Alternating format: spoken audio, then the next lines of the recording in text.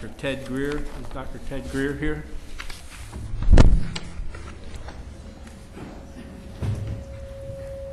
Please rise. Father God, we thank you for such a wonderful day in which you have made. We thank you for your servants in this room, on this council, our mayor, vice mayor, and council members. Endeavor to do your will, Father. We pray that they will seek your wisdom. We pray for this beautiful city of Homestead, oh God. We thank you for the residents that reside here. Oh Lord, we pray for your covering, your protection, your provision. This we ask in your precious name we pray. Amen. Amen. Councilman Shelley, please wait on the honor guard and lead us in the Pledge of Allegiance.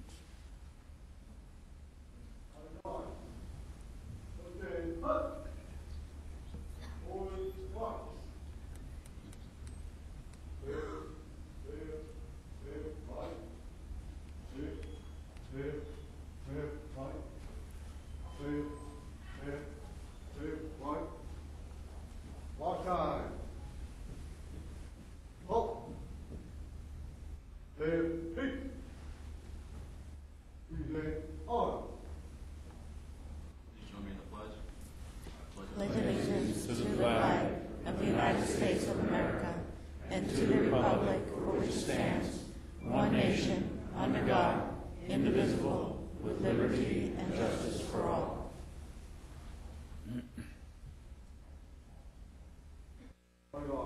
Order, pause. Right, speak. Forward, march. Left, left, left, left, left.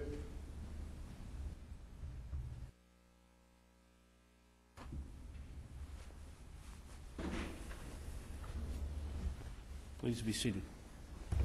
The mayor is running a few minutes late. He should be here any minute. Vice Mayor Waldman is probably not going to make it tonight. We've been informed that she's under the weather, so we will continue along. We've got a long agenda and a lot of people here, so we'd like to get started. I guess we'll skip down to Roll call. roll call, please, Madam Clerk. Sorry. Councilman Burgess. Here. Councilwoman Lobos. Here. Councilman Maldonado. Here. Councilman Shelley. Here. Councilman Williams. Here. Next would be public comments. Is there anybody who would like to make a public comment?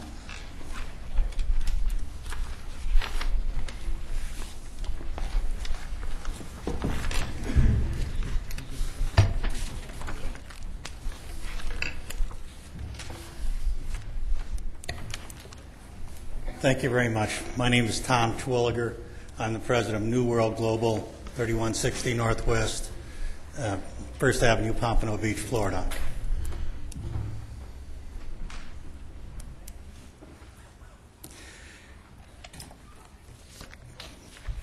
Dear Council, would this Council like to know that their staff has been wasting $20,000 a week for many years?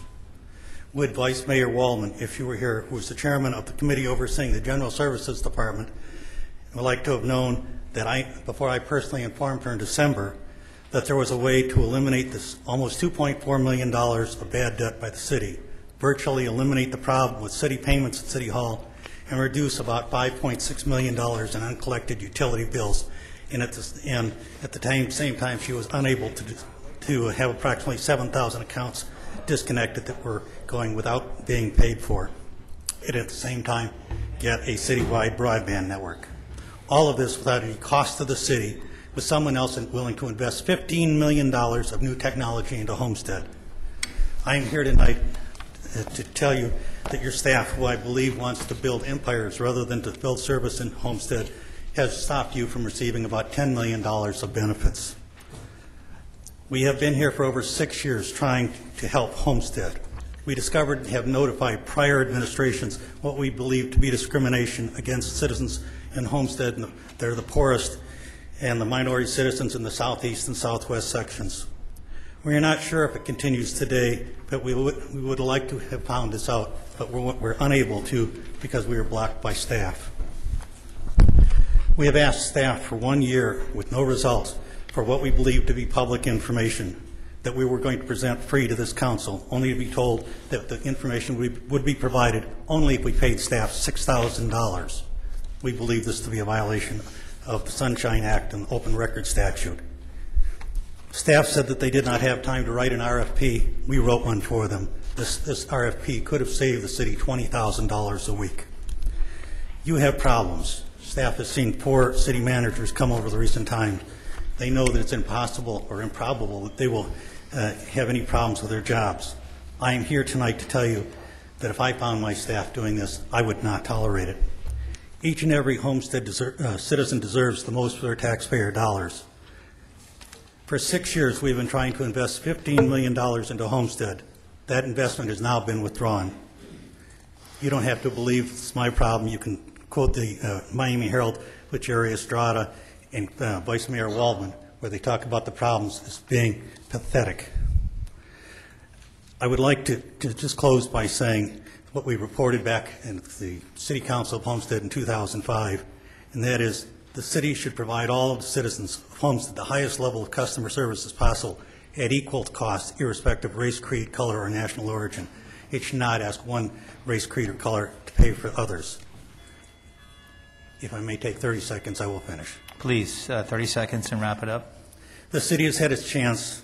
I would like to stay with Homestead, but I must now bid you goodbye and say that we are taking our $15 million of investment to another city.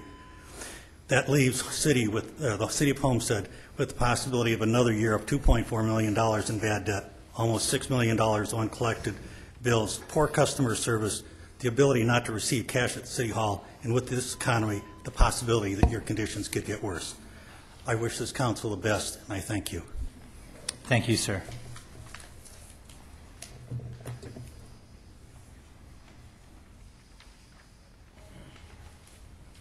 Mr. Trantham. Evening, Mayor and Council.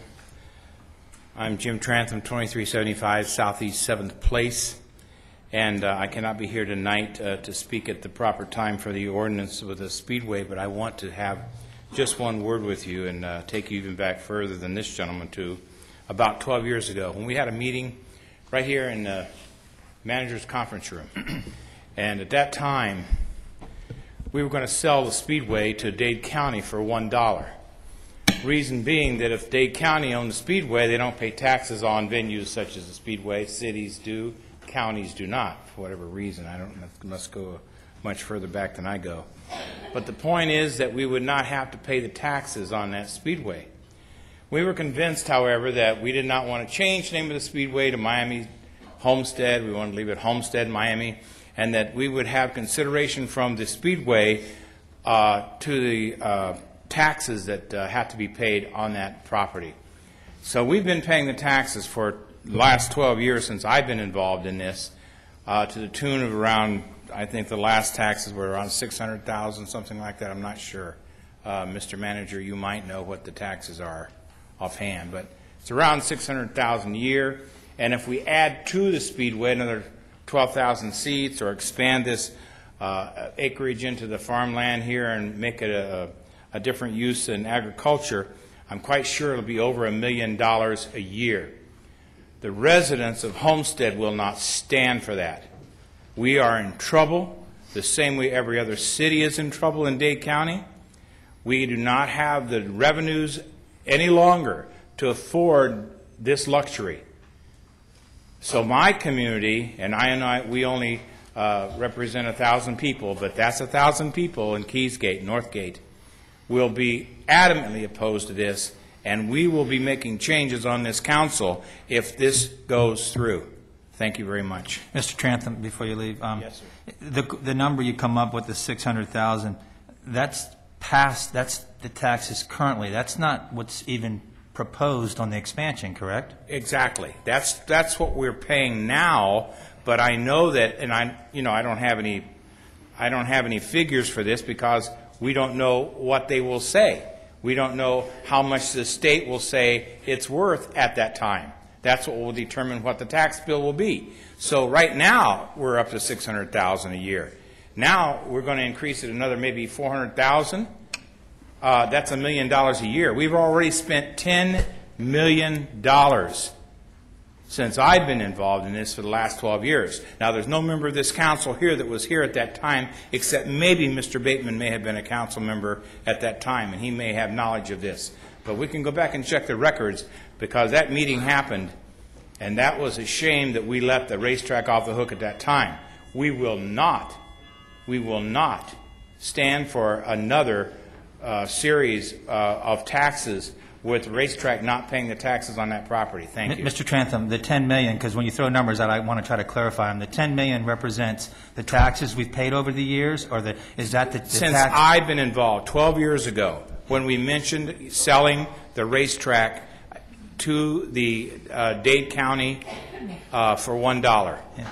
But that's not including the $8 million the city of Homestead ponied up before it opened. No. This has nothing to do with lights and has nothing to do with expansion of anything else. It just has to do with state taxes. I'm talking about the state taxes now, which cities pay for these types of venues and counties do not pay. It would have been much easier to give it to the county for $1. We wouldn't have had to pay that. The taxpayers have been footing that bill. But it's time now for the Speedway to pony up. And in these tough times, everyone has to share. Thanks very much. Thank you, Mr. Trantham. Any comment from council at all? I'll make a small comment, and I really believe that in this economic times, I think that we need to really be cautious of what we do here, very cautious. And you're going to hear later, I'm sure, in the presentation of what economic value it brings and the impact. But the bottom line is the city of Homestead's budget. And what we did last year and what we're going to have to do this year to balance that budget. $7 million we cut last year, and then found an additional 6 or 7 in different departments, and asked people to hold the line, and asked people not to take the raises, not to take the different things that they had been offered in the past years. 2-year contract with our police department. So I totally agree with you, Mr. Trantham. I don't always agree with you, but tonight I agree with you. Simple as that. Okay, any further? Oh, there we are. That's my second favorite person. There you go. Well, thank you. I didn't know I was number 2. I love you. Kevin Sullivan, 1860 Southeast 6th Court, Homestead. I'm here tonight to say thanks. Mayor and Councilman Burgess have talked about beautifying the city. I've talked to the mayor about a situation around the substation over on Farm Life School Road, and I want to thank the Public Works Department and the Park Department. If you go over there and look at it today, I know they're not quite finished, but it is absolutely outstanding, and I want to thank them for that. Thank you. Thank you, Mayor. Thank you, sir. Thank you, Council. In about 2 weeks or a month from now, you're going to be back here thanking Barbara Quinones because she has this killer landscape plan that she's going to come out with to dress up that substation where you don't even notice it's there, Kevin. It won't even be noticeable. She's going to do such a great job. Any further public comment? Very public comment. Okay. Next item on the list, additions, deletions, deferrals. Of the agenda, do we have any additions to it? Any Mr. Mayor, I deletions? have just one brief presentation to add. Okay. You going to add that now? Sure? You would? Okay, so we're going to move that up. All right. At this time, special presentations, and I guess I'm up for the first one here is Run for Life Day Proclamation. I had the honor of kicking this off at Sacred Heart Catholic Church a couple of Saturdays ago, and I guess the applicants, here we go, come forward. Thank you.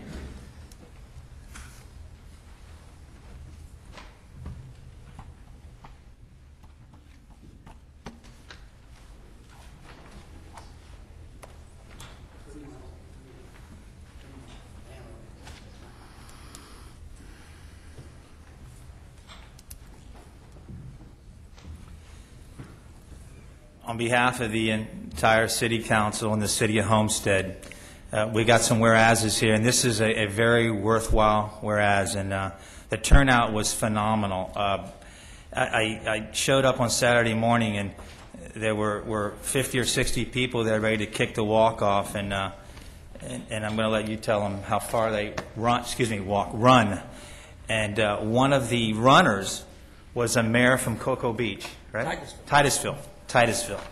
And he makes the entire run, which I was very impressed. So we outlined a day for this special event, and the proclamation reads as, whereas the Run for Life is an annual run up US 1 Homestead to St. Augustine on a 9-day, 360-mile run.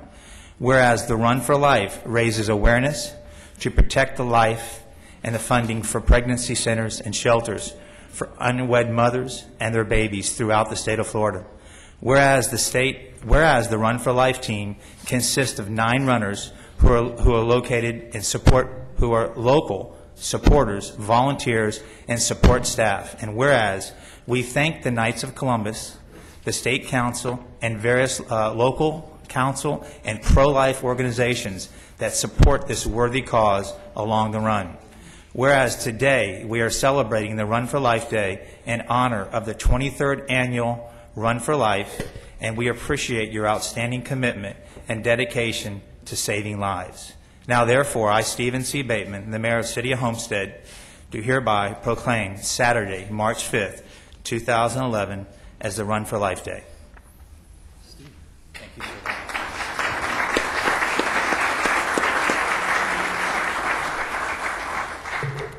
Thank you, Mr. Mayor, your councilmen, friends and neighbors. I've lived in the Homestead community for the last 42 years, and the last 23 years now I've been involved with this group called the Run for Life. We are about giving life a chance, and we've run and walk, in my case, for my part, 360 miles, as the sign says, from Homestead to St. Augustine. About 40 miles a day we split up between us to cover this run. We started initially with one runner covering the 360. Now we do it with 8 of us. But as it says in the whereas, we, the team, work as a group together. We are from all over the state of Florida. I'm the only one down here in Homestead currently. The rest of them, Mayor Titusville, runners from St. Augustine, Stewart, wherever we can. We give time from our lives to do this event. At any rate, we're going to be doing our 24th again next year, right around mid-February. If you'd like to see us off, we leave from Sacred Heart, walk the first 2 miles through downtown Homestead. You're welcome to join us to show your support for life. And I'd also like to present something to the mayor right now at this time. Where'd he go? Yeah. Steve? Yes, sir. Here we go. We're going to make him an official team member right here, the Run for Life T-shirt. And I hope you can wear that in good health. Thank you very much. And you can join us with us. And the young lady's name I forget. The young lady behind us is Kateri Hilton. Okay, let's take our photo up over there. She was also involved in it. She actually made the ride from Sacred Heart all the way to City Hall. Yes.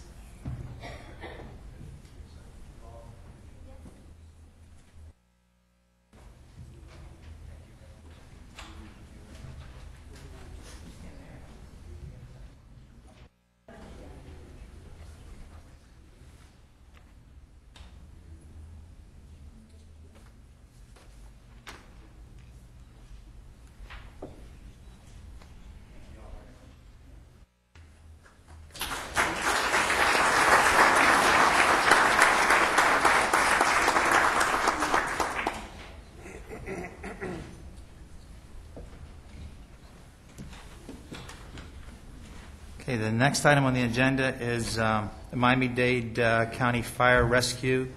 Would you like to come forward?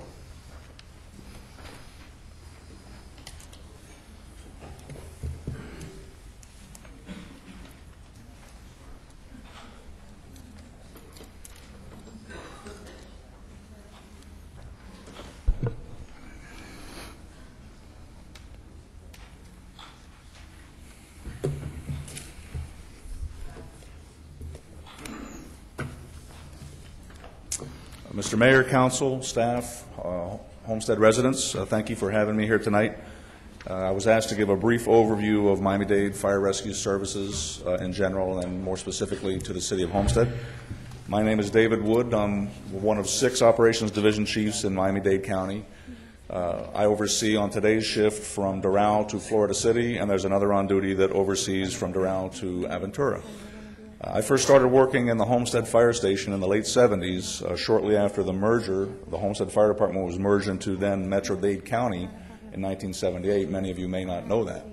And as a much younger firefighter, 35 years ago than I am today, with more hair and less waistline, I always knew that Homestead was a vibrant, alive, fun place to work. You have, 35 years later, the same attitude, the same embracing of their community of the firefighters. They adopt Homestead as their own. Many of them live here and work here, and they would rather be nowhere else. I'm going to give you a brief overview right now of the services that Miami-Dade County. I'm going to try to give you a brief overview. It's that one. Okay. Miami-Dade County Fire Rescue serves 30 municipalities and all of the unincorporated area in Miami-Dade County, a population of 1.7 million and 1,900 square miles. We have 129 frontline units. That means fire trucks, rescue trucks, specialty trucks, 1,500 paramedics, 500 EMTs, and we respond to 236,000 calls last year. That's a lot of calls. And this area is, the Homestead area is one of the busiest in all of Miami-Dade County. We have 56 fire engines or ladders, 50 rescue trucks, 14 specialty, and 9 squads. And air rescue.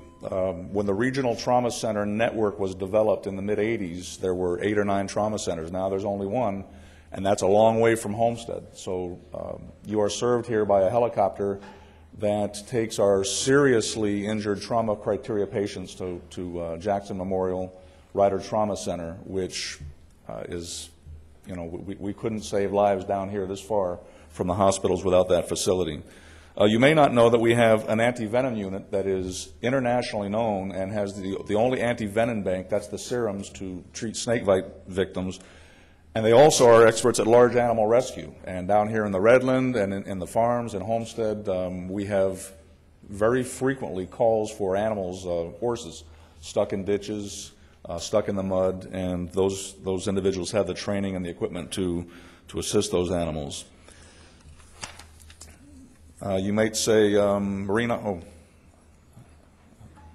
be nice if I showed you the pictures. There's the fire trucks, there's the air rescue, the anti-venom, the fireboat. Not too many ship fires in Homestead, right? Well, it's very, very common for injured boaters off of our coast. And Homestead is unique in that we have the ocean on the one side and the Everglades on the other, and a microcosm about everything you can imagine in Dade County, from I won't say high-rise buildings, but we're probably not far off from that, to farms. And it's very, very common to have injured boaters brought in by our fireboat to Homestead Bayfront Park, Black Point. So the fireboat serves a purpose all the way down here in Homestead that you may not think. Dive rescue, we have the largest scuba dive rescue program in the United States. It's not, but 2 months ago, one of our battalion chiefs, who is also a scuba diver, was first on the scene and actually saved a life. It wasn't in Homestead, it's a little north of here, but we have that capability every day on almost all, well, we have dive gear on every unit. We may not always have authorized divers. We took the lifeguards over a few years back. We have an urban search and rescue task force, which has world renown. That lower picture there is my wife and her search dog. She's also on the fire department. That's a collapse up in Aventura. So she would kick my, you know what, if I didn't mention that. We are. Actually, it will be later. I made sure to get that in.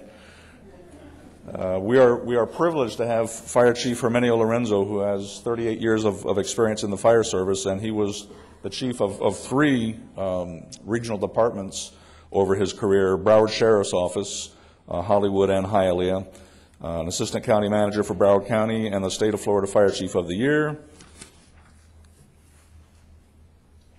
This is a list of many of the professional associations and awards that Miami-Dade Fire Rescue has been privileged to earn. The Commission of Fire Accreditation International, which is a difficult one. National Fire Protection Association, Fire Officers Association of Miami-Dade, Florida Fire Chiefs Association, on and on and on. Fire Chief, this is a good one. Fire Chief Magazine says, over the years in numerous conversations, I've heard officers and firefighters say they look to a handful of metro departments as the pinnacles of the fire service. Phoenix Fire Department, FDNY, which is the City of New York Fire Department, and Miami-Dade Fire Rescue. And that's from Janet Wilmoth, editor of Fire Chief Magazine. And to be mentioned in the same breath as those two world leaders in fire service and rescue services is an honor.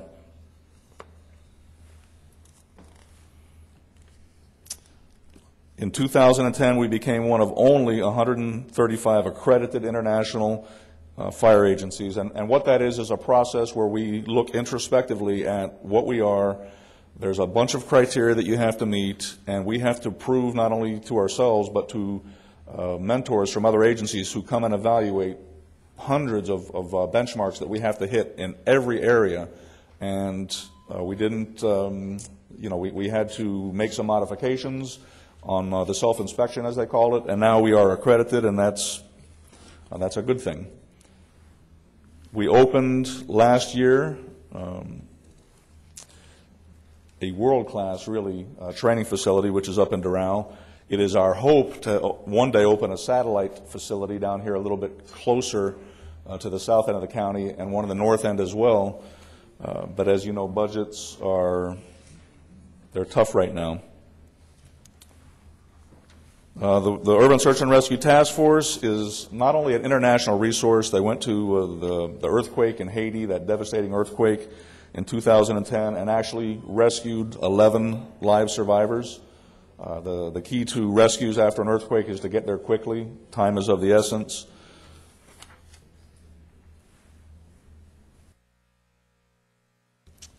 We have been cutting edge for many years on some EMS, emergency medical service, really groundbreaking initiatives. We have what's called a STEMI network, and that's basically if you're having a heart attack, within an hour we need to get you into a facility that will get you into a cath lab and get you catheterized. And from here, the closest cath lab is Baptist Hospital, and there's times when we fly these heart attack patients who are going to die without immediate intervention, die or be severely limited in their physical, their ability to just live every day. And we have achieved a rate, an incredible rate of people walking out of the hospital with no damage whatsoever. And that was an innovation right here in Miami-Dade County.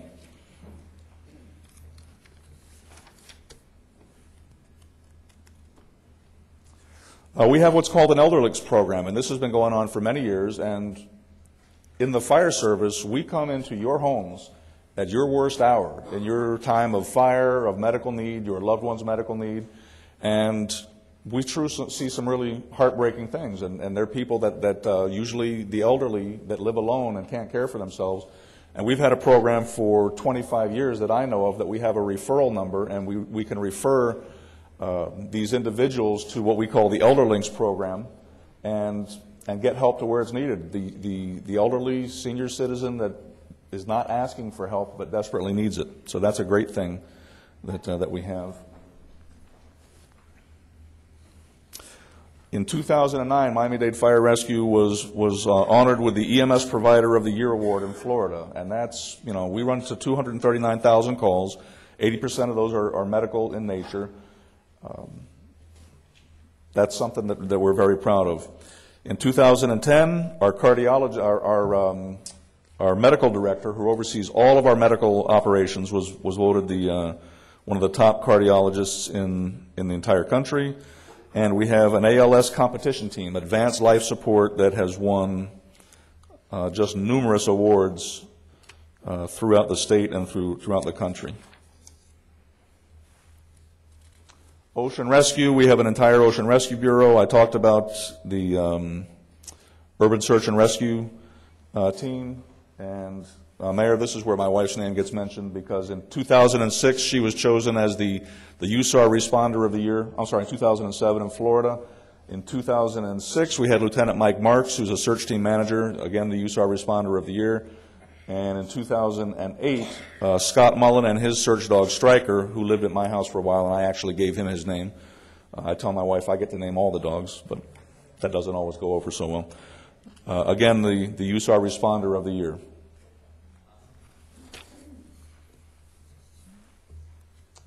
I want to get to the part particular to Homestead.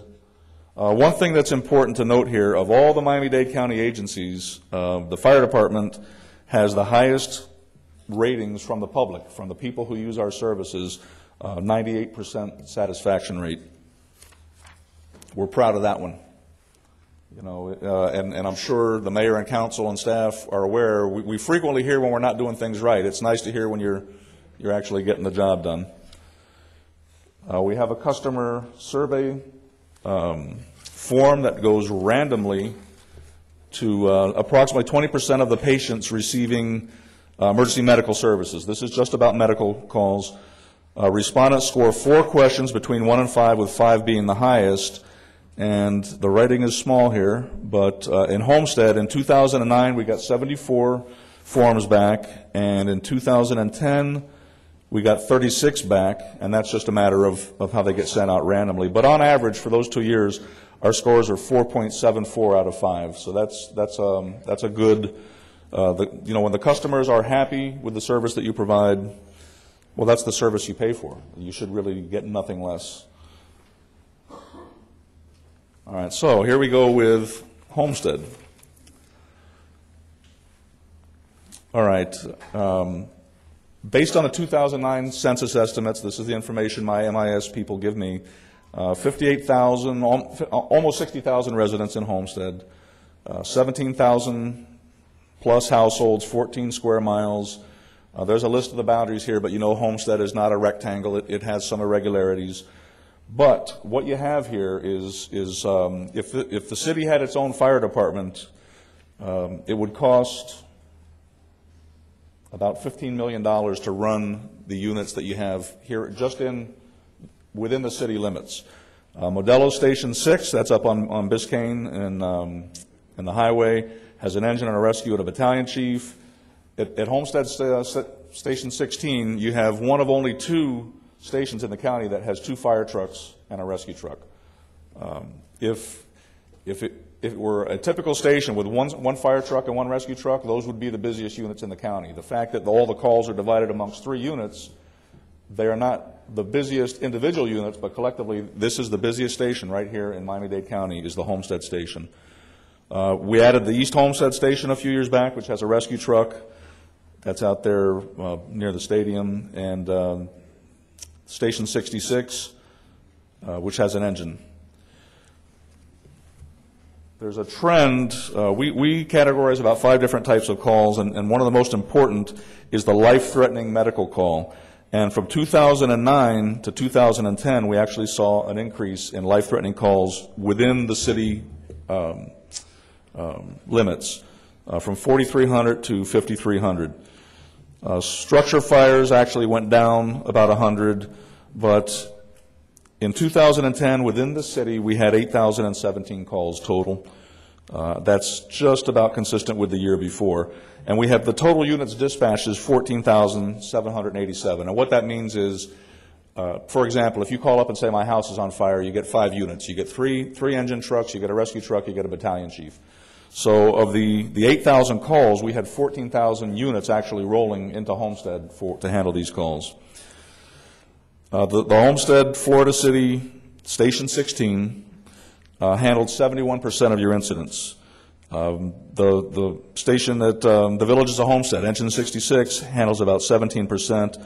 Station 6, although not within the city limits, serves the north and the eastern part of the city. They're the first unit to handle calls in that neighborhood. And only 3% of your calls were handled by other units, and that is typically because when things are busy down here, units have to come from further up US 1, from Station 5 on 232nd Street or all the way from Cutler Ridge.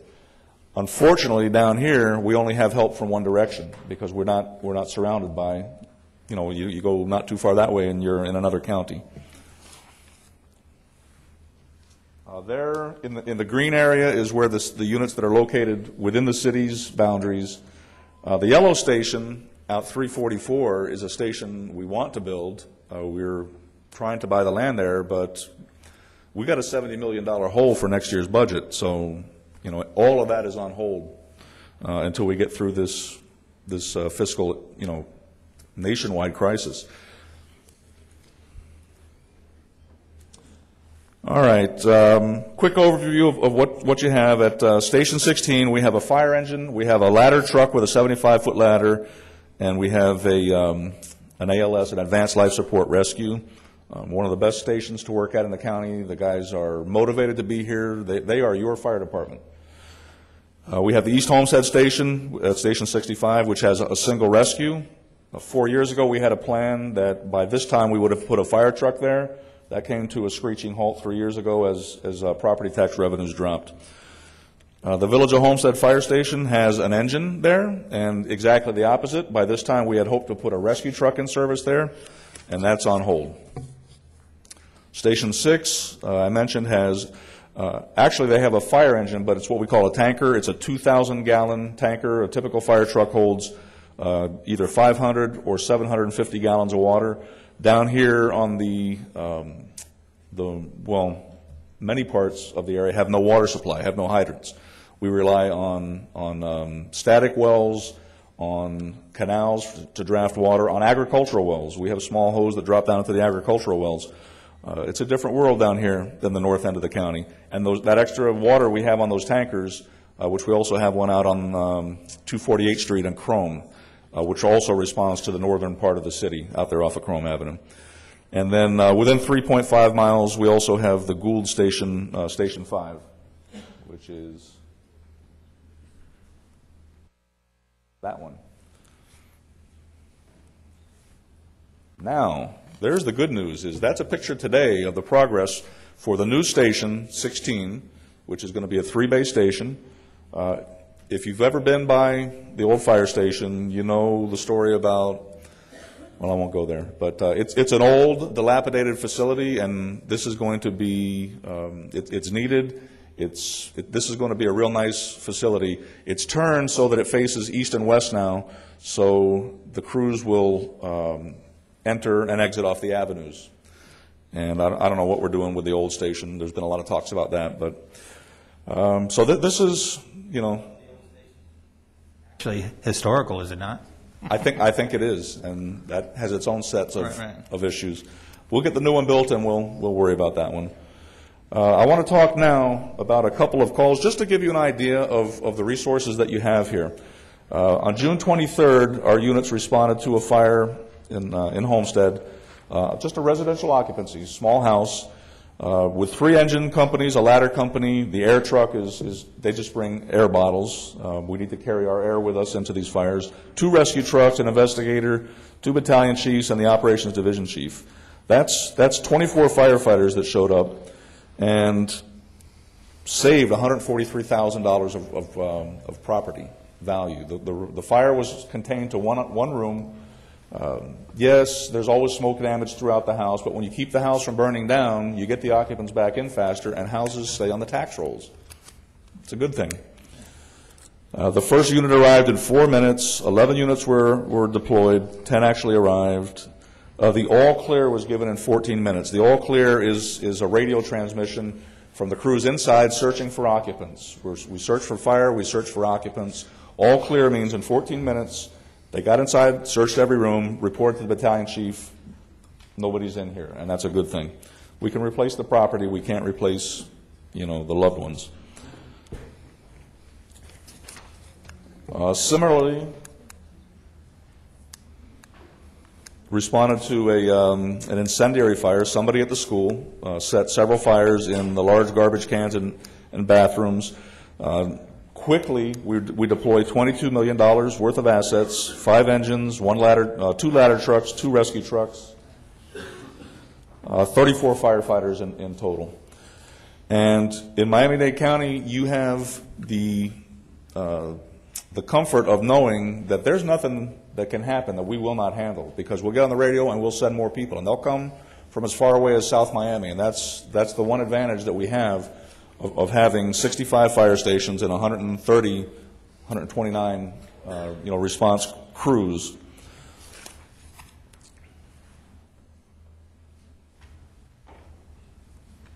So, I'm open for questions if you have any. I left business cards, but I'll leave some with the clerk. What we want you to know is that as the division chiefs, we are your liaison between Miami-Dade Fire Rescue and the City of Homestead. We want you to look at us as your small-town fire department, because that's what we are. You're really not a small town, but we want that to foster that atmosphere. And the division chiefs are available 24 hours a day. Chief Lombardi, Vince Lombardi, that's his real name. He works on tomorrow's shift. And Chief Paul Smith will work the day after that. We are on a 24-hour shift. We are available to you 365 days a year. If you have an issue, a problem, a simple question, you call us. If I don't have the answer, we will get the answer for you. And we're just happy to still be here in Homestead. Thank you very much. Questions from council? Aaron, I only have one question. You did a great job. I actually know more now than I did prior to this, and I have been to most of the stations. And for the taxpayers' question, and I think you said it loud and clear, we are getting what we pay for, correct? I think so. I've been doing this 35 years, and... Well, we get billed, simple as that. No. We get a bill from Dade County, so we have the amount of all those trucks that you, rescue truck, fire truck, tanker, what we're getting billed for, we're getting, correct? You get more, sir. Okay. Because that's all I wanted you to put on the record. I live in another city that incorporated in 1994, a little bit north of here, which looked into contracting out with another fire department. And there was a fire on US 1 and 97th Street about 3-4 years ago that there was $38 million worth of service there. And I will tell you flat out, there is no other fire department in Miami-Dade County that can do that. So, I think you do a great job, but actually I got to blame on the manager. He asked me to ask that. If he goes to count up at the end of the year and he sees that budget and he says it was 5 of these and 4 of these and 3 of these, he's going to tell me. No, I understand that, and there is all the homeowners pay into the fire district in Dade County. No, I know. And unfortunately, that's you have neighbors. One's been in his house for 20 years. He's paying a third of taxes. Sure. And the other, and we all suffer with that. Well, take the message back. We thank you for what you do. I know you lay your lives on the line when you go out there. We thank you. Please thank all the men and women that are under your division. I sincerely, we appreciate that, and I will pass that on. Thank you, sir. So, thank you.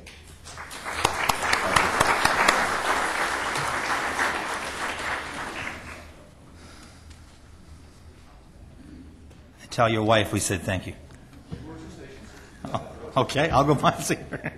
All right, next item on the agenda is we're talking Margie Buster. Are you in the audience? Margie, are you here? And Ms. Dozier to give a presentation on Redland Tropical Gardens project. Bloom where you are planted. Explain to that. Bloom where you are planted.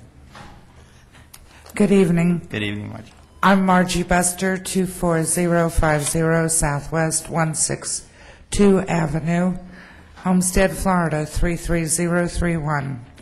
I'm also president of Redland Tropical Gardens, and our official name is Redland Tropical Gardens and Botanical Foundation, Incorporated. So we filed a DBA so everybody could say it, Redland Tropical Gardens. Let me just give you a little background about the organization so everybody is on the same page. We've been incorporated since 1995. We are a not-for-profit foundation, and the organization, I'm the founder and the president, and I also personally am co-owner of 2 businesses locally. One is Alpha Foliage Incorporated and Omega Farms. And it has been to my surprise that not that I was born here, but as a native of Homestead, it has been to my surprise how much I am rooted in this community and all of the South Dade communities. And I've got to stop and introduce, we have several of our board of directors with us this evening that we'd like everybody to meet. And if you'll please stand up as I call your name. Howard Salas, our Director of Marketing and Public Relations, and also editor. Thank you, Howard. You can sit back. He's also editor of the NV magazine, and he can bring the community a lot of help. Sherry Betancourt is Secretary Treasurer. Whoa, that was quick. And Larry Stewart over here. And Larry, if you'll step up here, because I'm going to ask you to speak real quickly. We don't have much time. And Ruth Campbell. Oh, there you are. Hey, Ruth. I bet a few of you know Ruth. And she sat on our board for 15 years. And I got to tell you, last night she got an amazing award at a beautiful art gallery. And it was for women of distinction and achievement. Congratulations, Ruth.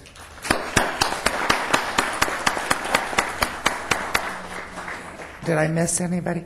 And we also have our consultant with the Greater Miami Host Committee, Corky Dozier, and she's the executive director. And Corky, if you'd come up too, because we're going to ask you to do a wrap up so that they understand what the Greater Miami Host Committee does.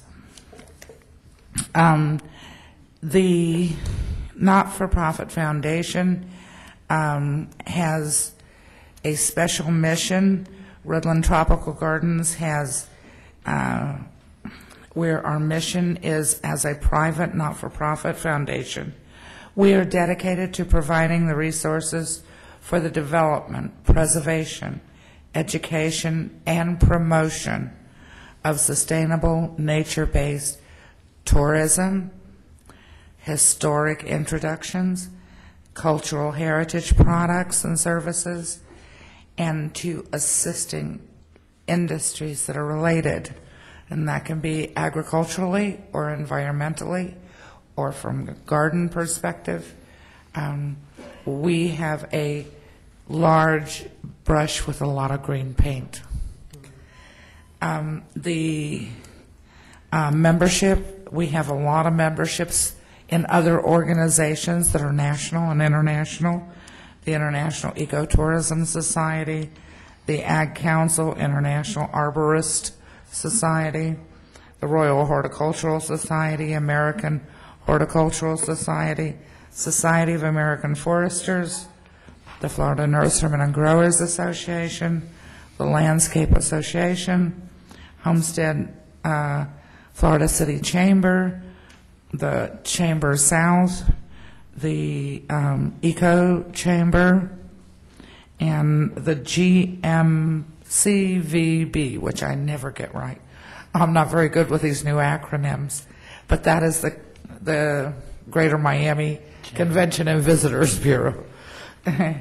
And we have a list about a mile long of other partners, and I'm hurrying. I would like to now introduce Larry Stewart, and he's going to tell us about the proposal, and very quickly, and then we will have Ms. Dozier explain to you about the columnation and the connection of Greater Miami Convention and Visitors Bureau. Thank you. Thank you, Margie.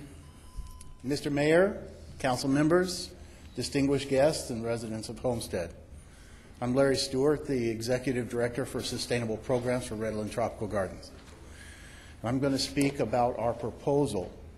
Redland Tropical Gardens and Botanical Foundation Incorporated requests marketing and seed dollars to the tune of $25,000 to create and produce a 2-year sustainable events and education program series under the banner of Bloom Where You're Planted, which will culminate in Tropical Cornucopia, which Margie will speak about momentarily, to be hosted and promoted to local, national, and international markets by the Greater Miami Host Committee, who will form the Tropical Cornucopia Host Committee to celebrate the centennial of the City of Homestead in 2013, as well as Homestead's rich cultural, social, agricultural, and environmental heritage that pays tribute to its past, present, and future.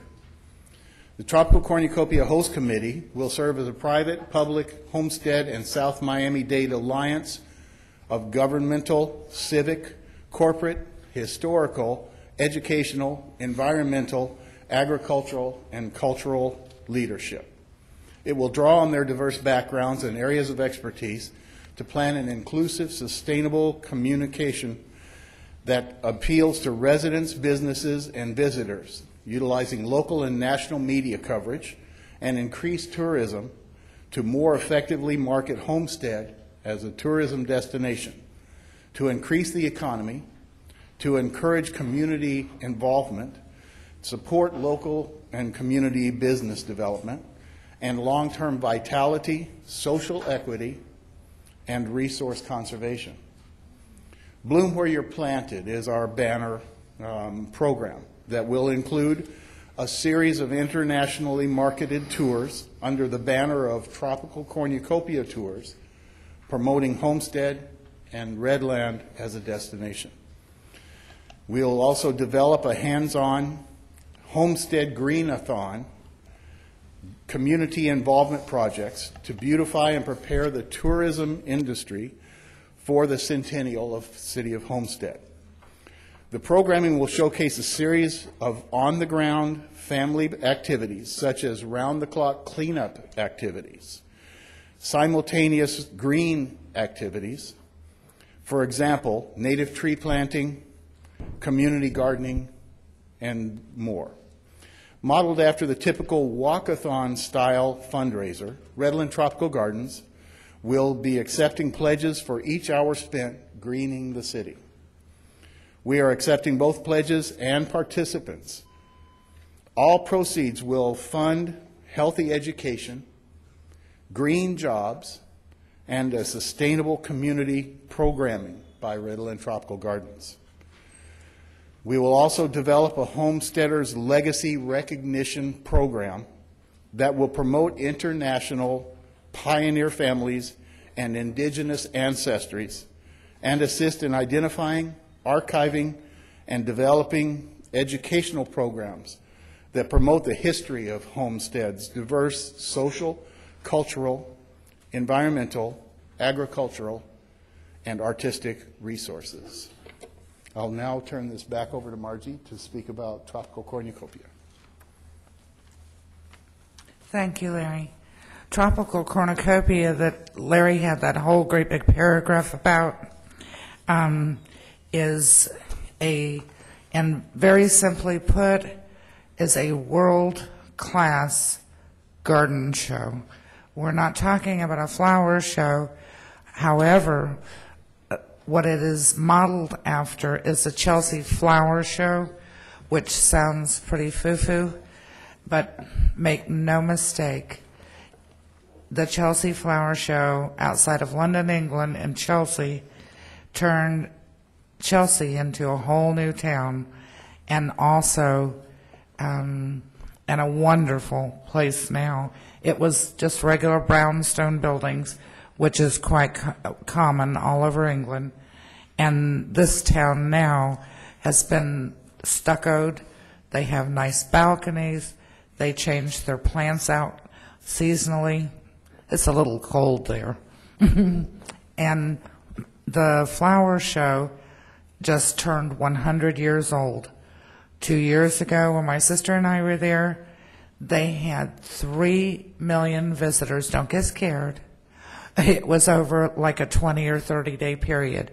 They have ongoing parties, and they have shows that are pre-shows and pre-parties, and those visitors are passive, usually with a medium to high income. They're usually they're not destructive or in any way diminish your city. And I would like to ask now in this show. The show has a lot of components, and I know I see the mayor doing this. Yeah, okay. It has a lot of components that we really need to tell you about, and if you will visit our website, it's just Redland REDLAND.org. Don't forget, we're an organization, not a company. Now, I would like to introduce Ms. Dozier, the Executive Director of Greater Miami Convention and Visitors Bureau. And thank you very much for your time.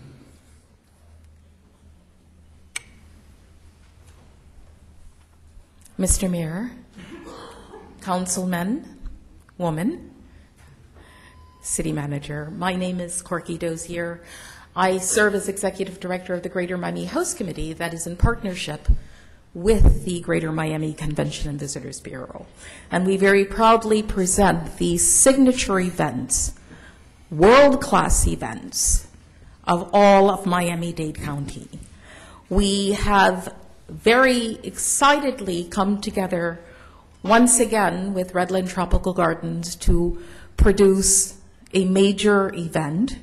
The events, some of the events that we have presented in retrospect have included the Miami-Dade Millennium, the Miami Centennial, Cayocho, bringing over 1 million people to our community, the Asian Cultural Fest, and Taste of Miami, just to mention a few. But I think most importantly to us is what we were able to do here in the city of Homestead in presenting Second Win in partnership with the city of Homestead. At that time, Mr. Mayor, you were a councilman. We saw you many times daily on television all over the world. We were promoted to nearly 50 million individuals during that particular special event, signature event. We had over 250 members of national, international press. We had 25,000 people that came to our community, and we had the opportunity for the very first time to promote the very best of our sustainable community and its future. That's what we're looking to do in partnership with Redland Tropical Gardens, promoting with our partners, our many partners, from an educational standpoint, from a governmental standpoint, from the state, from the counties. Our state representative and chair will be State Representative Dwight Bullard, Miami-Dade County representation, and of course we would like to ask Mr. Mayor to serve as the city chair for this initiative for the centennial. We're very proud and pleased indeed to look at the opportunities that we will recognize with Bloom Where You're Planted, the 2-year initiative, series of initiatives, working with our international media, working with the environmental news and views, and various television stations, including CBS Neighbors for Neighbors, that once more will come back. I don't know whether or not you remember, 20 years ago, we did the aftermath of Hurricane Andrew. It's coming in 2012, and then, of course, 2013, the centennial of the city of Homestead. We look forward to everyone joining us, participating, residents, and together we will bloom where we're planted. Thank you. Great presentation. Thank you very much.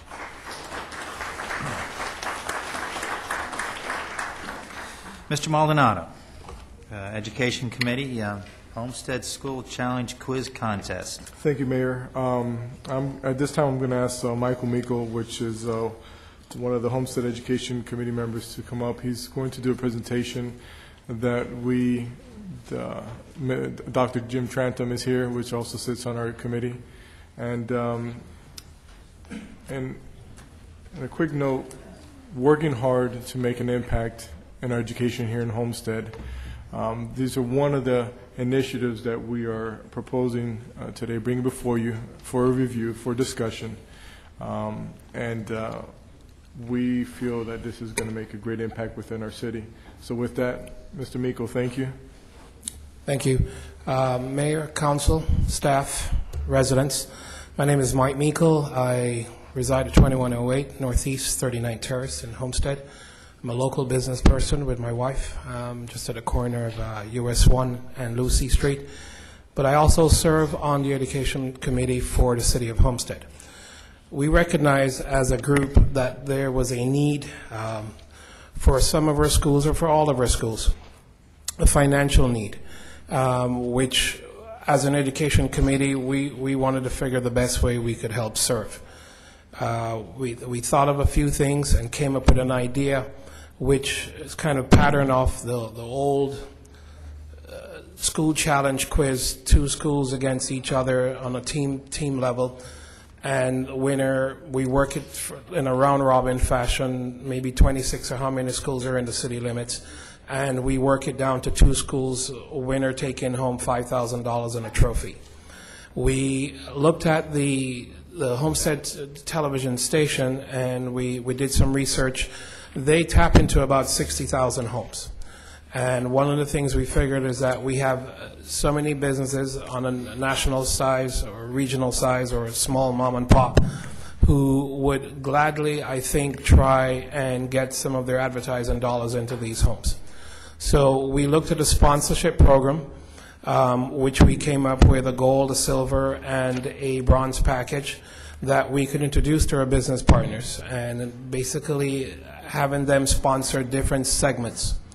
We looked at the cost of each segment for a program, what our costs would be, and worked it out where it came down to a number that I think we could generate a tidy profit, not for ourselves, but a profit for the schools. Who benefits for this? Ultimately would be the kids. They get great exposure, great motivation, and they also get some money put aside for them and their schools. The teachers are on board. They're going to play the role of coach. In some cases, questions and answers will come from the schools, whether this be Dade County charter or private schools, as long as they're in the city of Homestead. We think it will be an exciting time for us as a community.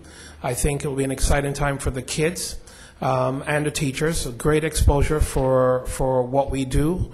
And we came up with this program. The School Challenge Program mission is to partner with businesses to motivate students both in and out of the classroom. The parent, or as we look at it, the partnership that we have creates good habits for students and provide businesses with a tangible result for their investment. We as small business people within the community recognize that there are so many small mom and pop type businesses that need an avenue, need an outlet that they can afford. They cannot afford some of the rates for radio, television to get them that kind of exposure. But this is a good vehicle for them to use, come through the School Challenge program as a sponsor and allow themselves to be at least advertised. We thought as a council, as a committee, that we spoke to the city manager and kind of got his involvement in terms of what would be needed. And I think so far everyone is on board, and it's a win-win situation, primarily for our kids, first and foremost, and the schools within, and then the business community. This is something we would like to continue to grow within our community and probably expand as we go. It's not a one-time thing. It's not a one-time event. We'd like to do this annually. We'd like to do it at the end of when we're doing our finals, probably to showcase our final.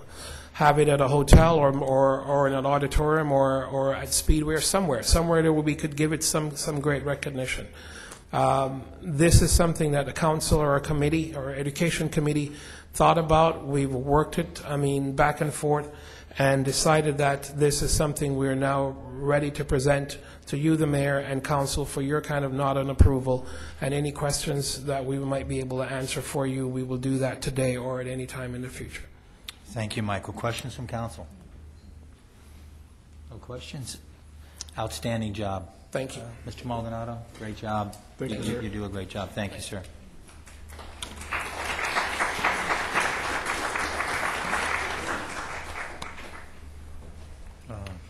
Mr. Shelley? Yes. Last November, the city started an Art in Chambers program, which will allow local photographers, painters, and artists in general to display their works here in the chambers to get some recognition and to kind of generate some demand for what they do. For the next 2 months, the Children's Gallery and Art Center, which is located on 51 North Chrome Avenue in Homestead, will be the local artists that will be able to display their works here and beautify the chambers. They opened in 2009, and they put on a quality program throughout the city. So with that is Carlos Franco, who's the Art Gallery Project Director. Is he here today? And then also, I think, artist Cesar Beltran. I'll invite them up to tell everyone about what you guys do, what kind of programs are put on through the Children's Art Gallery. Good evening. Thank you, Mr. Mayor, City Council. Well, basically, I came to thank you for allowing us to use the chamber as an extra gallery to exhibit our kids' work. They are ranged from 12 years old to, from 6 years to 12 years old. And that's what they do. They work on all kind of materials. Excuse me, I can put this on. All kind of materials and work in our gallery. And basically, what I want to say is that we open for you to visit us, to visit our gallery, to send out your kids if you can or you want, and that we open to you, and that will do. Now I wanted to show you also something that we want to do in our backyard, which is an incredible mural that we have beside. It goes this way. And this is basically what we want to do in our backyard and the building that is next to us. We want you to see it and to review it if you want. And we want your approval also. All right, thank you very much. And I do know that they're looking to do a mural, and if you would meet with them so they can get the proper information afterward, that'd be great. Thank you very much. Well, thank you. Thank you. Any questions from the council? Thank you very much for coming. Thank you. Councilwoman Lobos?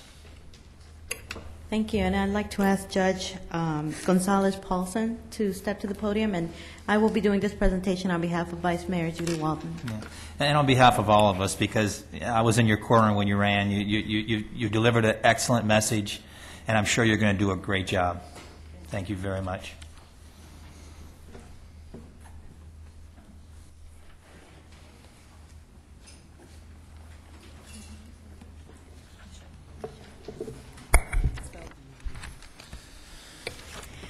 Thank you, and I have a certificate of appreciation here for Judge Michelle Gonzalez-Paulson, and it reads, "This certificate is awarded to Judge Michelle Gonzalez-Paulson for your service to the Southdale community and in recognition of your investor as a judge of the County Court of the 11th Judicial Circuit Court of Florida. The City of Homestead salutes you, presented this March 23rd, 2011, and like the mayor said, on behalf of the mayor, the vice mayor, and the council of the City of Homestead. Thank you.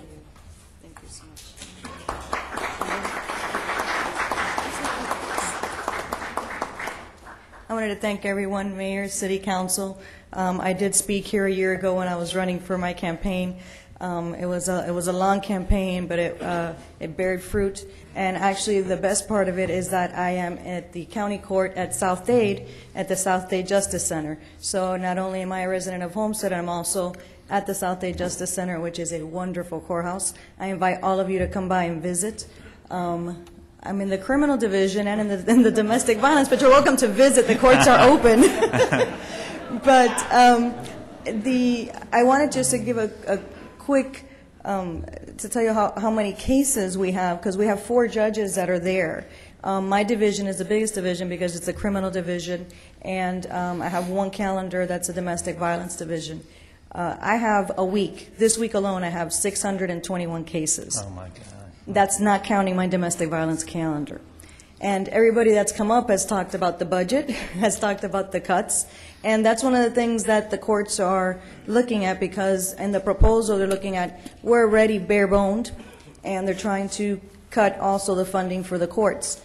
South Dade is a courthouse that is needed in this area, and with the cuts that are being proposed, there may be judges that are not going to be able to be there, or that court will have to close down. So I would urge everyone to speak to their representatives and say that that court needs to be there. If only 1 judge has 600 cases, calculate how many cases with 4 judges and how many cases are heard in South Dade. So I thank you. I do urge you to come by. It's a beautiful courthouse. You don't have to be a party. In the case, you can come by, visit. The courts are open. And thank you very much. Thank you.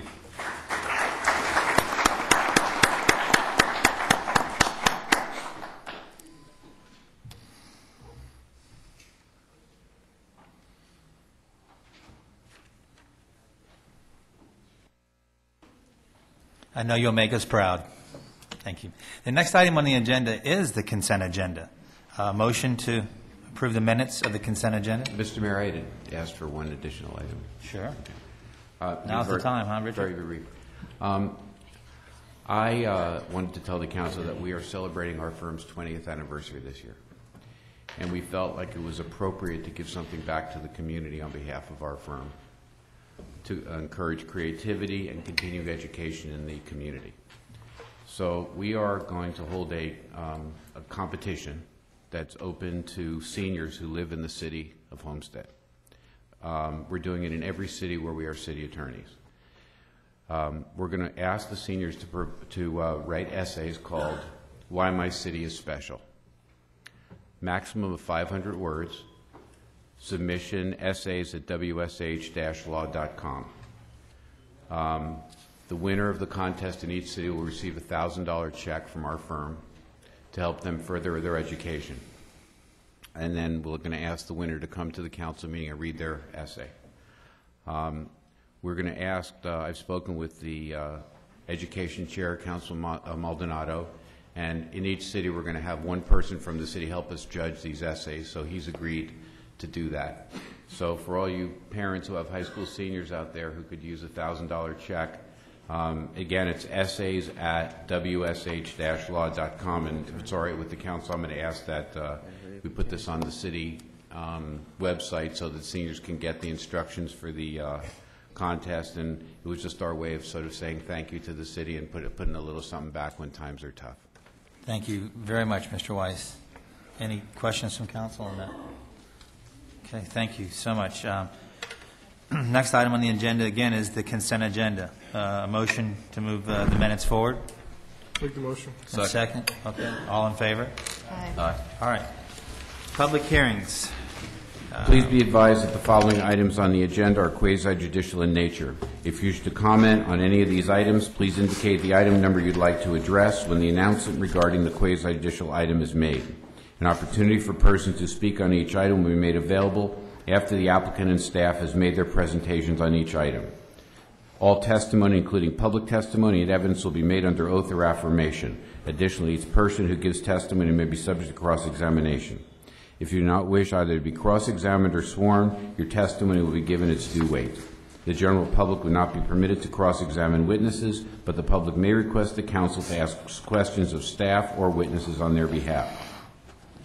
The full agenda packet on each item is hereby entered into the record. Persons representing organizations must first present evidence of their authority to speak for the organization. Further details of the quasi-judicial procedures may be obtained from the clerk. In accordance with Section 2591, any lobbyist must register before addressing the council on any of the following items. At this time, council members must disclose any ex parte communications concerning items on the agenda. Yes, sir. Tab 7. Okay. Who did you have a conversation? With the president of the Speedway and their representative. And what was the substance of it? Just on the proceedings for tonight, what my feelings were about their application. Any other? Yes, item 7, with tab 7, I spoke with the Speedway concerning the application before us today. Anybody else? Same as tab 7 as well. I did speak with the representative of the Speedway regarding the issue that's coming before us. Anything else? Tab 7. Had brief discussion this afternoon. Okay, James? I also I'm have sorry. a disclosure, tab 7, with the representatives of the racetrack, and also tab 5, at a meeting with the Military Affairs Committee member regarding vested rights. Thank you. I as well. Tab 7.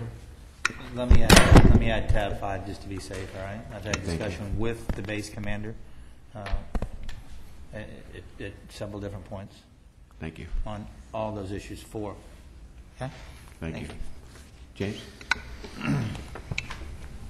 At this time, the clerk will need to swear in. Please stand and raise your right hand and repeat after me. I state your name, hereby swear or affirm that the information I present shall be the truth and nothing but the truth, so help me God. Thank you. You may be seated. Yes, moving on to tab 2. Tab 2 is a final order of the City of Homestead, Florida, granting a waiver of hours of sale to extend the hours of sale from 1 a.m. to 3 a.m. for an existing certificate of use issued by Celio Enterprises to allow the operation of a bar and lounge, Celio's Latin Quarters, with on-premises sales and consumption of beer and wine, located at 38 Northeast 9th Street within the Caribe Motel site, as legally described in Exhibit A, and providing for an effective date. Motion to move it on? Motion to move it on the table. I'll make the motion to move it on. Second? I'll second it for discussion only. Thank you. Okay, staff report. Let's hear what this is all about. Mr. Mayor, staff recommends that the mayor and council deny the final order. Based on the foregoing analysis, the applicant has failed to demonstrate with competent, substantial evidence that the extended hours of sale will not affect the safety and welfare of the citizens who live and work in the area surrounding the establishment. They're requesting the waiver of hours to extend the time they're allowed to sell beer and wine for on-premises consumption from 1 a.m. to 3 a.m. Friday through Sunday. At our Development Review Committee meeting, the Police Department expressed a concern related to intoxicated patrons becoming a danger to themselves and the others. The Planning and Zoning Board voted 4 yes, 3 no on March 2nd to recommend approval of the waiver of the hours of sale. Okay, questions from council? Hearing no questions, at this time I'll open the public hearing. Any questions from the public at this time? For or against? Go ahead, sir. Your name and address. My name is Rene Sardina. Just reach up and turn the mic on, sir. My name is Rene Sardina. I live at 10860 Southwest 116th Street. I'm here interpreting for the owner, Mr. Celio. Basically, we wanted to answer any questions that you have, but at this time, in response to what we had talked about before, the reason why the board had looked upon this is the only question that they basically had is if somebody was going to get intoxicated or something to that effect on his place after he's been there for 7 years. They pointed out the last year there was 25 calls for the police department to go there, but it was also detailed in the sentence that all those calls did have addresses other than his actual. So what happens is there is a policeman who is there, a sergeant, all the way through the entire opening of the bar lounge, and during that time, you do have that the police gathers people going there, but it's not for his establishment. In fact, the only arrest that involved intoxication during that time of the last year was one on a Friday on the shift between 8 a.m. and 4 p.m., which was when he was not open. He does not sell hard liquor there. He only sells beer and wine, and he has entertainment inside. So what happens is that because he's just outside the district that is allowed to open till 3 o'clock where they do sell hard liquor, then his patrons basically at 1 o'clock have to be taken outside or asked to leave, where if he could stay there for an extra couple hours, he could compete. And again, he's not doing it. He's doing it with his clientele, which do not get served hard liquor. So he's talking about beer and wine. And since there is a policeman, there's several security in there, there are no incidences inside, as opposed to some of the other ones that are allowed to open to 3 because they sell hard liquor. So he's just asking to be able to do a little bit better. Things are hard. He needs a couple extra hours to try to keep work for his people and extend it a little bit. Any questions? I don't have questions at the time. I have questions of our police department, because I trust what you're telling me, but I'd like to see our stats and our numbers of how many actual calls we have received there. This was mentioned before. There was a report that we don't have, but there was a report that was on the board before, and I'm just repeating what they had said during that the last first reading that we had. Okay. Do we know of any change from the first reading at all, Chief? Is there been any change from the first reading, which is on record now, to now to deny this or approve this application? Just given the gentleman fair due process. I know personally I've heard of complaints, but can you help us?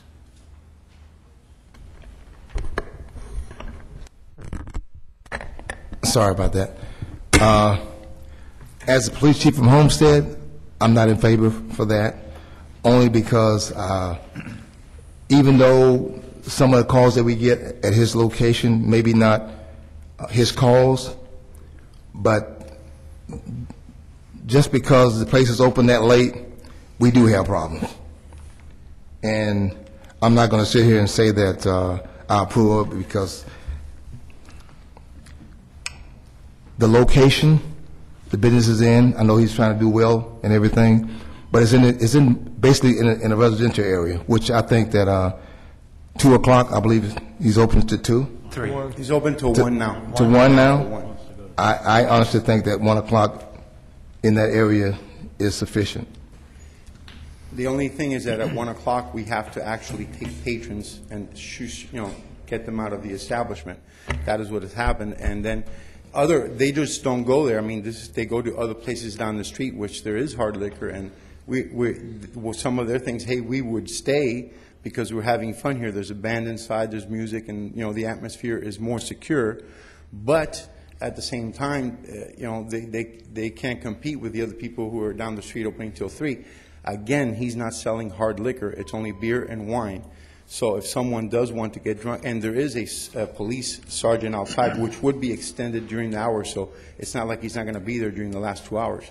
It's just to give a chance to make this last couple of dollars, extend the wages and the earnings for his people for a couple hours, and whoever's there, and at the same time provide some place where you can actually have adult entertainment, but not necessarily with the hard liquor and what that comes with. That's what we're asking for. Mr. Mayor. Thank you, sir. Yes, of course. I guess through the chair and to the police chief or to the manager, when there is an off-duty officer there and a situation arises, would that always be called in so that we would be getting an accurate count as to what goes on there? I guess my question is, are they required to make a report to you at the end of the night of any altercations or problems that arose during their off-duty? That was my next comment. No. That's not recorded. He's there. He's taking any altercations or problems that arise while the off-duty officers there are taken care of by him and just handled and done away with. Yes, and it's only recorded if it's a arrest involved. Otherwise, we won't know anything about it. So, to me, that's not really the true amount of stats that come from that business.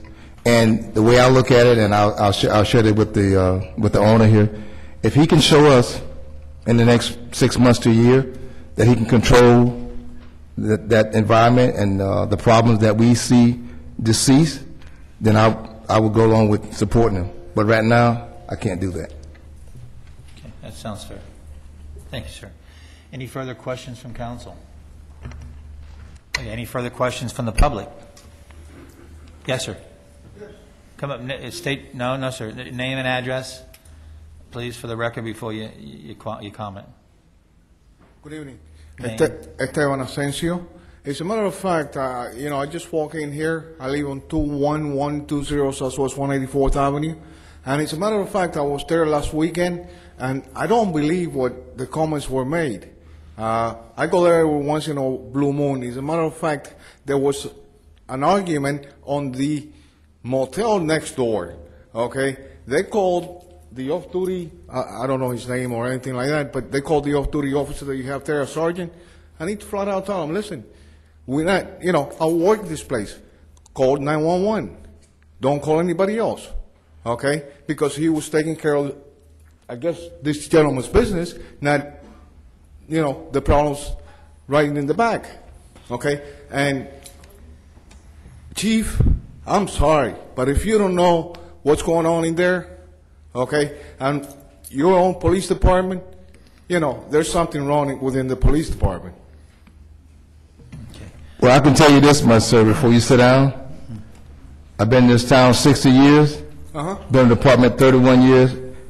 I know what goes on in the entire city of Homestead, not just that place, but I'm speaking about that place tonight. They're doing a great job all over the city. Okay, you should say that. Off duty, on duty, they're doing a great job. City of Homestead PD is one of the best. I agree. No argument there. Thank you, sir. Mayor, Thank you, Chief. I don't, Mayor. Okay, yes, I'm sorry. Mr. Maldonado. I don't recall the first reading on this. Yeah, it was here. It was here? I'm not recalling it. Now, my next question would be, is this something that was kind of mentioned, is this something that could be tabled, like the Chief said, where we could bring it back in 6 months after review? Or is it something that we need to make a decision today, or come back? Yeah, and he can reapply. Okay, well, that's my question. No, it was on the cow, wasn't it? It was on the cow. It was on the cow. These items don't appear on, these type of items. No, that's fine, just a question. Planning and Zoning Board. Planning and Zoning Board. Okay, excuse me. All right, where are we at? Any final questions from council? You want to restate that, since I was incorrect, there's only one hearing? Okay. Any questions? No, is there a motion on the floor, or? Well, there's a motion, a second to bring it on. To discuss it. And now we voted, it's for denial, so we vote. Okay, Otherwise, so the vote coming up is for a motion for denial. I'm going to close the public hearing. There's no further comment from the public. Close the public hearing, and Madam Clerk, call the roll. Councilman Burgess? Oh, I'm sorry. Hold on. Yes, sir. I'm sorry. Okay, go ahead. Councilman Burgess? Yes. Councilwoman Lobos? Yes. Councilman Maldonado? Yes. Councilman Shelley? Yes. Councilman Williams? Yes. Mayor Bateman? Yes. The motion carries. Okay, thank you, sir. Thank you very much. Okay. You can come back and apply again. Okay, 6 should months. we next go to the chief and then ask him Well, to I take think- a look at it for 6 months? Is that what we're looking Yeah, at? I think that through the off-duty, and I'm sure the chief is going to be on top of it, and he's going to monitor what his comments were tonight, and that is, he believes that he needs 6 months to see how things are going. Apparently, there's more there than meets the eye, or he wouldn't say what he said So then tonight. at 6 months, we go through the whole process again, or just come up to you? You go through the process. Okay, thank you. I might add also that if they're confused about what the concerns are from the police department, I'm sure the chief would be happy to have a meeting with their Sure. representatives to kind of understand what the concerns are and try to address them, because I think if everybody's on the same Perfect. page. Yeah, we'll address it with the chief now and see That's how you what resolve his it. If you concerns figure are. out what their concerns are and work on them now, and we'll work with you, all right? Okay, thank you. Thank you, Silly. Okay, tab 3. Yes, moving on to tab 3. Tab 3 is a resolution of the City of Homestead, Florida, granting a waiver of plats to Silver Arrow Land Company, LLC, and Alex Group, LLC, for the division of property totaling approximately 14 acres located within the Homestead Park of Commerce as legally described in Exhibit A and providing for an effective date. Okay, motion to move it on. I move it. Thank you, second. We have a second to move it on? Second. Thank you. Staff report? Mayor, staff recommends that the mayor and council approve the resolution granting the waiver of plat for the Speedway Park of Commerce, which will allow the two property owners to be referenced on the plat as required by Miami-Dade County. As the attorney said, the waiver, this is a request for a waiver for about 14-acre site on the north of Park of Commerce Boulevard, west of Southwest 142nd Street, inside the Homestead Park of Commerce. The request for a waiver of plat came about because the two property owners needed to be recorded on the same plat. The city surveyor, in his letter of March 4th, 2011, stated that the plat meets the requirements of the City of Homestead City Code, as well as the Miami-Dade County Chapter 28 and Chapter 177 of the Florida statutes. Okay. Questions from council? Any questions from council? At this time, I'll open the public hearing. Questions from the public on this item. Tab 3. Hearing no questions from the public, I'll close the public hearing. Sir, do you have something? Yeah, please come forward. Just state your name and address, please, for the record.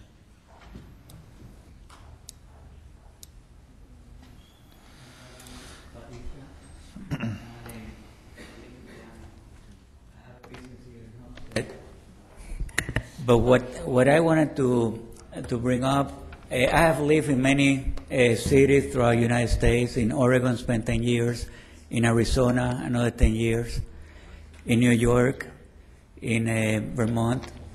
And Elvis Maldonado, I want to speak directly to you mostly because of that, of a background that sometimes we need to move back and look at things in a much more global, larger scale than where we happen to be at. Something like the Air Force Base is related to a very large scale. Excuse me, sir. I think perhaps you're on the wrong item right now. It's coming up. Yeah, is this on the Air Force Base and the? Are we on B? No, I mean, sir. are we on the resolution for? Tab 3. Tab 3. We're dealing with, right now, just a land issue with the Speedway. Thank you, sir. Any final questions? Any final questions on this waiver of plat? Hearing none, seeing none. I'll close the public hearing. Any final questions from council? Hearing none, seeing none. Madam Clerk, call the roll, please. Councilman Maldonado. Councilman Shelley. Yes. Councilman Williams. Yes. Councilman Burgess. Yes. Councilwoman Lobos. Yes. Mayor Bateman. Yes. The motion carries. Thank you, Madam Clerk. Tab 4, an ordinance. Yes. Tab 4 is the second reading of an ordinance of the City of Homestead, Florida, amending the development order for the villages of Homestead, development of regional impact, finding that said amendment does not constitute a substantial deviation, providing for severability, and providing for an effective date. I think the clerk has, when you open the public hearing, Mayor, the clerk has an objection letter that's being requested to be read into the record. Okay, thank you. Questions from council first here on this. I'll wait till after that. Got questions? After him. Okay. Okay, well, at this time, we'll open to the public. Sir, name and address for the record. Good evening, Mr. Mayor. Jerry Proctor, attorney, 1450 Brickell Avenue. I'm sorry. I went a little too fast there. Motion to move it on.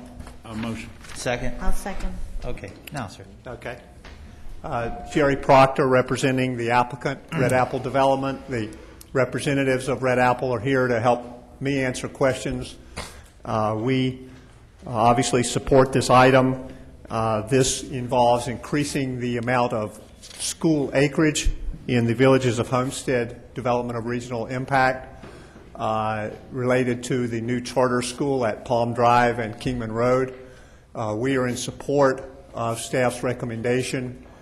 You heard this item last month, and I believe passed it through without objection or without negative vote. We are in support of staff's recommendation and all of the comments. We've worked with your staff and consultant with issues related to traffic and traffic control. Again, we'd be happy to answer any question. in light of the fact that there may be an objection letter, I'll reserve a couple of moments perhaps for rebuttal and ask for your support. Thank you. Thank you, sir. Yes, sir. Are you here to speak on behalf? We're colleagues. Oh, okay, good. So is there anyone else? You said there may be opposition, so is there anyone else here to speak on this tab 4 item? They spoke of a letter, but I never There's saw a letter. Yeah, but the letter's not, if there's not someone here to read the letter, I don't think the letter needs to be read. Actually, the person couldn't make it, their attorney was sick, and so it's appropriate to put the letter into the record. Okay, read it, Richard. I don't have it. Okay. Clerk's got it. The clerk has it. Mr. Mayor, why we're dealing with that, if I could, through you to one of our staff. Go ahead, sir.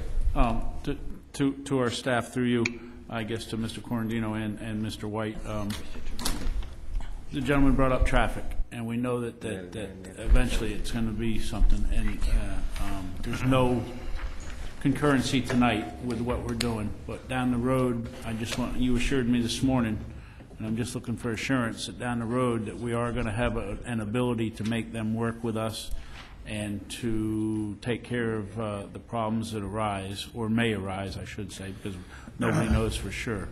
But I just want to make sure on the record tonight that everybody understands that.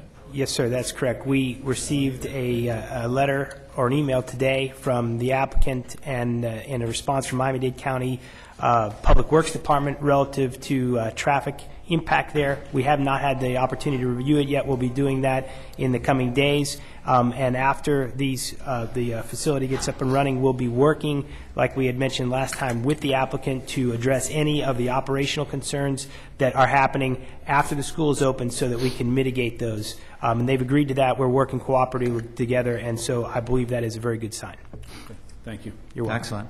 Nice, good comment. Okay, you want to read that letter now? Yes. Here we go. So, to the City of Homestead from Michael Latner, trustee, objection to public hearing 2010-34.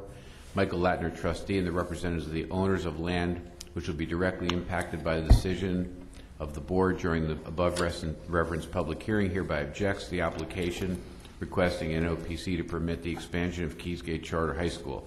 The objection is based on the following. Approval of this permit for expansion will be a direct violation of the terms of the 1993 agreement.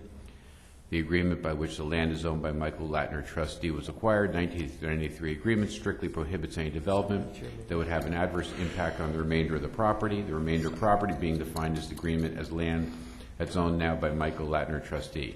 Approval of this permit for expansion would be in direct violation of the development deed restrictions which are embedded in the deed that governs the property. The process by which the NOPC has been evaluated is flawed because it does not consider the inherent issues and restrictions related to the proposed development. This is the third formal objection rendered by Michael Latner, trustee. Thank you, Richard. Okay, questions on the letter that was read? Any questions from council? Questions from the public? Hearing no questions from the public, seeing no questions at this time, if you don't have anything further to say, I'm going to close the public hearing. Quickly, Mr. Mayor, I'd like to enter into the record your city attorney's response to those objections and those issues which have been pending for some time, categorically denying those claims and ruling in favor of the application as it's been presented in terms of procedure. That letter from your city attorney dated October 27, 2010, simply entered it into the record, and again, we ask for your support. Thank you. Thank you, sir. Okay. If there's no further questions from the public, we'll close the public hearing. Any final questions from council? Hearing none, seeing none, please call the roll, Madam Clerk. Councilwoman Lobos? Yes. Councilman Maldonado? Yes. Councilman Shelley? Yes. Councilman Williams? Yes. Councilman Burgess? Yes. Mayor Bateman? Yes. The motion carries. Thank you, Madam Clerk. Thank you, sir. Tab 5, resolution. Yes, Mayor. Moving on to Tab 5, a resolution of the City Council of the City of Homestead, Florida, approving a vested rights determination as requested by Homestead Park, LLC, and providing for an effective date. Motion to move it on? Move it. Second. Thank you, second. All right. Questions from council? Hearing none, I'll open the public hearing. Questions from the public? Hearing none, seeing none, I'll close the public hearing. I apologize. Please, you have questions? By all means. If you're ready to make a motion to approve. I'm moving. You, please, I'll back up if you want to make a comment. I think, Mr. Mayor, it's probably appropriate that I establish a record. Sometimes it is, sometimes it isn't. Good evening, Mr. Mayor, Council. For the record, Lila Batiste with the law firm of Holland and Knight. I'm here on behalf of the applicant, Homestead Park LLC, which is the owner of the subject property. The principals of Homestead Park LLC, Mr. Steve Smith and Mr. Ed Redlick, are here this evening. We have just a few housekeeping items before we begin. In addition to my remarks this evening, which I will try to be brief, but we do have objectors here. So, the record includes the application forms and statements that were filed with the city on behalf of the applicant in January of 2011. My presentation will be accompanied by a PowerPoint. I provided copies of that PowerPoint to the city clerk for the record. And then finally, it includes the staff report dated March 2nd, 2011, which is acceptable to the applicant. And in fact, we respectfully request that the council follow the staff's recommendation and find that the applicant has vested rights as outlined in their report. Finally, I do want to...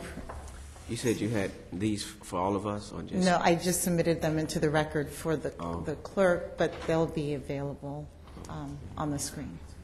So, and finally, to the extent, given the quasi-judicial nature of the matter, to the extent that any of the comments were prejudicial against my client's application, we object to the ex parte communications with counsel on this application. Just a little bit of history. Excuse me, Ms. Batiste, you're free to examine the council as to their comments if you wish to. I don't want to do that Okay. at this time. Thank you. Thank you. Just briefly, giving some history of the property, the applicant purchased the property in January of 2007 and proceeded in a timely manner to obtain development approvals for the property. Specifically, in July of 2009, the City Council granted site plan approval for a project on this property to be known as the Eastgate Business Park at the Homestead Park of Commerce. Notwithstanding our client's due diligent efforts to market and promote the property, the applicant has not been able to overcome the current tide of the real estate market. The property remains undeveloped, and actually the site plan that was approved for the property has expired. Therefore, the only entitlements on the property are those that were in place prior to the site plan approval, and those entitlements stem primarily from the development order from the DRI, as well as the development permitted in the Homestead Park of Commerce Master Plan, which is formerly the Rockefeller Plan. And that is the basis for this vested rights application. We are here to preserve the applicant's right to develop the property in accordance with the Park of Commerce Master Plan. And I just want to point out, and my client asked that I emphasize this tonight, while the applicant was going through the approval process for Eastgate, they worked very closely with the base and coming up with a plan that was acceptable to them. During this vested rights process, we have had very good dialogue with the base, and my client, again, has asked that I emphasize for any future development plans for this property, they are look forward to working with the base in developing a project that is compatible with the base operations. I'm going to just try to go quickly to establish the record. Our application states that we are seeking vested rights to develop the property in accordance with the Rockefeller Plan without any additional, without any of the additional density or use restrictions as set forth in the recently adopted Homestead Airport zoning ordinance. As shown on the screen, the property, just for context, is located immediately north of the Contender Boats parcel in the Park of Commerce at the intersection of Southwest 142nd Avenue and Park of Commerce Boulevard. It is across the street from the application you heard last month, 336 Raceway. The, oh shoot, sorry. I'm sorry. I don't, I'm going to just go forward. The Rockefeller Plan, as you know, was originally approved in 2001. It was recently amended in 2008, and that plan, since its adoption, has established the planning criteria and architectural control guidelines for the Park of Commerce. It includes a long list of uses that are permitted in the Park of Commerce, and it's far more flexible in the range of uses that are permitted within the park than what would other be permitted on the property under the new Homestead Airport zoning ordinance. The subject property was originally conveyed to the applicant's predecessor from the city. At the time that the city conveyed the property to, at that time it was Doug LLC, the city included in the warranty deed that the conveyance would be subject to, among other things, the existing applicable governmental building and zoning ordinances and other governmental regulations. At that time, the applicable ordinances and regulations were the development order for the DRI, the PUD regulations, the 1991 Homestead Airport zoning ordinance, which expressly exempts the property from ACUS regulations, and then the Rockefeller Plan. In April of 2004, Doug LLC and the city entered into an agreement that runs with the land, and that agreement specifically states that nothing, and it was agreement to enter into a declaration of restrictions for the entire Park of Commerce. And that agreement specifically states that nothing contained in the declaration will prohibit any use or development of the property which is either contemplated by the Master Development Plan for the Park of Commerce or that was previously approved by the city in connection with the development of the subject property. It goes on to state that the declaration will not subject the property to any restrictions, burdens, or obligations that are greater than those imposed on other parcels within the Park of Commerce. The applicant, the contract for the sale of the property at that time had a purchase price of $2.2 million. That contract was assigned to the applicant, and again, they went forward with the development of the property. As you know, last year, the city adopted the airport ordinance, which is far more restrictive than the Park of Commerce Master Plan and would prohibit the client, my client, from developing the property, with uses that were intended at the time that they purchased the property. The ordinance, however, does allow for a vested rights provision. It does include a vested rights provision, and the standard of review for the vested rights determination is a two-pronged test. It states that a governmental act of development approval was obtained prior to the effective date of the ordinance, and two, the property owner has detrimentally and reasonably relied in good faith on the governmental acts of development approvals, and in doing so, made a substantial change in position. There have been several development approvals granted by the city that affect the standards of development for the property. They include the development order for the DRI, which was approved originally in 1975 and has been amended several times since. It includes the 1991 ordinance, which expressly exempts the property from the regulations. It includes a 2001 amendment to the development order, which permits a maximum density of 3.1 million square feet of development within the Park of Commerce. And then, of course, it includes the Rockefeller Plan, which, again, was adopted in 2001 and amended in 2008. The city has also passed resolutions specific to this property. In 2004, granted a waiver of plat approval in order to support the installation of broadband infrastructure on the property. And then again, the site plan approvals that were granted in 2009.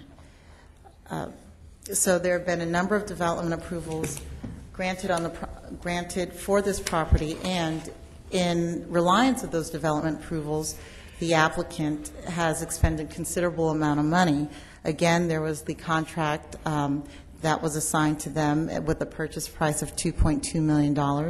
They've also had additional expenses relating to the purchase, maintenance of the property, engineering and environmental fees, legal fees, taxes, and then the fees associated with the site plan approval. And in total, they've expended about $2.6 million in connection with this property based on or in reliance of the governmental approvals that have been granted.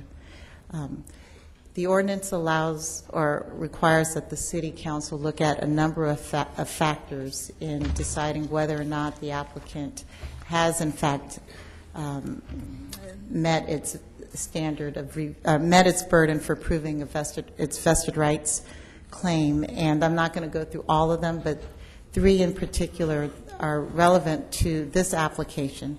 First is the nature and extent of the development approved under the governmental acts of development approval, and the extent of those acts in this case include the development order for the villages of Homestead, DRI, and the Rockefeller Plan. These development approvals are broad, yes, but allow for a range of uses within the park. Within the Park of Commerce, particularly on our client's property, which is located within the east end of the Homestead Park of Commerce. In that east end, the Rockefeller Plan allows for light assembly, light manufacturing, and distribution uses, a wide range of uses for industrial, appropriate for industrial and office park uses, and none of those uses or none of the regulations in place have a density cap based on the number of people that are generated by the use. Another factor for the council to consider is whether or not the applicant's reliance on these approvals was reasonable, including looking at what agreements were in place and whether or not the applicant had notice of or knowledge of the adoption of the ordinance prior to its adoption. And in this case, it was in fact reasonable for the applicant to believe that the property could be developed with the uses in the Rockefeller Plan based on a number of things. First was the special warranty deed from the city, which states that the property, the conveyance of the property was subject to the existing applicable governmental building and zoning ordinances. The second item was the agreement between the city and Doug LLC, in which the city and the applicant agreed that nothing in the declaration for the Park of Commerce would prohibit any use or development contemplated by the Park of Commerce Master Plan or previously approved by the city. And it states that the property will not be subject to any restrictions or burdens or obligations that are greater than any other parcels within the Park of Commerce. Again, the Rockefeller Plan has governed the development of the Park of Commerce for several years now, starting back in 2001. The city recently adopted amendments to the Rockefeller Plan, evidencing that it is still a valid live document. Our client had no prior knowledge that the Homestead Airport Ordinance was going to be adopted prior to proceeding with the purchase and development of the property. But what Homestead Park did know at the time that it purchased the property was that there was this 1991 ACUS ordinance that expressly exempted the property from regulations. So that ordinance expressly allowed the property to be developed in accordance with the Homestead Rockefeller Plan. There was a 2004 ACUS that was furnished by the base, but the city elected not to adopt it, and that the only restriction on the density of development under the development order for the Park of Commerce was the maximum density of 3.1 million square feet. There were no density restrictions related to the number of people that would be generated by uses within the Park of Commerce. The final factor for the City Council to consider is whether or not the applicant would be prohibited from completing the proposed development in accordance with the prior governmental acts of development approval. And the answer is yes.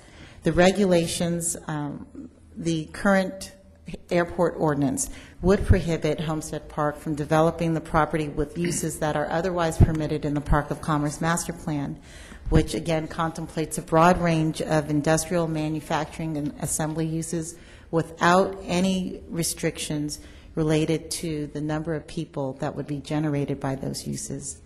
The applicant would not have invested in the purchase of the property, but for the fact that the Park of Commerce Master Plan allowed for a broad range of uses and a great level of flexibility as it relates to the development of the park. I will conclude my presentation there because your stare is really... No, I just... it's really making me nervous. I'm overwhelmed. I talked as fast as I could. Information. But I will close my remarks there and reserve time for rebuttal. Hold tight 1 second. Do we have any questions from council before we go to the military side of it? All right. And Richard, because we're not under litigation, I'm free to ask any question I want. Yes, you are. Is the applicant here with you tonight? Yes. Okay. Then let me propose this to you and through you to the applicant.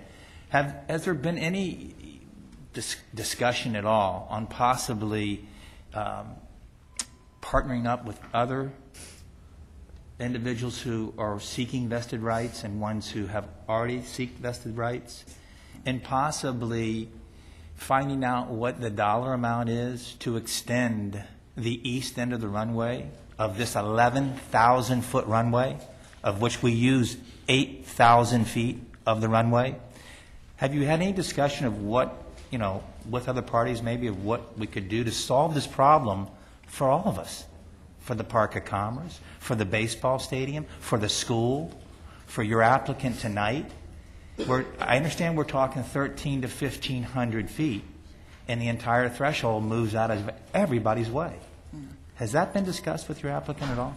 That has not been discussed, but we don't believe there is a problem. We believe that the ACUS and JLUS documents for the base confirm that the uses that are proposed in the Park of Commerce are compatible with the operations of the base. That's a very easy fix.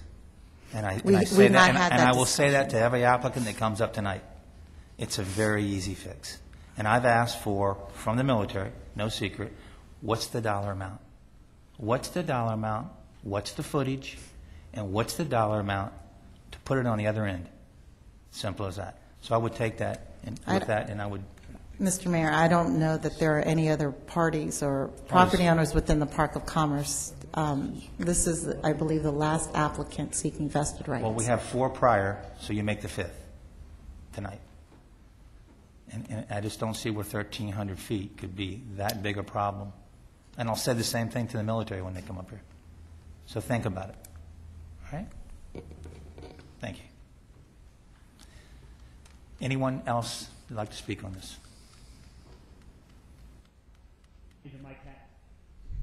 Major Mike Hatton. I'm the staff judge advocate for Homestead Area Reserve Base.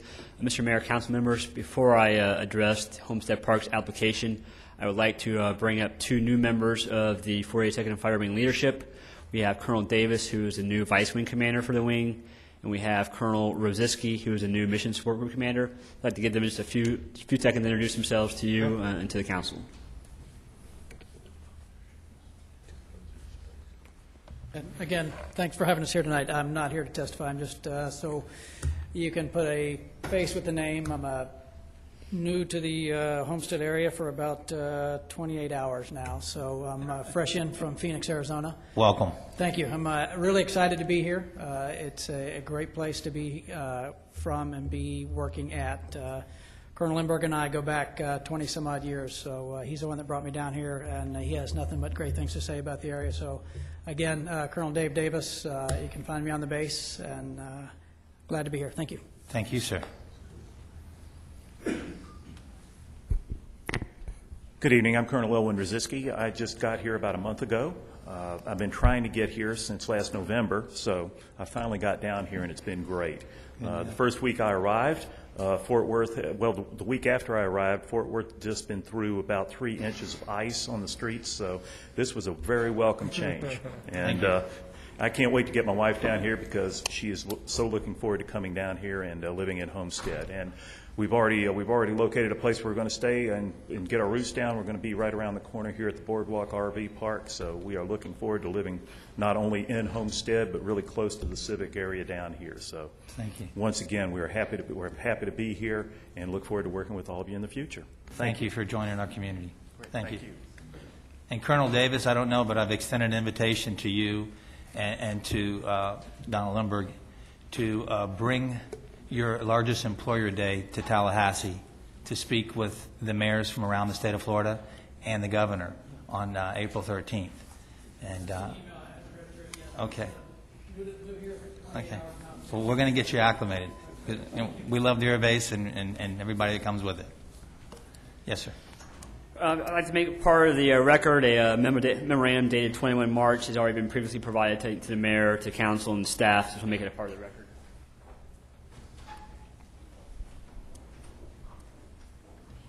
I guess maybe to first address the issue you just raised, Mr. Mayor, about extending the runway. I don't have all the details. Just been in kind of general discussions. I think although it might solve the problems to the south of the base, it would just create new ones to the north. So from that perspective, it's not a solution for the base. And in terms of dollar amounts, we're talking tens of millions of dollars to recreate the runway. So in terms of feasibility, I'm not sure who had that kind of money to offer, but those are kind of the hurdles that we're looking at for that possible solution. I just find it hard to believe that 1,300 feet is tens of millions of dollars, but I won't debate that with you tonight. But thank you for that input. Okay. So, I mean, the Air Force's position has been consistent now across. This makes the 4th application for Homestead Park of Commerce property down in APZ2. We object to the application for vested rights. The Air Force's goal is not to deny a landowner their rightful vested rights. Our goal is to prevent a landowner from being given more rights than they're entitled to in a way that would allow them to develop land that would be detrimental to public safety. And that's always been our stance, and it continues to be, and which is why we keep showing up at these meetings to express our concerns. When looking at the vested rights application for the applicant, they have the burden to prove by competent substantial evidence that they had those two elements, the governmental act of developmental approval and a good faith, reasonable reliance, or detrimental change in position. Now, in discussing the governmental act of development approval, it all comes back to what we believe the status of the master plan is for Park of Commerce. Is that a development approval or not? And the base is maintained all along that it is not. The master plan is just that. It's a plan.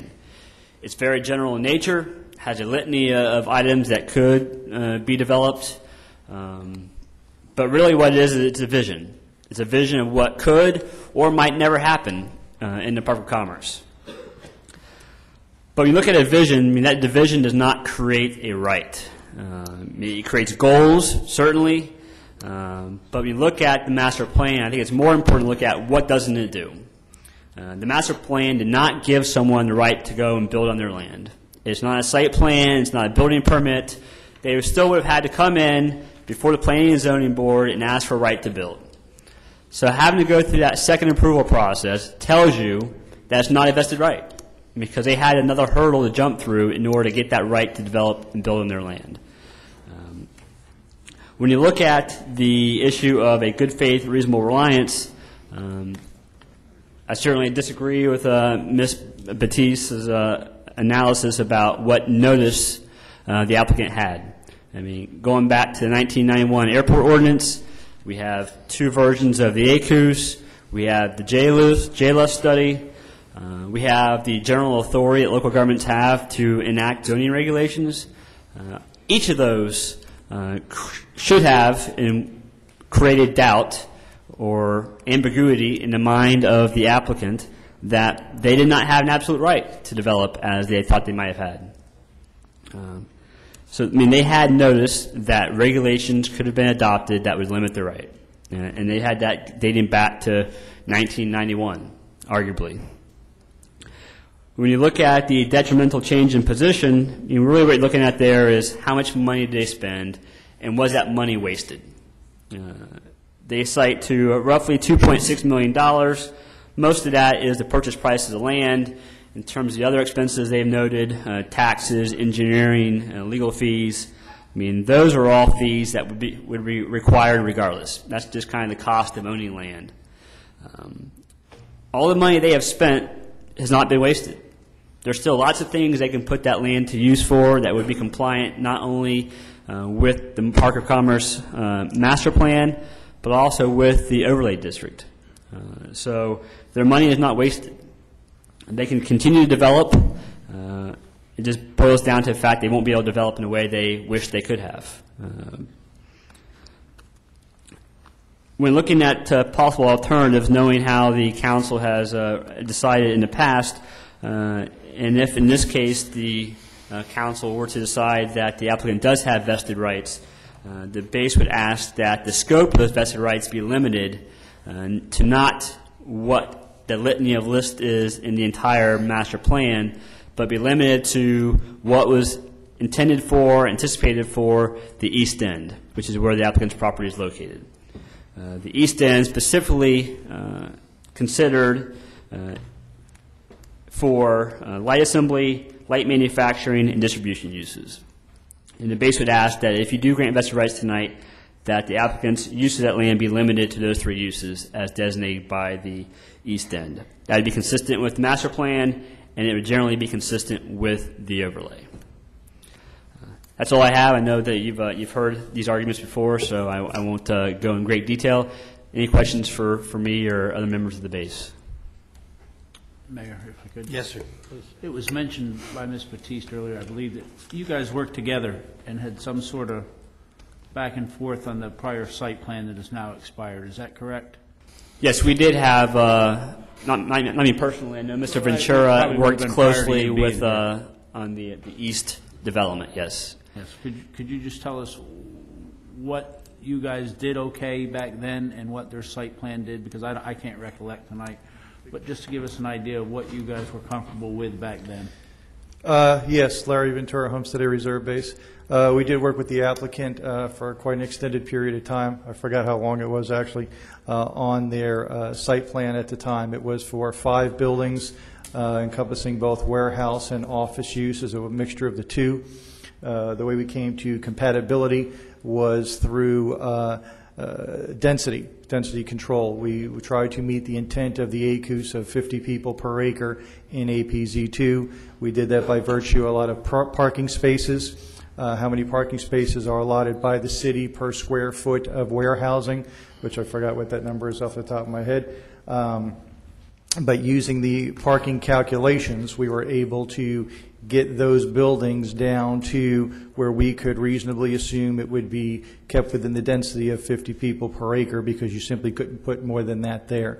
There was also the way they laid out the one building that had the office component or the main office component, the way it was shaped and dispersed, it dispersed people throughout the building and the property, so that if there was a horrific accident, which no one would want to ever to happen, of course, the potential impact of that, shall we say, would be much less than it would if it was something like an office building that was what I call a cube farm, person at desk after desk after desk. So after working with the developer for, I think it was probably a year, we came to a good plan that encompassed 5 buildings of both office and warehousing that was met the compatibility standards of the ACUS in every respect and met the intent of the ACUS. 50 people per acre, and the height. We worked on the height using mezzanines and that sort of thing, and at the end of the day, the plan they had is fully compatible with the ACUS, with the military overlay, and if they were to submit the same plan today, it would be again, and there would be no objection from the base. Does that answer your question, Councilman? Yes, and if I may, Mayor. Sure. I see the applicant shaking his head yes. And it's hard to determine what's going to happen out in the future, as we all know that the times are changing and people buildings are changing and all. if you agreed to those numbers and that type of building, then what precludes you from saying okay tonight and wanting more? One thing that would preclude us from agreeing to those numbers tonight is we don't know what the market will be when the applicant is ready to develop the property. I mean, arguably, they could be a manufacturing or some type of assembly use that is interested in the property, and that use could generate more than 50 people per acre. The use would be consistent with the uses permitted under the airport ordinance, but the density cap would not be, that density cap, the density, the number of people generated by the use may not be in compliance with the airport ordinance. What we would like the ability to do tonight is to preserve the applicant's right to develop the property with the range of uses that are currently permitted under the Rockefeller plan without the density restrictions imposed by the ordinance. Thank you. Thank you, Mayor. Thank you, sir. Further questions from council? Mayor, I do have Please, two questions. Ms. Lovelace. In regards to process, through the chairman, through the city manager, to our attorney, the military has mentioned a process by which they don't have a site plan at this point. If we go ahead and grant them the vested rights that they're seeking tonight, when they come back with the site plan, would we then be able to enforce something similar to what was talked about, as Councilman Burgess has asked, about a previous application? No, it would be off the table. The site plan that was previously approved is now expired. The applicant could resubmit that same site plan and move through the process, DRC, planning and zoning, and then to you, or it can be completely different and modified. The applicant chose of their own accord to meet with the base and to come to a consensus with regard to something that would make the base happy before the application came to you for approval. That still could be the case, but if you all grant the vested rights tonight, it would be so under the umbrella of the Rockefeller Master Plan, which is inconsistent with and broader than what's in the current airport zoning ordinance. The current airport zoning ordinance, remember, restricts those uses and also restricts the amount of people that can be placed per acre on that site. So uses such as manufacturing or something that would, in order to operate effectively, need more than 50 people per acre are going to be inconsistent with what's in the current airport zoning ordinance. Thank you. And then my second question in regards to what the military has presented, there is one change to your argument, and that is the suggestion that a master plan is a vision or goal. It's not necessarily a planning tool, and so I'm thinking that our staff didn't see it that way, and so I would just like, I've never thought about the Rockefeller Master Plan as an optional vision goals tool rather than a planning which sets forth architectural design and things of that nature. So I just want your opinion as far as the Rockefeller Master Plan being optional in the sense that the military has presented as far as vision and goals rather than something to abide by. My opinion is that it's not. A master plan is a legal enforceable document, similar to what you have throughout the whole city. Your PUDs in the city were done pursuant to master plans. Those master plans laid out specific acreage, specific density for residential, specific square footage for commercial. So this is very similar to that in that it lays out what's allowed. Some master plans are more specific than others. This was done a little bit broader because of the context of trying to generate business to come to the Park of Commerce. And so it covers different areas of the Park of Commerce, allows for different uses, allows for some uses to be mixed, and is very, it's broader in nature, but it does give you a general sense of how that property can be developed and does have regulations to effectuate how that property is going to be determined. It's not a vision, if you will. It's something that's manifested with specific regulations. And if I may add. Okay, thank you, Mayor. Those are my two questions for right now. Thank you, Ms. Lovelace. I just wanted to say, while it is broad in the types of uses that are permitted, it's very specific with regard to the setbacks, the building heights, the development standards within the park. The Park of Commerce Master Plan is very specific in that regard. Thank you. Further questions from the public? Yes, sir. Carlos Batista, and I am halfway done. At least I was halfway done until Mayor Bateman spoke up, and so I may extend now a little bit more. But I was very happy to hear what you said. It represents the idea of bringing new, fresh ideas into the picture, and I think that that's a very necessary thing in this case. As I was saying before, if we look at it from a global perspective, if we go like in Google Earth and we pull out and we look at the United States, we see that the base is really a factor in multitude of things that are happening in the United States. We look at Homestead, and Homestead is a city that is growing, and it has incredible potential. Homestead is now in the middle. Homestead used to be on the periphery, but now Homestead is in the middle. Miami on the north, the Keys on the south, both of them growing. Homestead is in a strategic position for phenomenal growth. It's a great place. But when the two things come in and they meet at a point, which is the Air Force Base, when they meet at a point, it is very critical. Any action that is taken either by the city or by the base is very critical, and it has repercussions that have future implications.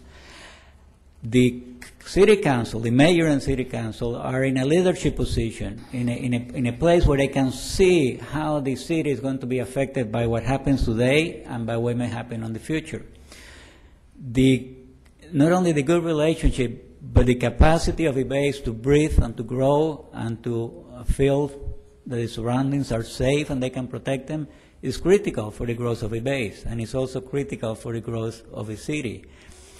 A change of zoning can be favorable or detrimental to this particular combination. The encouragement of development around the base is a very important element. Development should be encouraged. Nobody's saying that, no development. No, the other way around. But it has to be compatible development that enhances the function of the base and enhances the function of the city. Those are the things that should happen right around the base. And things change, even master plans change. We're in constant motion. Things that happen on the past, and we had a great presentation about things that happened on the past as a justification for changing the zoning in a way that may not be compatible today. It may have been a few years back, but today I don't feel it's compatible to the growth of the city of Homestead. And the council members do have that potential, not only to see it, but also to convey that message to the entire population of the city. And I hope today you take the right action, you reconsider, and Dave, thanks for presenting another alternative. Maybe postpone a vote today or whatever you may plan to do. But find out ways in which the property owners can get a better return for their property and their investment than the one that is being proposed today. Thank you very much. Thank you. Mayor, Council, Jeff Porter, immediate past chair, Homestead Military Affairs Committee, 200 Northeast 2nd Drive. It's like the record plays over and over again. But, from the Military Affairs Committee, we are opposed to the continuing of waivers allowed by the city to the developers. And the crash zone is exactly that. It's an accident potential crash zone, so that means that there's a potential for loss of life if there were a crash. The limitations in numbers obviously limits the potential loss of life. So in the scheme of things, I know the council's probably going to go forward with the waiver. But at some point in time, we've got to take a look at this and say the line starts here. This is the fourth one or the fifth one. There basically is now people, there are going to be people that are going to continue to come up, even if they have no plans whatsoever to do anything, they're going to ask for this waiver because we're handing them out left and right. So from the Military Affairs Committee, and I'm speaking out of touch here, I mean there's some other members here that may want to say something as well, but we request that at some point in time the city somewhat draw a line in the sand and say it is a crash zone. It does put people in harm's way. So there, in fact, that 50 number does come into play. If you do pass this, the request from the base was to at least limit it to what the Rockefeller plan, or the Rockefeller plan East End, because if you give them the rights to the entire plan, that allows restaurants, hotels, large offices in the East End. It's wordsmithing, but that's how people make things happen. What it was originally designed for. Sir? It's what it was originally designed for. Park It's Commerce. also divided up into sections, east, west, and the center part. The center part around the lake was really designed for your massive congregations of people. The eastern and the western ends were more designed for the lower level height buildings and lower concentrations of people. Again, it was a plan. So enough said. I just request that if you do move it forward, would you consider, at least in the waiver, granting them specifically what the plan says on the east end only, not the entire plan? That at least gives some comfort to those of us who are interested that it's limited somewhat to height and types of use. I will consider that. Okay. May I ask you a question? Yes, sir. You seem very well versed in what is going on. Has the Military Affairs Committee looked at any alternatives other than say no? Have you looked at alternatives of 11,000-foot runway, and how much of that do we use now? And in what year will we use all 11,000 feet? And are there any alternatives at all that the base could work towards to make this work out for both sides? You keep referring to the crash zone. I can tell you from people who were involved, said the crash zone, you move at 1,300 feet, and you're out of harm's way. So there are some alternatives out there. Shoot it down the night, call it 10 million, call it what you want. Not true. There are some good alternatives to make this work for both sides. And I'm sure they'll be brought up. And I wish they would. From the perspective of the MAC, we're going to support and advocate for the base and the base's wishes. And the wishes of the base have been put on record numerous times at these meetings of opposition to these waivers. That's the position that we take. Additionally, if there is an alternative out there, we would support that. There hasn't been an alternative brought forth by the base. This is the first I've heard of an extension of the runway, and I agree. Until I brought it up, it's never been explored. Mr. Mayor, the county has got to support us as well, because Sure. if they do detrimental things on the north end of the runway, Sure. there's as much of a potential for shutdown there as well. So it is a dual role effort that we fight here. So, Well, there's far more than 1,300 feet on that east end of the runway.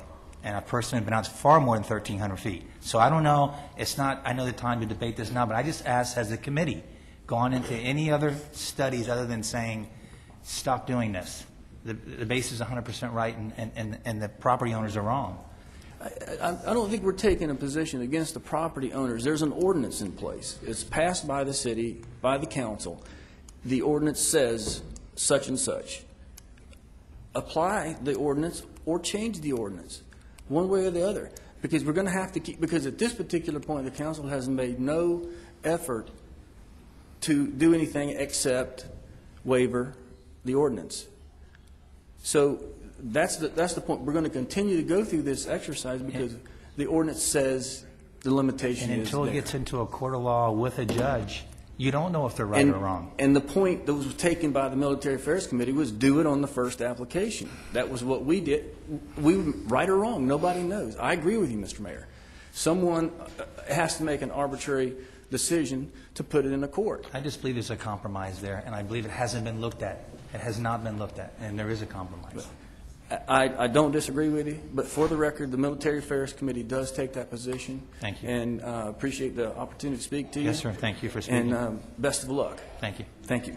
Mayor, Yes, ma'am. if I may, former Councilman Porter, if I may ask you a question, and this is just from a perspective of the year 2007 when the Park of Commerce sale went through, did you foresee when you were a sitting councilman and that transaction took place, did you foresee at that time this incompatibility with the Air Reserve Base? Was it a thought of the council as you as a councilman at that time that perhaps the base was going to be limited in its operations, that there wouldn't be this conflict between what was happening at the Park of Commerce versus the growing operations of the Air Reserve Base? No, there was not. The thing was, there was no crystal ball. We were all trying to, as you are, trying to develop the Park of Commerce. And the Rockefeller plan at that time, we modified it, we changed it, we did everything we could to try to shove a round peg into a square hole, which is what you're doing. The only thing that we're saying is, at this particular point, the base is functioning, it is expanding, and it is growing, and there is a better opportunity for it to continue. We just want to make sure that we don't do the death by 1,000 cuts process and push the base out little by little, inch by inch, and step by step.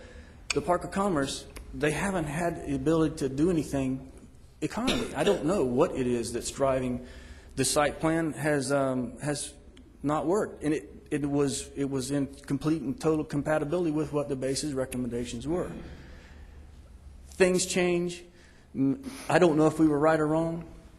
I do believe that we need to support the base as much as possible. I do believe you will pass this. I do believe that there's got to be something that if we're going to do this continuously, change the rules. But the rules are now 50 is the number, and it does make sense when you talk about potentials for crash. I wish I could say that I knew what I was doing every step of the way through the 10 years, but it's a trial and error. You're going to make a decision today. You're not going to know if it pays off for 5 or 6 or 10 or 15 or 20 years. You have to work from your gut, and I sympathize with your position. That's, I think, what has been the gist of the MAC committee's discussions to this point, and I don't know if I answered your question appropriately, but I know what you're struggling with. It seems like we're referring, legally, this is not just a gut instinct. We've set up the vested rights hearings, and then we've set up thresholds to meet. Now, I know one application that we moved on recently that we are now discussing in legal matters, but regarding this vested rights hearing application tonight, there's thresholds that have been set by the Rockefeller plan and by some other ordinances and master plans that we keep referring back to that time, and it seems like at this point we're following, I don't know how else to put it, Councilman, except that a sale of Park of Commerce happened, and at that time there could have been significant language to have modified going forward the development of that area. And it just, at this point in time, ACU study 2004, and then again in 2007, when it's been recommended that the city adopt it as an ordinance as we have with this overlay, we didn't at that time because we knew that there was an incompatibility right there with the language with what was proposed by the Air Reserve Base versus what was existence in the Park of Commerce. And so I know that I dealt with that in 2007, and so I'm just wondering from your perspective what you thought about the Air Reserve Base after Park of Commerce sale was going forward. I struggled the same way you do. But as was said previously, things have changed considerably over the period of time as we see the base growing. Southern Command is here. There's a lot of other potential for the F-35 to come in. There's also other things, active duty-wise, that could come in.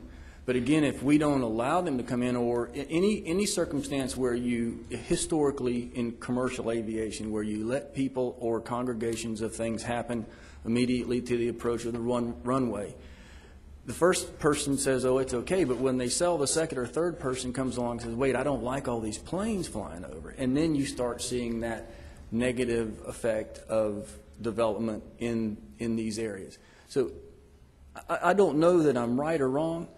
I just tell you, I think that we just need to be very significantly careful about what we do right now, because the actions on some of the cases that went through prior those decisions to take a negative effect against the city didn't happen in Homestead. They happened way upstream at the Pentagon or in Washington, D.C. So let's not continue to send a really negative signal that we're going to continually just look the other way as the base is asking for some sort of consideration, whatever that consideration is. The ordinance that just got passed is the ordinance. It is the rule right now. And so everybody that comes forward, that's okay. That rule will waiver this part of the rule. Again, I think you're going to pass this because you're in a tough position. I still would ask that the base made an obvious request, and I think that it's a legitimate request because the rule of the Rockefeller plan does say types of uses on the east end. And I would ask that the council at least throw a motion out that would limit the vested rights to what the Rockefeller plan says to the east end. So you don't have a restaurant with 200 people being built on the east end, which is the closest to the center of the runway. So I appreciate your time, and I hope I answered the questions, and best of luck. I appreciate what you guys are doing. Thank you, Councilman. Thank you, sir. Mayor, if I may. I'm sorry, Councilmember. I just have one comment that I just remembered. I did speak to Mr. Ron Mongo, which is the committee of, is part of the committee. It's a member of the MAC committee. And one of the points that I brought up as I was speaking to him was, let's say that we denied the vested right hearings tonight, and then we get into a legal action with the developer, who then proves that there was a right to develop whatever it is that they develop. The end goal of the military to not have that site developed would still not be met simply by saying or denying or saying tonight no to this application. If there's a legal boundary, if there's a legal threshold, and we go ahead and deny it, at some point or another, the goal of the military to not have that property developed is not met, because then through whatever legal action, the city of Homestead is then it's being forced to recognize that there were development rights. And so, Mayor, what you said tonight is the first time that I've heard of it, there being some kind of solution. I wish you would have brought that up like before we started this process, 5 hearings ago, perhaps even before the ordinance was adopted. But at this point, as I was talking to Mr. Mongo, we need a real solution. Simply denying a hearing tonight may satisfy today, but it will not in the end satisfy the fact that there won't be any development of this type on this property through this application if indeed a judge rules that there were development rights. And so I'm looking at the bigger picture, like one of these speakers have said, if we're simply going to fix it tonight versus fixing it permanently, I'm looking for a real solution beyond simply saying yes or no tonight. Thank you. Thank you. Yes, Mr. Burgess. I guess my question to the Major or Mr. Ventura would be, I've heard this East End mentioned by, I believe, yourself, Mr. Porter, and what comfort level does that bring you if we were to bring that up and pass that? It brings us more comfort level than the alternative of having the entire vested rights given for everything that's in the master plan. When you talk about what's allowed in the East End, light assembly, light manufacturing, distribution uses, I mean, those are generally consistent with what's in the overlay district now. The only thing that we'd be, I guess, more uncomfortable with would be getting rid of the density requirements, because you could theoretically have light assembly that has a large number of people. But yeah, certainly it's better than the alternative for us in terms of them being vested against the entire master plan.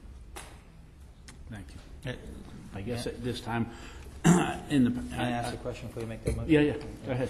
To piggyback off that, are you prepared to lay out something like that for us that we can put into the record? You know, what modification you would feel would be better, make a compromise here? I mean, I hate to put you on the spot like that, but I'm just trying to, he's going to make a motion. I know in a second. I read his mind. I'm going to read his mind. And I'd like to know what the compromise you feel comfortable with. I know what you want, but... Sure.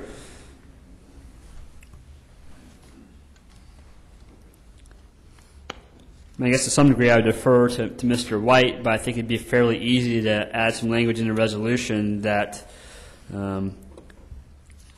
limits the vested rights determination to those uses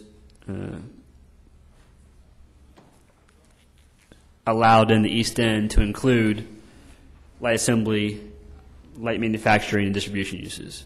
I think that'd be a fairly simple add. Okay.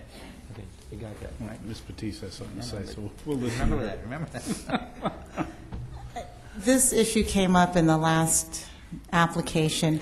The appropriate language would be language that is consistent with the resolution that was adopted for 336 Raceway LLC. That resolution mentioned the property was within the East End. It is incorrect to represent that only the light assembly, light manufacturing distribution uses, that those are the only uses permitted in the East End. That's not how the Rockefeller plan reads. The plan reads, the majority of the land in both the East and West Ends is designated for those uses. It's intended to be flexible, because there may be uses that the council or the city staff deems compatible or consistent with the intent of the plan. So we would not agree to language that limits it to those three uses, and we would not agree to language that is more restrictive than the language in the resolutions that were adopted for other properties within the Park of Commerce. Okay, thank you. And before you go further, let me. Any other questions from the public? And we'll come back for final questions. Any other questions from the public? Hearing no further questions from the public, I'm going to close the public hearing. And, okay, please come forward. Ladies and gentlemen, my name is Stephen Smith, for the record. I'm the managing member of the ownership of the Homestead Park LLC. They say that somebody that acts as their own attorney is a damn fool, and when I got one of the best attorneys that I've ever met here, I don't want to fall into down that slippery slope, because I do rely on what council has set forth. But I can't resist at least exploring a little bit in the same spirit as a gentleman got up and said, let's look at it from 50,000 feet. And I can't resist a little bit of perspective that we all get as we lose hair or get gray hair, reverse in my case, of history. But I would start with, and I'm sorry I can't read your names very well. I should know you, but I don't, and I didn't catch all of your names. But the gentleman over here started off quite aggressively, if you will, stating that the Rockefeller vision is and I happened to write it down because he got my attention. I was really surprised by this. It's a vision of what could be. There's not an assurance of what would be, if I'm saying correctly or paraphrasing correctly. Okay. The operative word to me is I bought some land based on what could be. The marketplace will tell me what may be or will be or might be. I did not anticipate acquiring an interest, a fee simple interest in real estate subject to certain rights and so forth, which we parenthetically call the Rockefeller things, that there were any limitations beyond those. The market does that. And I was nonplussed when the Air Force went to the city some time ago and convinced the city to perhaps introduce a new layer of restrictions. So I would say that. I also want, in the way of perspective or history, if you will, to tell you that this is probably the 6th year that I've stood on this side of the room, sometimes with this microphone and sometimes keeping my mouth shut like I probably should tonight. But if you go back 5 and 6 years, the intent, the unequivocal intent, and what I heard from the city of Homestead and the folks that sat where you are tonight is we diligently seek, we want people to come into this community, and specifically into this particular part of the community called the Homestead Park of Commerce. We want you to come in, we want you to buy land that the city owned, and we want you to follow the rules and regulations because we crave new business, new jobs, new opportunities, which is what makes a community work. It is absolutely, I'm flabbergasted that we might be talking about taking away some of those incentives. And that is, in fact, what we're talking about from my perspective. The market slapped me down. I haven't just lost hundreds of thousands of dollars. I've lost millions of dollars, like anybody that does. I'm not here to whimper about that, though, because that's the risk I take when I go in and stay in the real estate business. But I do not I hope that we're not here talking about risks that are imposed on me by folks that just came to town, if you will, grab the local cause d'etre and say, well, let's go down and fight these guys because they're developers or whatever. I'm not pleased by that, and I will also quote my attorney who did exactly what we asked, and with Larry Ventura and so forth, we spent months and months trying to deal within the confines and the vision of the Rockefeller thing. And in fact, in that case, at that instant, in the market, at that time, we allowed ourselves some restrictions that blew me away. I've done millions of square feet of development. I have never had somebody tell me, put less parking spaces on your land than the code requires.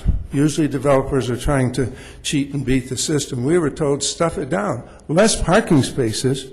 That's contrary, but you know what? At that time, we made a business decision. We said, you know, don't want to fight City Hall in this case. Don't want to fight the government, if you will. And we kind of made a concession. Market has slapped me down. I just am only concerned that when 2 years goes by, 3 years go by, if we're all lucky enough to be still in business, and we're lucky enough to have the wherewithal to go forward with that vision that we all bought into and create jobs and so forth, I hope that we have the ability to then look at the then marketplace, living within these restrictions, and do what we bargained to do. Nothing more, nothing less. I appreciate the fact, though, that I did hear something from you, Mayor, which was kind of a new thought, and I think most of us here look at it as a new thought. When you said, has the Air Force thought about how we can do this? To the gentleman to my right, I say, hey, the market's been pretty tough. If you crave this land, if you want to denigrate my rights, if you want to restrict my rights that I bargained for in good faith, come on down. I'll give you, Lila has my phone number. Love to talk to you because it's a good time to do it. If the Air Force is looking forward and looking at a 10 or 15 or 20-year window, then come on down. You got me at a very vulnerable point.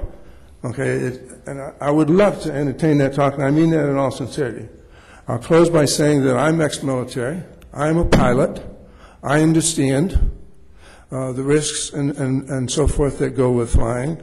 I was involved in New Tamiami Airport years ago, and I worked with the county, and we developed a new zoning code called the IUC code. And it was specifically because people were starting to do what your worst fears, and frankly yours too, have to be.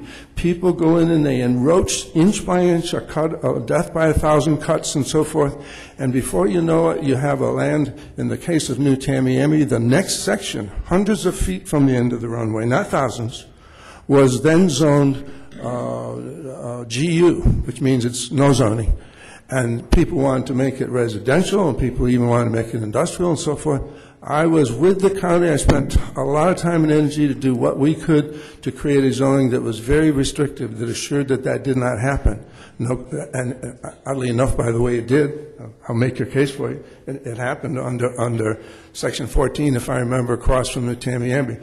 I wasn't part of that and never have been. But we're not here to ask for a cut. We're not here to ask for a little bit bite more. We're here to deal within the confines of an area which was labeled clearly, promoted and sold clearly, and there for the benefit of the community for the development of commercial uses. No more, no less. I rest my case and give it back to my little counsel, who I know will perhaps answer some more technical questions. I think that we've heard it out. At this point, I would like to close the public hearing, and I'd like to move back to council. Any further questions from someone new for public comment? Hearing none, seeing none, we'll close the public section. Now, back to City Council. Yes, Mr. Mr. Mayor, just a few comments, I guess.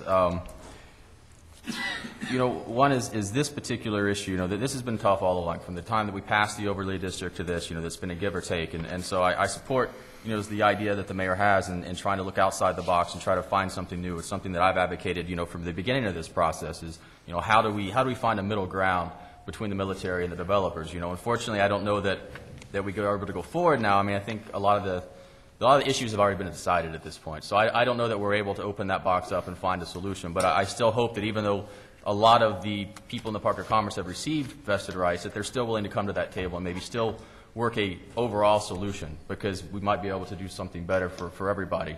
So I do encourage that. But as far as each application that's come before us, there have been applications that I've looked at and I voted for vested rights, and that's because to me they weren't that debatable. It was pretty clear cut, and so I voted for the vested rights.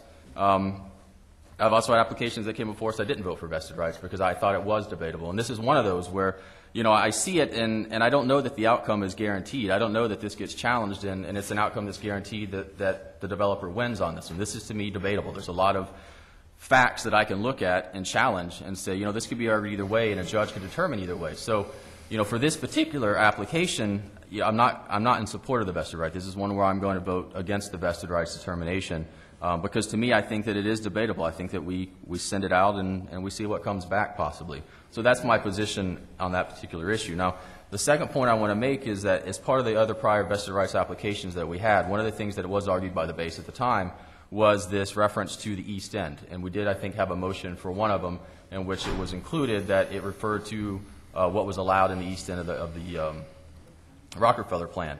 But a second part of that I remembered was argued for that was included in that motion was that it limited the time frame and that it was in existence at the time of the passage of the ordinance, because the Rockefeller plan is a modifiable plan, and so to make sure that it's not modified a year or 2 years from now that allows more intense uses in the East End, it was argued and it was included in that motion that it be the East End in existence at the time of the passage of the overlay. So that would be something that I would just raise and whether I make the motion now, I'd make a motion to, if you're going to, or not a suggestion because I'm not going to make the motion, but if the suggestion that if everyone finds for vested rights that it be limited to the East End and it be the uses that are set forth at the time of the passage of the overlay. So that would just be something I would add for the discussion for kind of as compromise. Thank you. Mr. Shelley. So did he make the motion? Did you make a motion? No. Well, I mean, I'm not making the motion because I would like someone to make a motion to deny it, but since that probably won't happen, I will encourage that motion or I'll make a motion to amend. To deny it, deny tonight's vested rights. I'll second that motion. Okay, we've got a motion to deny and a second on the table. Roll call. You want to ask if there's any discussion on the motion before you do that? Okay. Any final? I think we'd beat it to death. Well, Mayor, I just want to ask about Robert's Rules of Order. We've motioned and second.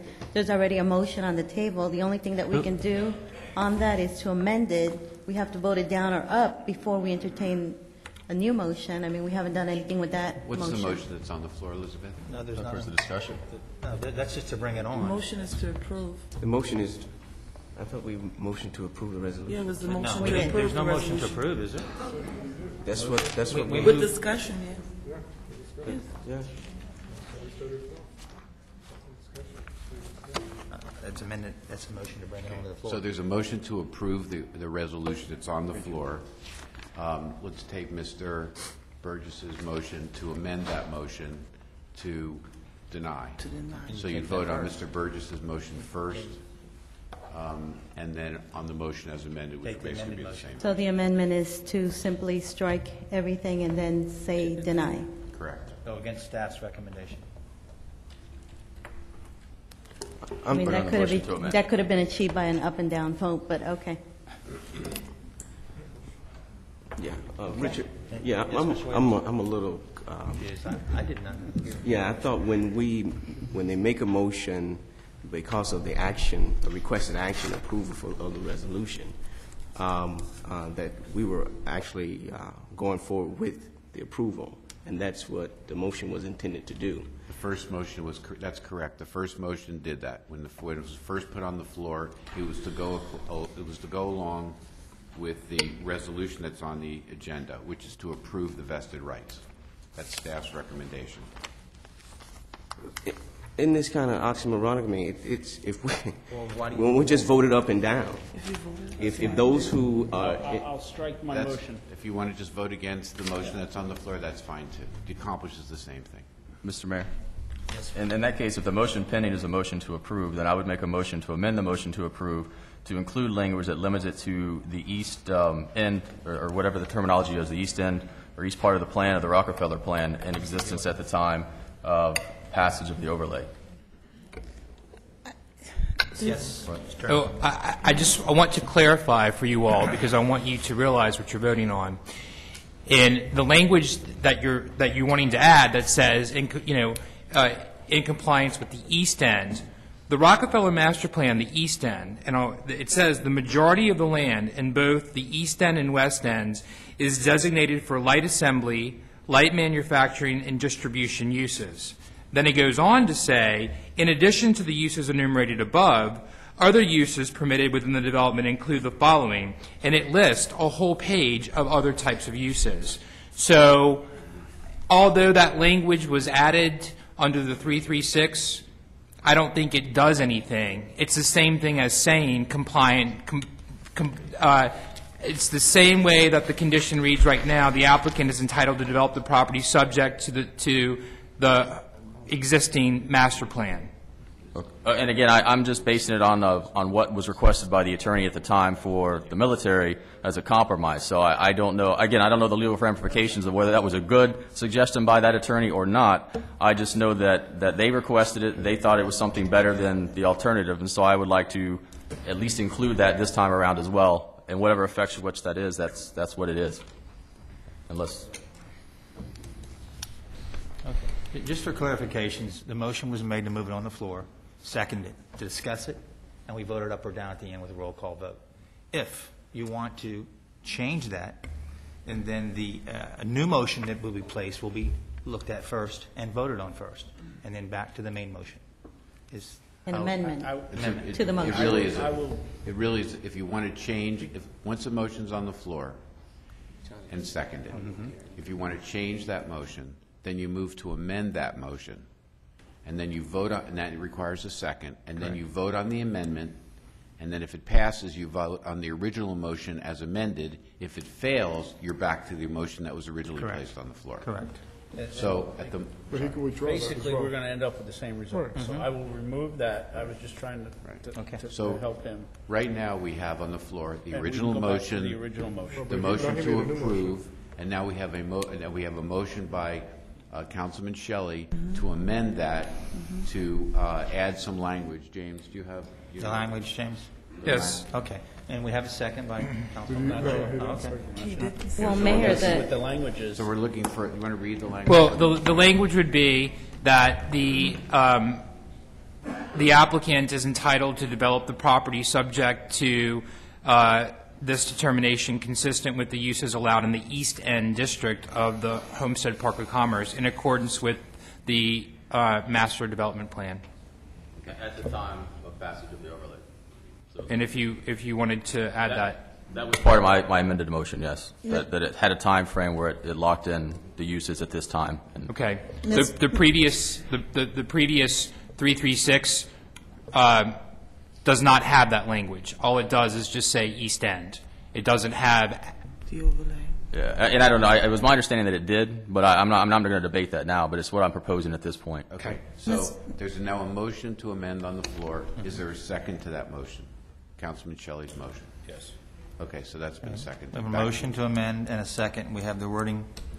Mr. Attorney, may I just ask a question? I don't know whether or not it's appropriate for basically the same application in the same, within the Park of Commerce to have resolutions with different conditions or different language. I'm just asking that when you look at the intent of the Park of Commerce, all of the documents conveying land within the Park of Commerce that specifically state that all of the parcels within the park are to be treated equally. I don't know if having language in one resolution that's more restrictive than language in another resolution is appropriate. Okay. We have a motion on and a second. And at this time, we need to roll call vote, please. This is on Mr. Councilman Shelley's Motion to amend. Mayor? Yes. If I may, I do want to comment on the amendment, that it is, we have done it in a previous application where we've stated, because the base had written something for us and had given us Plan A and Plan B, that they included some language. And as I understand it, the amendment that's on the floor, we're simply saying that we're recognizing the Rockefeller Master Plan as it pertains to the part of the Park of Commerce that this application is located in, which to me means the same thing that we're proposing. Is it, by including that language, is it changing the application, or we're simply stating what we did in another application to say that we, for future purposes, we're talking about 5, 10, 12 years from now, if there's any discussion as to what we meant by granting the vested rights, is that we meant that vested rights are recognized as the day prior to passing the airport overlay ordinance, right? I can't, what I can speak for is the previous application that was approved, the property that was, the vested rights determination that was heard by you on January 19th, and you all voted to grant vested rights to 336 Raceway. And that there was some discussion with regards to the condition and what the condition should say. The base wanted to modify the conditions because they thought language that stipulated that it had to comply with the East End, which is where this property is located, and the Rockefeller Master Plan talks about the East End. They thought by adding the language, which you all agreed to, that it would somehow limit or prohibit the future development of the property, but it doesn't, because the Rockefeller Master Plan talks about a whole laundry list of uses that are allowed. It says the East End is primarily supposed to be, but it offers a whole laundry list of uses that are inconsistent and incompatible with what the base wants. Now, if you're saying now you want to add to that language that it should comply with the Rockefeller Master Plan as it existed when the it should comply with the Rockefeller Master Plan as it existed. The Rockefeller Master Plan has been amended once and has the ability to be amended in the future.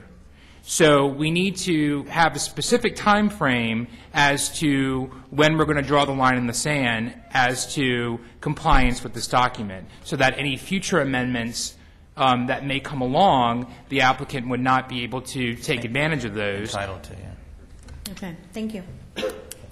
Okay, final questions from council answered, correct? Mr. Mayor, if I may, I don't want to confuse the issue, but when I proposed my alternative, I tend to agree with Mr. White that just adding the language at East End doesn't do the base a whole lot of good.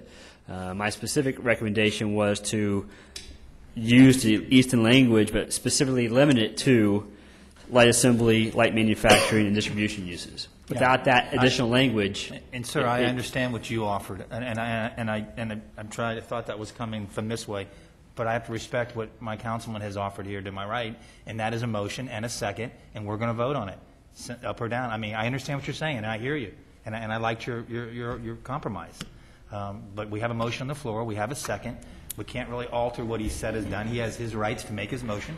And we need to hear it. Do you have any problem with that? Well, since you put me on the spot, then I'll amend my motion to include that language. Okay. So that we vote on it. So. Okay. Well, then you're divesting our applicant of their vested. Hold on. You don't have the floor. Can you? Let's hear So, Mr. Shelley's amendment to the existing motion would be that the vested rights application be approved with the condition that that the applicant is entitled to develop the property subject to the East End District of the Homestead Park of Commerce Master Plan, specifically limiting the development to uses of light assembly, light manufacturing, and distribution uses. Yeah, I mean, that's... Which is consistent with what the military overlay says, right? Right. Yeah, that's my motion. Well, we'll vote on it. Okay, that's your motion, but that's not consistent because although light manufacturing, light assembly and distribution uses are uses that are allowed in the APZ2 zone. Those uses generally require more than 50 people per acre for them to be operating uses. And so I think the base would like you to go down that path. I'm not sure if your motion includes that as well.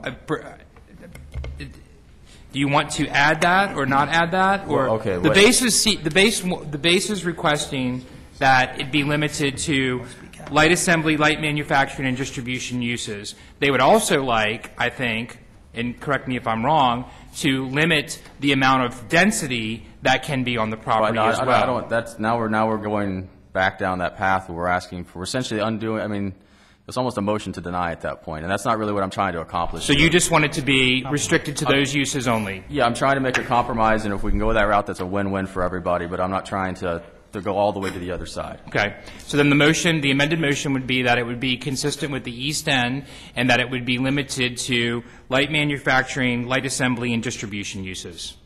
Okay. As at the time of passage of the overlay, limited to a time. No. That really won't. Because of the fact that those are specific uses, you don't need to use a date because it's those Yeah, specific three uses. Yeah, because it's not open to be amended because it's limited. Okay. Yes. Ms. Lobos, questions before we call the roll? No, Mayor, I mean, we're going back and forth on the same issue in that now the motions has been clarified to these three uses. It is not the same thing that we were speaking of before. It has changed to be more restrictive now because it's more restrictive than at the time of the passage of the overlay. Yes, and that's the offer from Mr. Shelley. We do vote it up or down. Any further discussion from council? So the first vote is just on Mr. Shelley's amendment. Correct. And we have a second from Mr. Burgess. Yes. Correct? That's And to vote it up, to Your change vote- is yes, and Right. if not, You is wanna- no. If you approve Mr. Shelley's amendment, you vote yes. If not, you vote no. Okay. Madam Clerk? Councilman Burgess? Yes. Councilwoman Lobos? No. Councilman Maldonado? No. Councilman Shelley? Yes. Councilman Williams? No. Mayor Bateman? No. The motion fails. Okay, you're back on the original resolution, which grants the vested rights.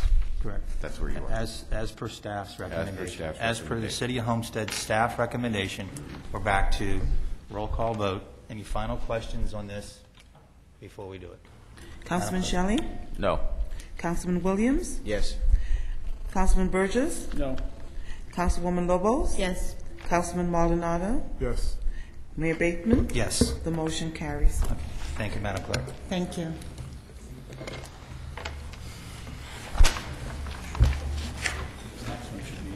Okay, moving right along. Oh, I'm sorry. At this time, I move to extend the meeting till 9:15. 9:15. Second. All in favor? Thank you. James, you need a break? You want me to read this one? I'm good. An ordinance of the City of Homestead, Florida, amending the City Code of Ordinances by amending Chapter 30 zoning, Article 3, District Regulations, Restricted Retail Commercial District, Section 3256, uses permitted, to permit bowling alleys, providing severability, inclusion of the code, conflicts, providing an effective date. This is the second reading and public hearing, changing the zoning and adding the bowling alleys, a permitted use in that district. I move to approve the use of the bowling alley in B1. Second, thank you. Staff report, this is housekeeping. Well, this is implementing your, helping us implement your decision regarding the sale of the bowling alley. Okay. Oh, staff report, just a quick little. That's it, that's it. Okay, Right. good enough. I'll open the public hearing. Any questions from the public on this recommendation of change of zoning? Hearing none, seeing none, I'll close the public hearing. Final comments from council? Hearing none, seeing none. Madam Clerk? Councilman Maldonado? Yes. Councilman Shelley? Yes. Councilman Williams? Yes. Councilman Burgess? Councilman Burgess? Councilwoman Lobos? Yes. Mayor Bateman? Yes. The motion carries. All right. Thank you very much.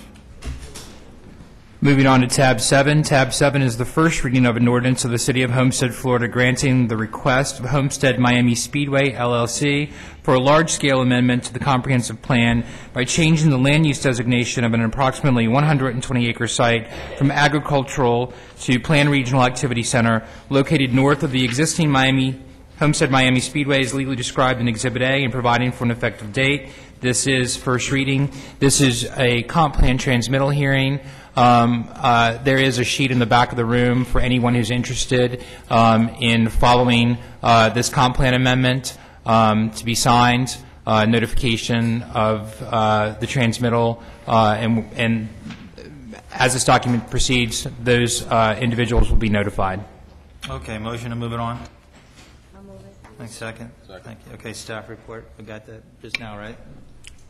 I can give you, let me just read this and I'll dispense with the issue very quickly. Go ahead. Staff recommends that the mayor and council approve the ordinance requesting a large-scale amendment to the comprehensive plan, which would allow the Speedway to expand by 12,000 spectator seats, create an enhanced experienced area, and provide for other ancillary infrastructure improvements. Thank you, sir. Council, questions? Mr. Yes. Oh. Mr. Williams, go ahead. Yeah. I just want to ask a question because Dr. Trantham is not here. But can I get some clarity on, maybe this is for the finance director to the city manager, the payment, the lease payment that the Speedway pay now to the city, does that include the taxes? No. The lease payment that the track currently pays to the city is enough to cover the taxes, but the city pays the taxes. Right, but the lease payment that they pay to the city it's enough to cover the taxes. That's correct. So my question is then, if that is the case, then why are we at an argument about the taxes? I wasn't aware there was an argument about the taxes. Well, some questions. Just want to make sure we're all understanding each Question other. is not answered really clearly. Right. The lease payment is the lease payment, and then there's certain expenses that the city has. So it really depends on what you're asking, because you all received sheets, I guess, several months ago, kind of outlining each year what the total revenue was involving this lease, and then all the expenses, and then what the bottom line was per year. So in some years you're ahead, and in some years you break even, some years you're behind, and then there's a total. So really, on the issue of the taxes is considered an expense, and depending on the year, really depends on what your bottom line is. Can I follow up? In that case, then, you say you provided documents that stated that?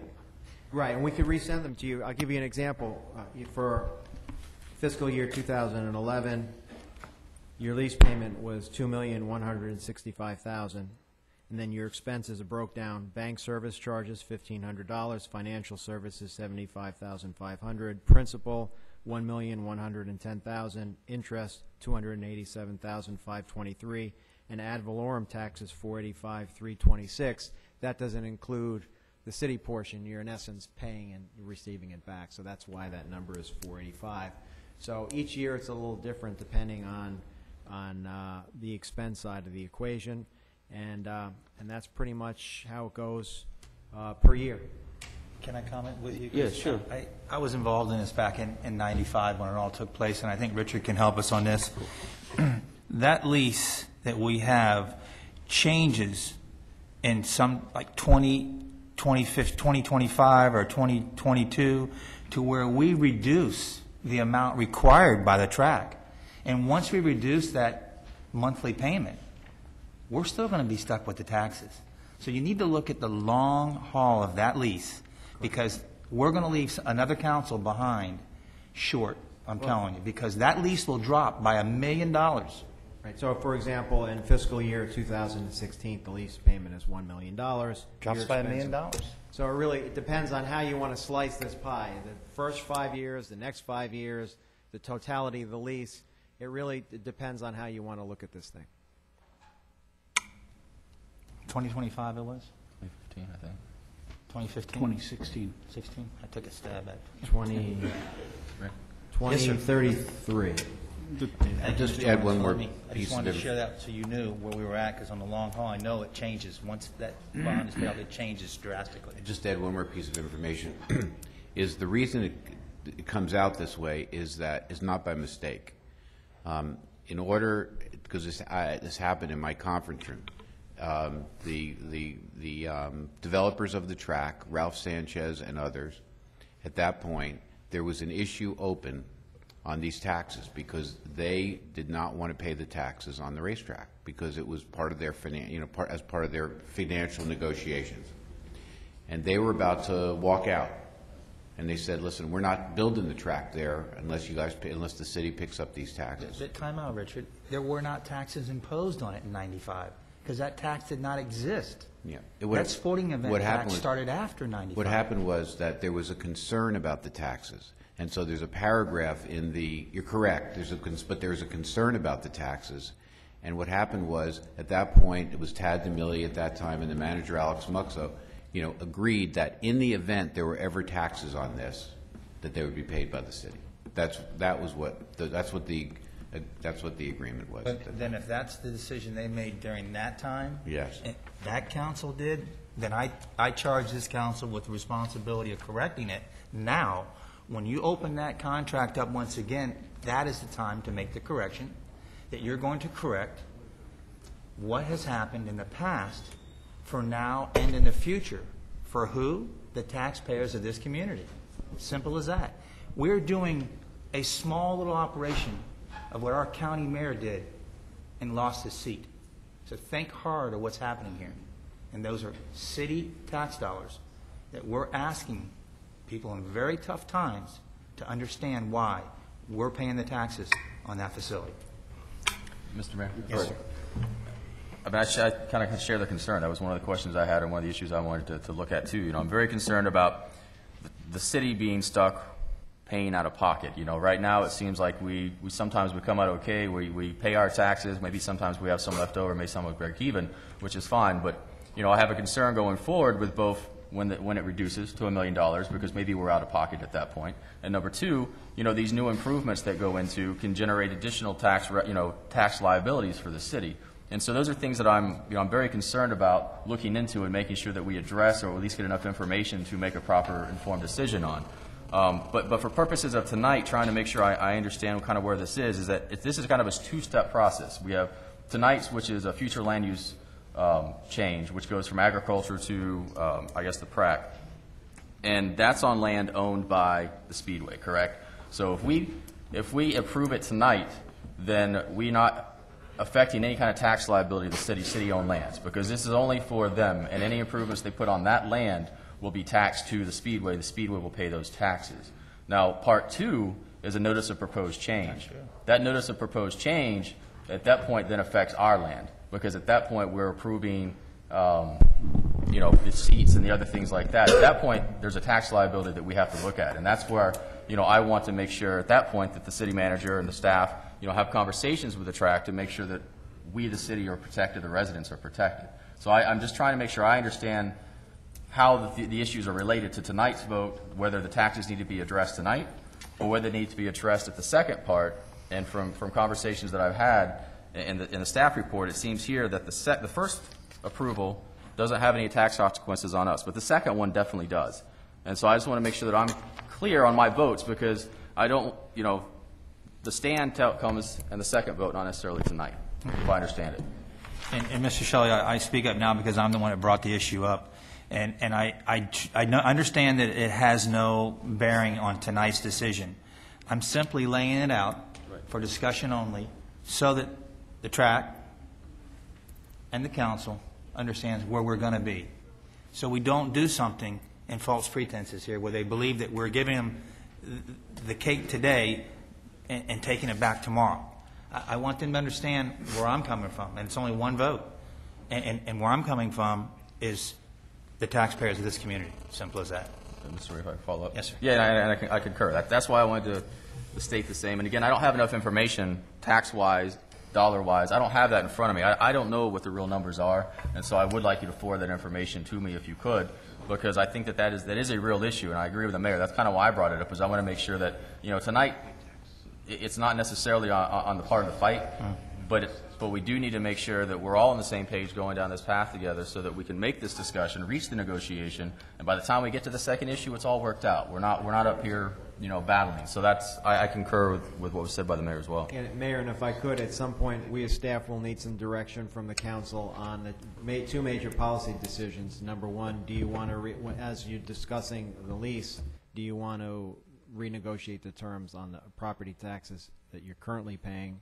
And the second piece is, at issue right now is whatever improvements they make to the track will potentially increase the taxes, and so how do you want to address that as well? So we have plenty of time to deal with that, so we ask for you to digest that. We can get you more information on what's currently the expenses and the revenues from now till the end of the lease, and then you'll have a better sense of the analysis.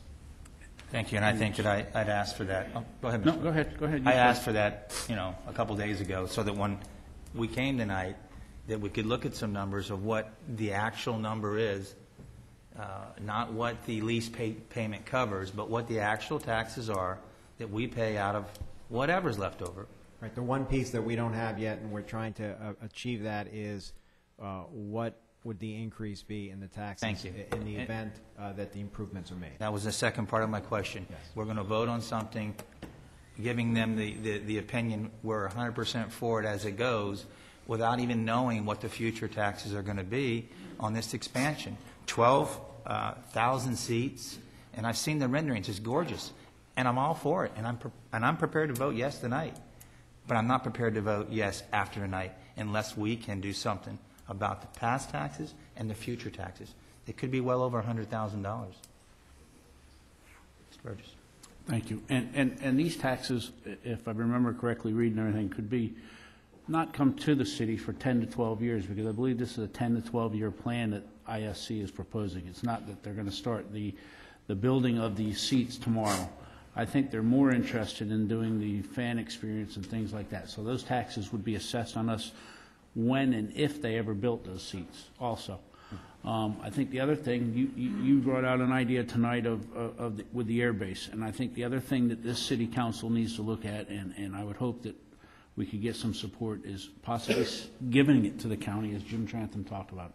I think that is a viable arm, or whatever you want to call it, that we could do. I'm sure there's ways that the city could keep control of it, because the county has enough headaches down there, as we see every day. So there's possibilities for us to work through also. And we've also got the legislation arm where we can go to them and try to get this tax repealed. I mean, obviously, with the state budgets the way they are and all that, they're going to be probably buffer us off and not want to do it. But I think ISC is a strong corporation. I think the city of Homestead is strong. Sebring, other companies or other municipalities that pay this tax, I think are willing to go to battle with us to fight this tax, because I believe there's only 5 pieces of property in the state that pay this tax. So to me, it seems like we're being unfairly taxed also. So I think there are other battles for us to fight and to work on. I agree with you. And I think that we've got a strong ally. ISC is definitely a strong ally in the state with the revenue that they generate. So I think that we've got a lot of different angles that we can work also to help to alleviate these taxes. And I think to stymie the racetrack, in my opinion, is not good, because we have suffered down here because we haven't had places for people to stay and eat. But as this community is growing and we give people places to stay and eat, it's going to be a lot more beneficial to the area with the taxes that will be collected locally and distributed back down here. The other thing is, and I don't know, I was just reading yesterday and I can't even recall where it is, there's a new bed tax that's coming up. And I would hope that somehow it would be applied for to help us down here. I know that the Dolphins are in on it. It's a way to help them.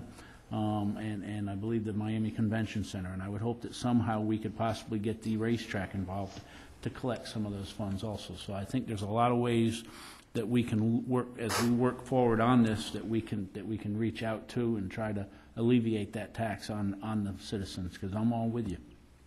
The first thing I ever told Mr. Beecher the day I met him was somehow, I'm all for the racetrack, I'm for expansion, but we've got to get rid of this tax on the citizens. And I think that they understand that, and I think that that's what they would love to do too, because it's created many headaches for them over the past couple of months, as it has for us.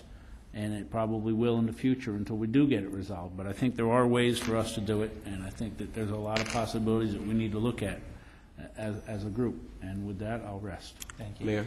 Yes, Mr. Williams. Can I? Sure, please. Let me actually track this. And when I met with them as well, first thing that I indicated was the tax piece that will be the problem. Have the Speedway been in contact with the county about maybe some dialogue about them transferring, just in title only, that which Councilman Burgess brought up? Have you all had any conversation with the county of such? Sure. Please. Name and address.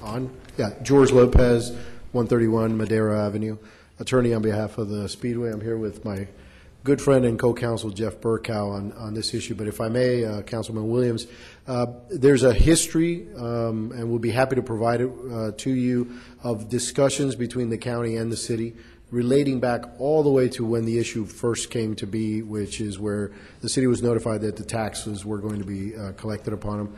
During our review and due diligence of our application, we also had discussions with the property appraiser to determine, A, if it's still a valid law, which it is, and B, more importantly, what was the assessment basis, so that we can come up with the numbers that we're discussing here. And we certainly look forward to the council getting full brief on the numbers so we can all operate on the same basis. And there's also been a continued cooperation by the county in terms of discussions as late as 24 hours ago, when the commission took up the transmittal of our land use application also there with regards to the urban development boundary. And there was a lot of collateral discussions about how can we help, and that's when we mentioned to you, Councilman, that the county's eager to have a conversation. We're not sure that, there isn't a solution, but there's certainly a path to the solution. And I can represent to you, as our client has indicated to me in the past, is we're here to help triangulate whatever interests we have. We certainly enjoy the relationship we have with the city. We would not want that to change. We think that many of the elements of this transaction are local in nature, including, the great work we do with your police force and everything that goes on regarding a race. So we wouldn't want that to change.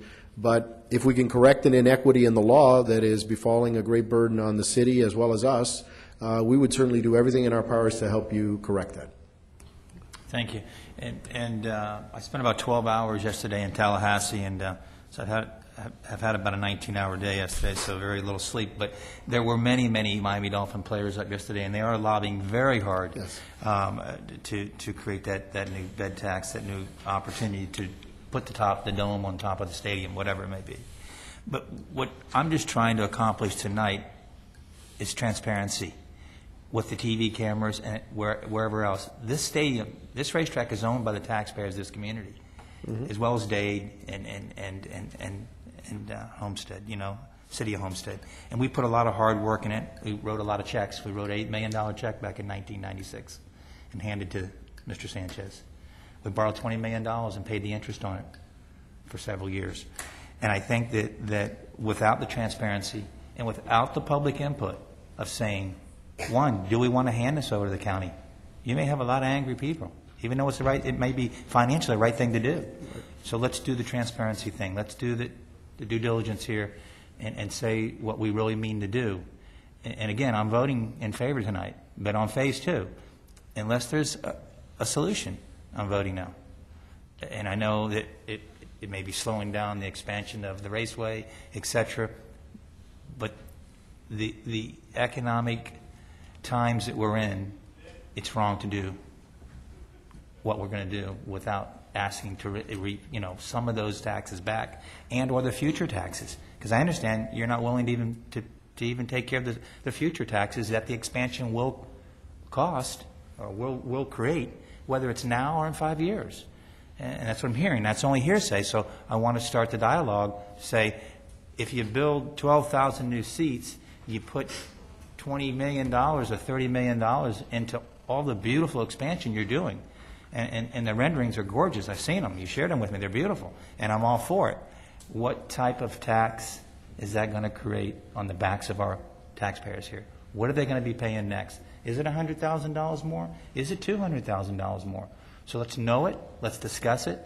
Let's get the people of Homestead to understand what we're about to do, whether it's to hand the track over or whether it's to take on additional tax burden. That's all I'm after. We welcome that opportunity to do it, as you indicated, transparently, openly.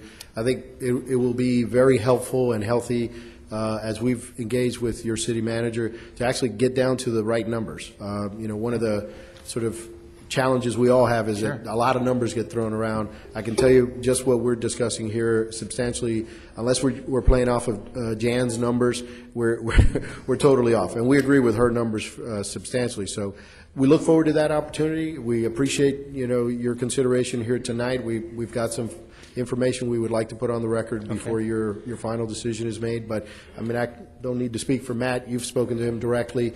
We're here to work with you. There's no doubt or should be any doubt in your minds or anyone in the public that's here today or watching these meetings that we're your partner. And we want to work through these issues with you. If you have concerns, they're ours. And, as we've also said, perception is reality in many instances, and we want to break through that dynamic as well with you. So, because I can tell you by tomorrow at 12 noon, if not 5 people will call me and say, are you giving the track away?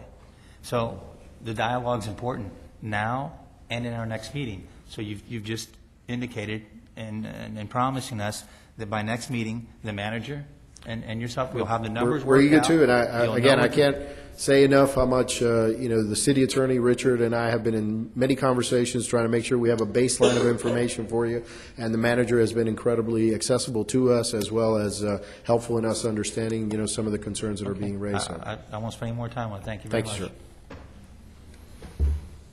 Yes, sir.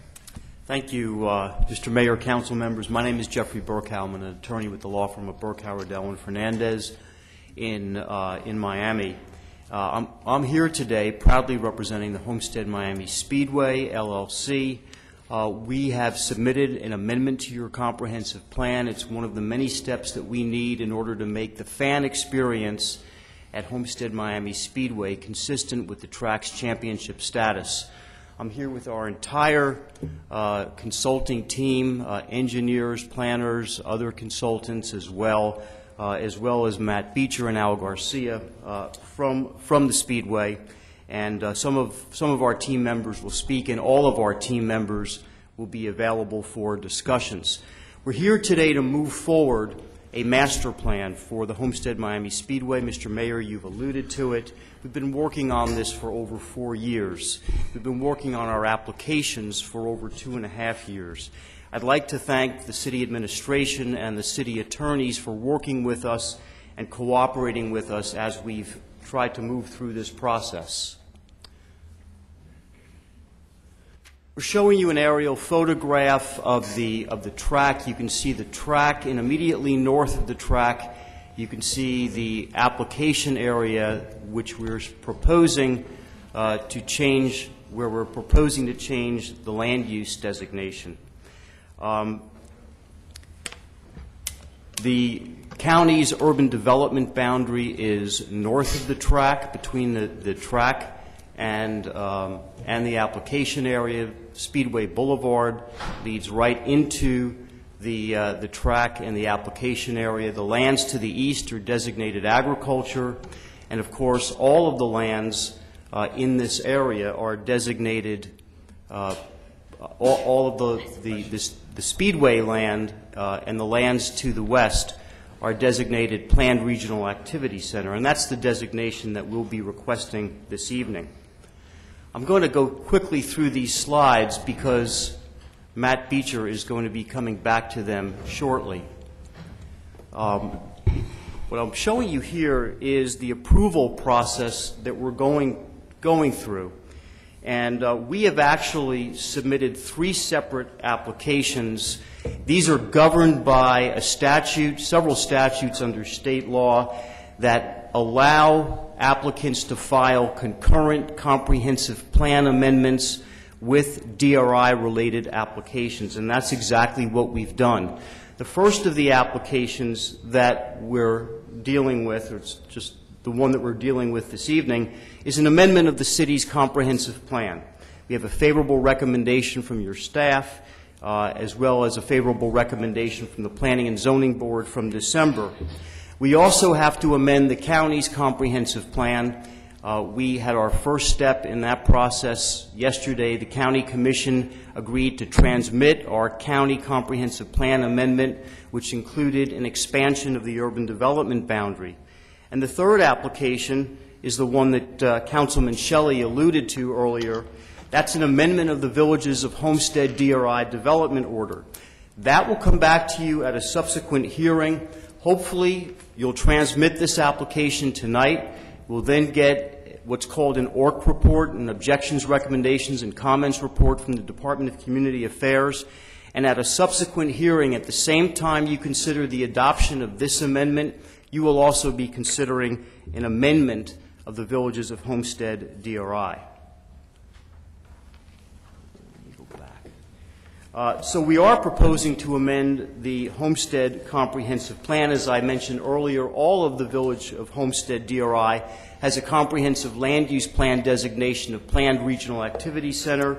So that's what we're proposing for this property. That will make it consistent with and compatible with the lands to the west and to the south. Now, this particular land that we're proposing to modify is, as you can see from the photographs, is used for parking today. It's used for overflow parking for the major events. And as you can see from these photographs, we're not talking about environmentally sensitive land. We're not even talking about productive agricultural land.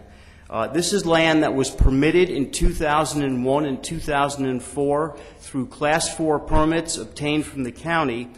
Those permits allowed the property to be filled, and it has been filled with crushed rock. And today, as you can see, it's used for parking during the major speedway events.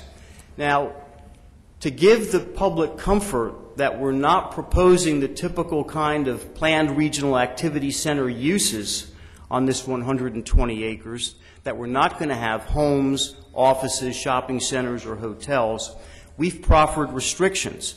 We've proffered them to the county, and we've proffered them to the city in our DRI development order. But it's appropriate here just to tell you what we've proffered in that DRI development order application. These restrictions would severely limit the use of the property and would basically limit it to parking facilities, to temporary event concessions such as kiosks, tents, and other portable facilities.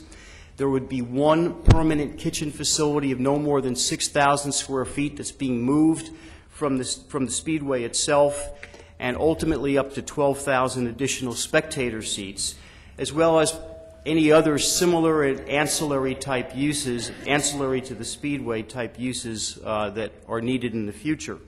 We would also propose to continue the agricultural use of the property, a temporary agriculture use, that an intermittent use when the speedway is not being used for when this land is not being used for speedway-related purposes, it would be allowed to be used for certain limited agriculture uses such as packing facilities for the grower to the north, and that's in fact the use that occurs on the property today when we don't have parking. Now, as I mentioned earlier, we've submitted a separate application proposing several changes to the east half of the Villages of Homestead DRI, and we're showing you the master plan for the Villages of Homestead DRI. You're going to consider this at the time of final adoption of this comprehensive plan amendment.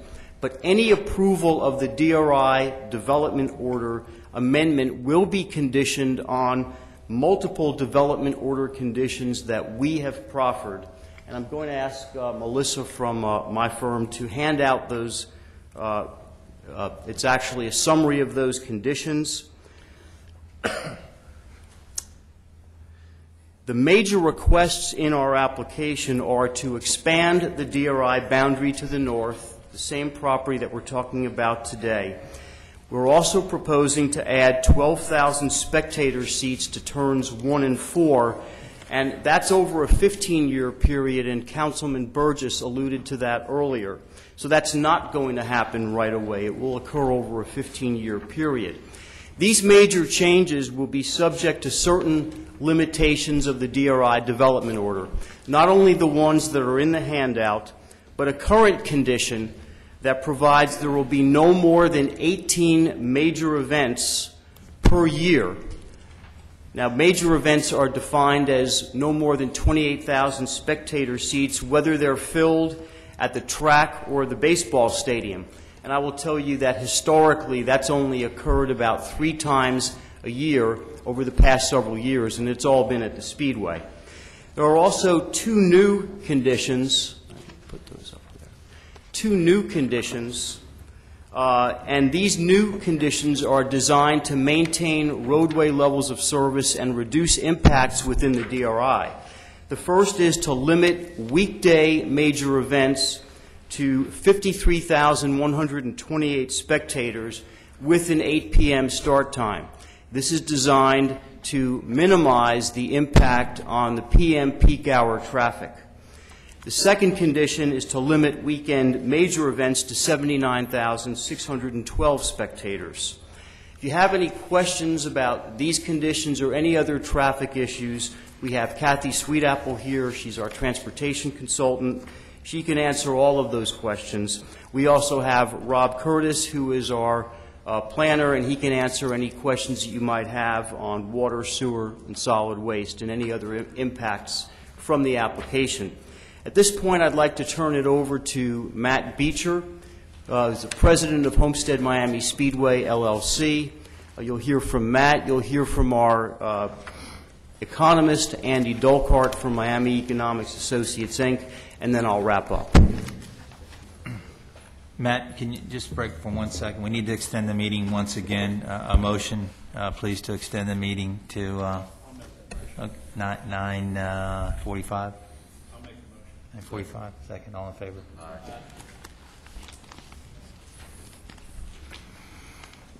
Oh, go ahead, Matt. Mr. Mayor, members of City Council, my name is Matthew Beecher. I'm the president of Homestead Miami Speedway, located at 1 Speedway Boulevard here in Homestead. Appreciate the time this evening. I know this is something that we've talked about at length, and I'm pleased that we have another opportunity to discuss a little bit more. As I believe was mentioned earlier in some of the opening remarks, the Speedway was built in the aftermath of Hurricane Andrew. It was an infusion of both public and private money from the city, the county, and the original developers at the time, with what was really a fantastic vision, and frankly a vision that has worked.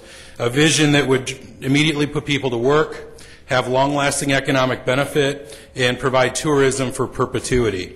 It's happening. As the stewards of the facility, we certainly not only have a responsibility to our company and to the motorsports industry, but as importantly, our community. And that's a collective responsibility that all of us in this room share. That collective responsibility and partnership that we have with the City of Homestead has allowed Homestead Miami Speedway to become the championship track. Now, you might ask, what does that mean? What that means is that this year we will be hosting the largest championships in NASCAR for the 10th straight year, where we'll be crowning the champions for their 3 largest national touring series. The reason that's important is that NASCAR is the preeminent form of motorsports in North America. Last year alone, 17 of the 20 largest spectator events were NASCAR races.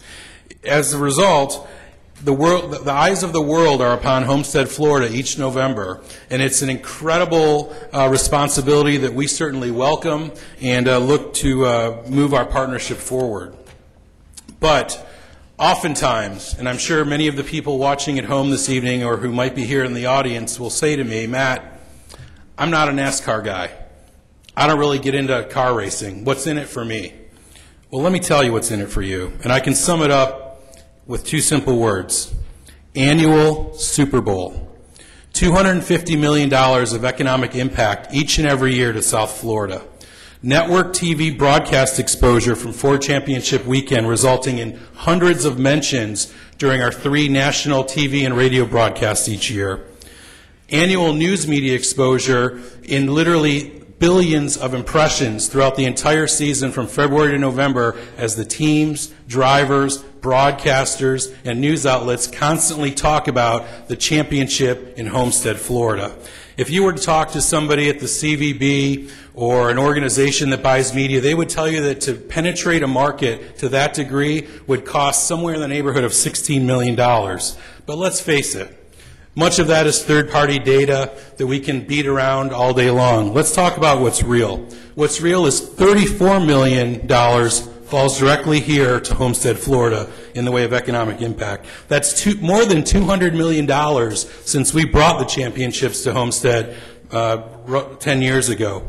We spend, as an organization, $2.7 million with local businesses here in Homestead. Not South Florida, Homestead. I'm talking about companies like Barry's Paint and Carpet, Homestead Welding, Mitchell Hardware, Sector Pest Control, City Electric Supply, Carl Pelton & Sons Goodyear, and the list goes on and on.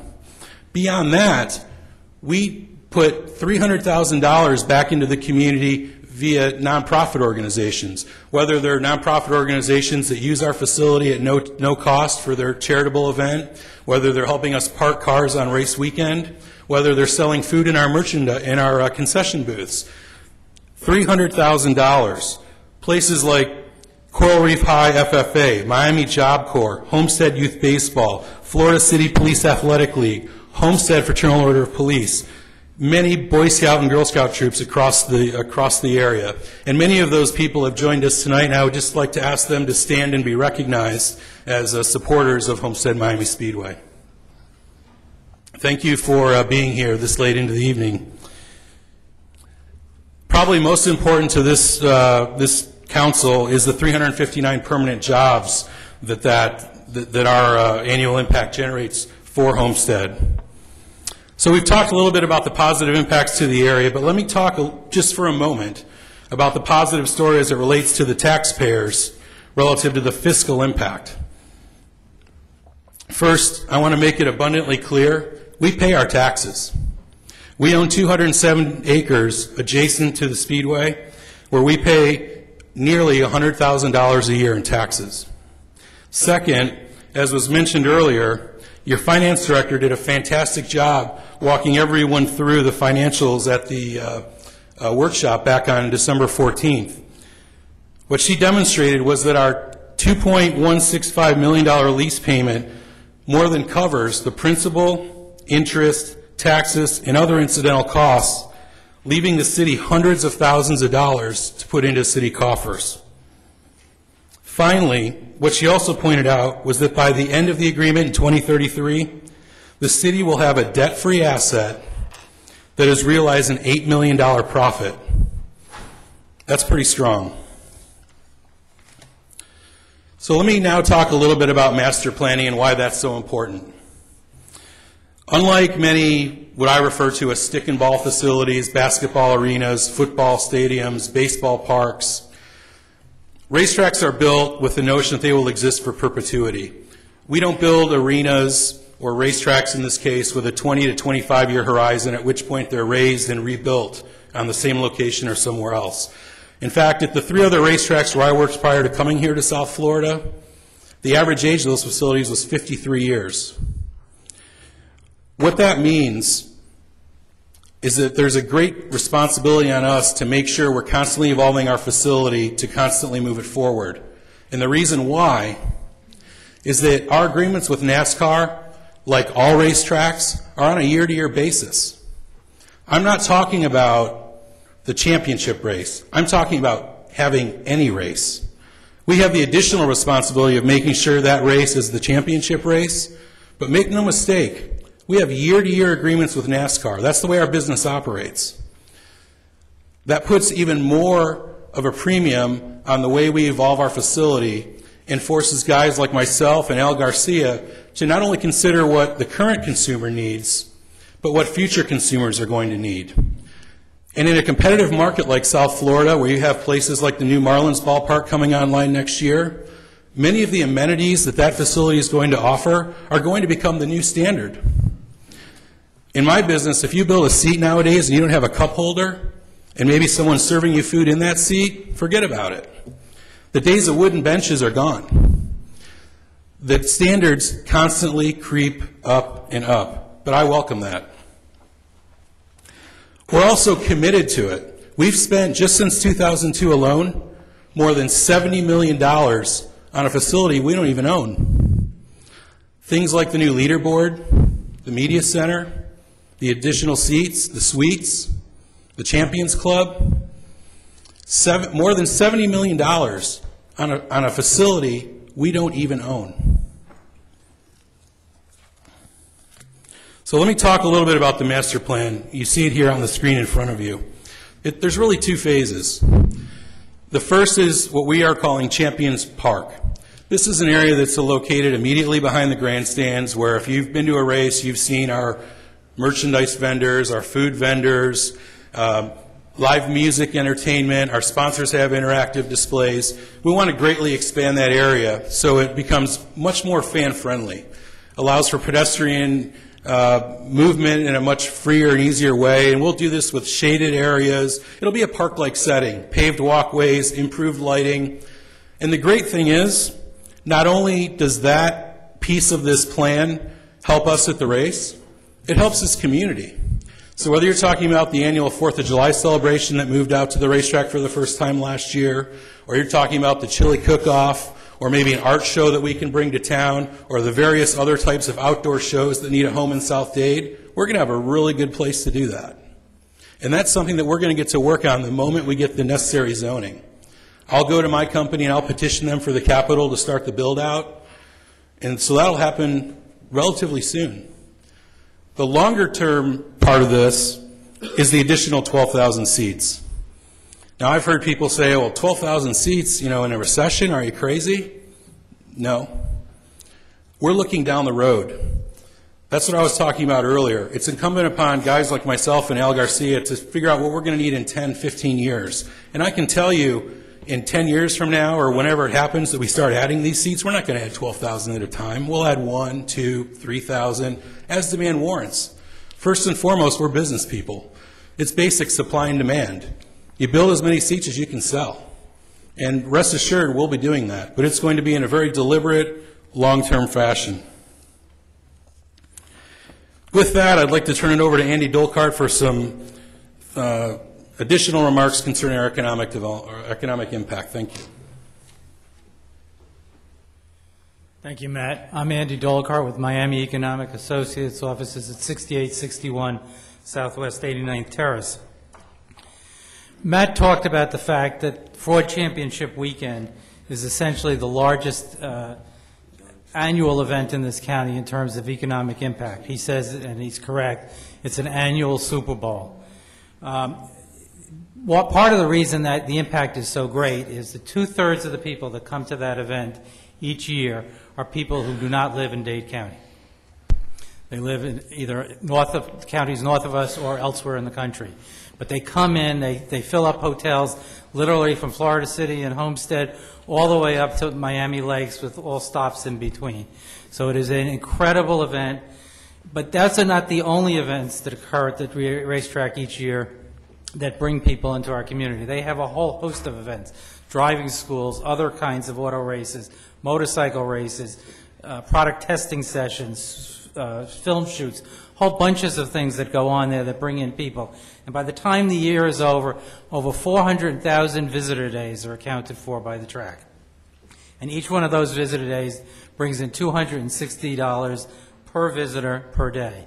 A lot of those visitors for those smaller events are clearly staying in Homestead and Florida City properties. Matt also talked about the media exposure. The media exposure is huge, as he suggested. What is also important about the media exposure is that it occurs in late November, for the most part. That's just when the folks up north are thinking about when to come and where they're going to go on winter vacation. And that's a great time for us to showcase our community generally, meaning Miami-Dade County and Homestead as well. He also talked finally about the local businesses and the charities that benefit. As a result of this application, literally whole bunches of letters of support came in from everybody, including some of those charities, all the way up to the Visitors and Conventions Bureau, the Greater Miami Hotel and Motel Association, the Beacon Council, et cetera. Miami International Speedway is indeed a major resource for this city and for this county, and that is why, and that was spoken about a lot yesterday at the county commission hearing, that is why they were willing to make the move, not easily done at the county, to suggest that we move the urban development boundary to accommodate this expansion. That is a tribute to this facility, and we hope you take that in mind. Thank you, Andy. And just to wrap up, Andy referenced letters of support. I'm going to ask Melissa to distribute those letters of support to you. And this evening, Mr. Mayor, council members, we are asking that you transmit this application with your favorable recommendation. If you do vote to transmit, and we hope you do, we also ask that you include the notebook that we're about to give you as well with your transmittal package to the Department of Community Affairs. So our entire team is here to answer any questions that you may have. We'd like to thank you for your time and reserve time for rebuttal if necessary. Thank you. Thank you.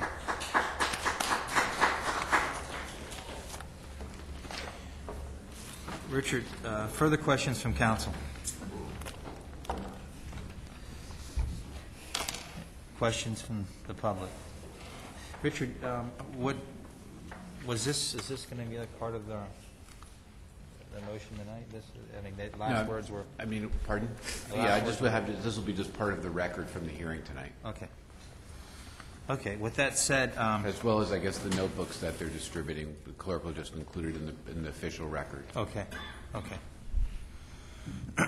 Okay. Do we have any further questions from the public? Would anyone else from the public like to be heard on this tonight? Seeing none, hearing none, I'll close the public hearing. Would anyone from council like to continue to comment on this? I think it was a very thorough presentation and got my questions answered. I know I got Matt getting mad at me, but it is what it is. Hearing no further questions, Madam Clerk, call roll. Councilman Burgess? Yes. Councilwoman Lobos? Yes. Councilman Shelley? Yes. Councilman Williams? Yes. Mayor Bateman? Yes. The motion carries. Thank you, Madam Clerk. Thank you, gentlemen. Thank you very much. If staff and the audience will bear with us, we're going to take a 3-minute recess, bathroom break, whatever. Thank you.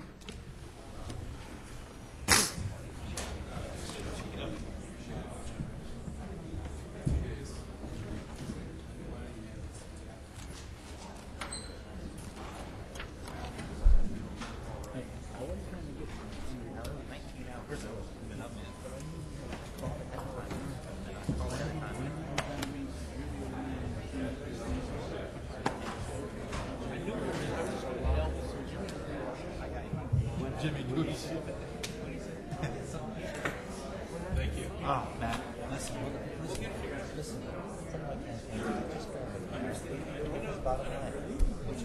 She makes those numbers all sing. I'm happy. All right? And I got to tell you,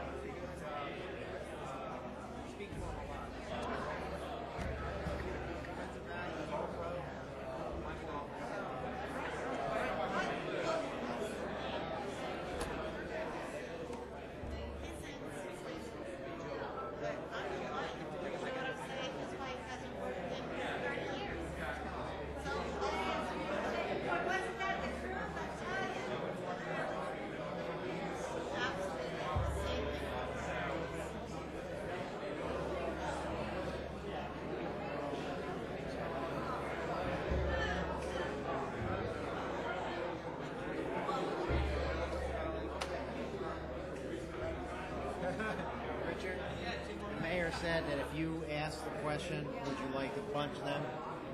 He'll say He'll yes. ask his colleagues, and he's hoping for yes. That would be very nice. You do it.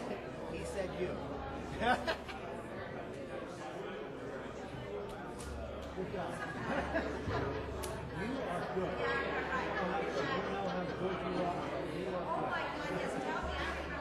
You got a brain where like you can pull this stuff out. I don't know. Hey Jim, it's Richard. I know we're supposed to have breakfast tomorrow at 8, but it's 9:45, just into a homestead agenda. I'll probably be here till 1. I wonder if we can reschedule. Give me a call or text me back, email me back. Make sure I know you got me back. Okay, ladies and gentlemen, if we can move on with the meeting. We appreciate you understanding the break that They're around sometime. my kidneys needed. Took it back. Okay. Richard, talk to me. Mr. Mayor. Yes, sir. In light of the hour, would the council consider me reading all of these resolutions and voting on any or all of them at one time that people have no interest in discussing? What is the council's opinion on that? And I would do it with the We in motions favor of too. that? Mayor? Yes, sir. There is one that I think, just for clarification, that we could that if we could possibly pull for a quick discussion. Okay, because, which one is that? The one about the change order for the... Just give me a number. I got to go down and find it. Tab 10. Tab 10. Because this morning I was confused, and staff did bring it and clarify it for me, and just to clarify some questions that are going around and stuff, I think they could clarify it in a matter of 2 or 3 minutes. And I think Councilman Shelley has a question on number 9 that he wanted to ask. Okay, well, so let's pull 9. So you're talking about all these ordinances all the way from I the would one go forward? I would go from here through the end. I have a question on tab 9 and tab 11. Okay, 9, 10, and 11. Can we pull those 3 and move on with the rest, and then we'll deal with those 3, all right? Right. I think mine could be handled very, very briefly. Yeah, why don't you want me to read the ones first? You want me to read them first? 9, 10, and 11? Or do the other ones Mr. first, Williams, get you them have off, and somebody then go else? back? Why don't you do the other ones? I so think- there's people here for me. Yeah, why don't I do, Mr. Mayor, why don't I do the other ones first in case people are Do here? 9, 10, and 11. Yeah, no, I was going to say do the Okay. big, okay, I'm going to read them all rather quickly. I go ahead. apologize to the public if If I'm you come up with reading it something too else, Yeah. just let me know, all right? Mine was 19. 19, 9, 10, 11, and 19. Okay, so this is, I'm starting, 4 is, tab 12 is construction of Roscommon Municipal Park. 8 little I. Resolution of the City Council, City of Homestead, Florida, approving an amendment to transportation portion share agreement between the City of Homestead and Robert Silverman, Vice President of the Walgreen Company, approved Resolution 2008-453 on April 21st, 2008, providing for implementation, providing for an effective date. A resolution of the City Council, City of Homestead, Florida, approving and authorizing settlement of lawsuit style United Homestead versus Frontier Insurance Company, pending in the Miami-Dade Circuit Court, providing for an effective date. Resolution of the City Council, City of Homestead, waiving competitive bidding requirement for city-owned property insurance contracts, excluding power plant substations with Lexington Insurance Company, Altra ES, and Landmark American Insurance Company in accordance with City Code Section 2-411, exemption from competitive bidding, authorizing transaction, providing for an effective date. Resolution of the City Council, City of Homestead, waiving competitive bidding requirement for power plant and substation insurance contract with Star Technical Risk with Hub Insurance in accordance with City Code 411, exemption from competitive bidding, authorizing transaction, providing an effective date. Resolution of the City Council, City of Homestead, waiving competitive bidding for a terrorism insurance contract with Hissox in accordance with City Code 2-411, exemption from competitive bidding, authorizing transaction, providing for an effective date. Resolution of the City Council of Homestead authorizing professional service agreement between the City and Joseph Cordino, acting on behalf of Cordino Group of the City of Homestead Development Service Department pursuant to City Code Section 4-211.182, exemption from competitive bidding, providing for an effective date. Resolution of the City Council of Homestead, Florida, proposing a consultant agreement between the City of Homestead and Sandra Nani in accordance with City Code Section 2411.182, exemption from competitive bidding, providing an effective date. Resolution of the City Council, City of Homestead, Florida, authorizing the motorcycle lease agreement with Pearson's Harley Davidson Miami LLC pursuant to City Code 2-411.185, exemption from competitive bidding, providing an effective date. Resolution of the City Council, City of Homestead, Florida, authorizing a contract with the Department of Correction pursuant to City Code Section 2-411.1, exemption from competitive bidding, providing an effective date. Okay, motion to move. Second. Thank you. I'm not going to ask for a staff report on all those. Okay, any questions from council before we vote? Hearing no questions, I'll open the public hearing. Any questions from the public on those that were read? Hearing none and seeing none, I'll close the public hearing. Final questions from council? Hearing none, seeing none. Madam Clerk, call the roll. Councilman Maldonado? Councilman Shelley? Yes. Councilman Williams? Yes. Councilman Burgess? Yes. Councilwoman Lobos? Yes. Mayor Bateman? Yes. The motion carries. Thank you, Madam Clerk. So you want to move to 9? License agreement with the Lay Sports Complex of the City of Homestead, LLC. Motion, move. I'll move it. Second. Okay. Mr. Mayor? Yes. I have two questions. I looked at the license agreement, and the question I have is, it's implied that once they're in there, they make some improvements for whatever reason. If things break off and they have to be told to get out, that any repairs that they made, any improvements that they paid, remain behind. That the city essentially gets the benefit of that, and they have no entitlement to reimbursement. But it's not specifically set forth in here. So I just want to make sure that my reading or understanding of it is correct, or should we put additional language in there? Same thing kind of with the detrimental reliance, in that if we go forward and let them start making improvements, repairs, et cetera, we get another offer that's substantially better than them, and we decide to break off communication or negotiations and go with the other group, then can they make a claim of detrimental reliance? I mean, I just want to make sure that stuff's covered in this agreement. We discussed this earlier, and I think the fact that there's some question in your mind about it, I think is very clear, but I know that the representatives of Lay are here. I think it's clear to them that they're doing this at their own risk, but I think there would be nothing wrong with you making an amendment to this license agreement, having us add language to clarify those 2 points. A motion to that effect? You do. I'll make a motion to amend this license agreement to address the detrimental reliance and the issue if they leave and make repairs or improvements. Motion and second. Discussion. We're going to, any final discussion? I know, from council before I open the public hearing? Okay. No. No? Okay, this time I'll open the public hearing. Name and address for the record, sir. There you go. John H. Rees, the business address is 5040 Northwest 7th Street, Miami, Florida, 33126. Good evening to the council members. You're correct, Councilman Shelley, that we are doing this basically because we really need to get in there and start working. By the same token, I'm sure that the council members and Mr. Mayor will use the best efforts to get a deal done. Just to bring you up to speed with what's going on, we just don't have the time to wait. We have international teams scheduled to come in at the end of July, and we tried to do everything possible. In fact, my last conversation with Ray before he left was, let's try to work something out where we have a little bit longer of a lease term so that I can spend more money and at least have the benefit of the use of that. But they said that this is the fastest thing that we could get done. We have right now, so that you understand, and the reason why I say that is, and I know that the city's working as quickly as possible to try to get the whole deal done. But we have teams from Nicaragua, Venezuela, Puerto Rico, Guatemala, Colombia, Puerto Rico, a substantial number of teams. This is supposed to be, right now, the biggest world tournament ever coming to the city of Homestead by the end of July. Univision has agreed to take the content. They can't get it on their major channel right now, but they are going to get it on their web streaming channel. Since we started here, we've experienced a significant amount of viewership, which is beneficial for the city. We started thinking that we were going to have maybe about 20,000, 30,000 viewers for the first 30 days that we aired high school baseball games. Right now, we're over 500,000 web viewers between 3 of the channels that we opened up. The significance of this, viewership doesn't translate into money. Eventually, hopefully it does. But it is something very beneficial for the city. We've already also blocked off a significant number of rooms with the hotels around the area, spoken to the owner of the Hampton Inn, which also owns the Portofino.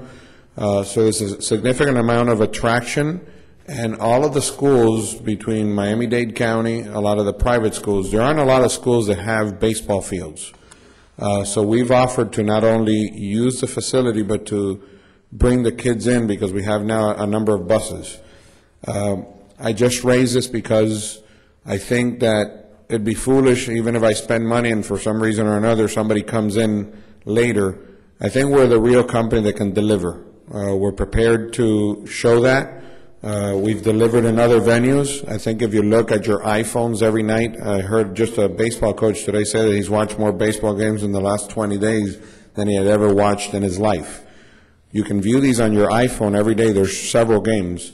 From the viewership side, those are the numbers. We also have something called Point Streak, which is basically we cover all statistics for all high school baseball games right now. We also cover high school softball games. The numbers on that are astronomical. They're in the hundreds of thousands of viewership as well. And we're now moving into the platform where we're going to do high school football. So we got 560 WQAM as partners with us. Before the season starts, the Florida Marlins are going to announce a big partnership with LA Sports as well. And we just bought Crown Bats. I don't know if you know who Crown Bats is. This is a bat manufacturing corporation. We took over that. It's going to be Crown Bats manufactured and powered by LA Sports. We've got professional athletes that we're going to sign the bats. Specific, I can't name it right now until we actually sign the agreements, but we're also thinking of manufacturing the bats here, which will bring substantial amount of employment to a lot of the people, and obviously recognition, because some of the athletes that are going to be using these bats are very well known, local natives of here. So it's all very positive. We're moving forward on a good faith basis. We have pretty much everybody ready to go. Because of the contract terms itself, you know, I can't really go out there and spend hundreds of thousands of dollars, but we are going to probably end up spending $200,000 at least to start up and clean up all the fields so that we'll be ready to play. The tournament that we starts on June the 17th, and it'll end August the 12th. It's 8 weeks of baseball as well as girls softball. So it's expected that we'll have probably about 20 to 30,000 people coming through the city of Homestead in just those months. And quite frankly, when we've made projections, we've exceeded them, happily so, but that's basically what we have right now. Okay. Questions from council? I have one to the manager, and the negotiations, they've gone fairly well? Yes, Richard? I think they've gone very well. I think there's been the usual, back and forth. I think the big issue right now is we're just waiting for the survey information so that we know if we're going to be selling the property, what are we selling and what are they buying, and that's important to both parties, so that's really the biggest holdup right now. Mm-hmm. And I'll say to you, I have never met you prior to you coming to the city of Homestead, so I'm not saying this for any other reason than I hope that you deliver what you're saying, because what you say sounds very good, and I'm behind you 100%, because I want to see that venue go and finally do what it was meant to do. And I've dropped your name in several circles, including yesterday in Tallahassee, and most people seem to know you. Florida Sports Foundation I was with yesterday. Pendleton, Larry, I don't know if you know him. No. He's the head of the entire Florida Foundation that Well, doles out the money. What's happened a lot is we've had entities like Under Armour, Nike. Right now, Tampa wants us to cover some games over there at their facility. So because we have a product that doesn't exist, especially at this level, and because of the quality of the transmission, just so that you know, we get viewership from China, United Kingdom, Bangladesh. It's mind-boggling how they watch the sporting events. This Florida Sports Foundation, we have received different grants from them in the past, and they're available. What happens is, as you bring these teams in from outside of the state of Florida, and the revenue you create and you bring to the state of Florida, they'll give you a percentage of it back. Right. Well, we've spoken to the tourism boards of several of these countries, and a lot of companies want to sponsor. This is the state of Florida.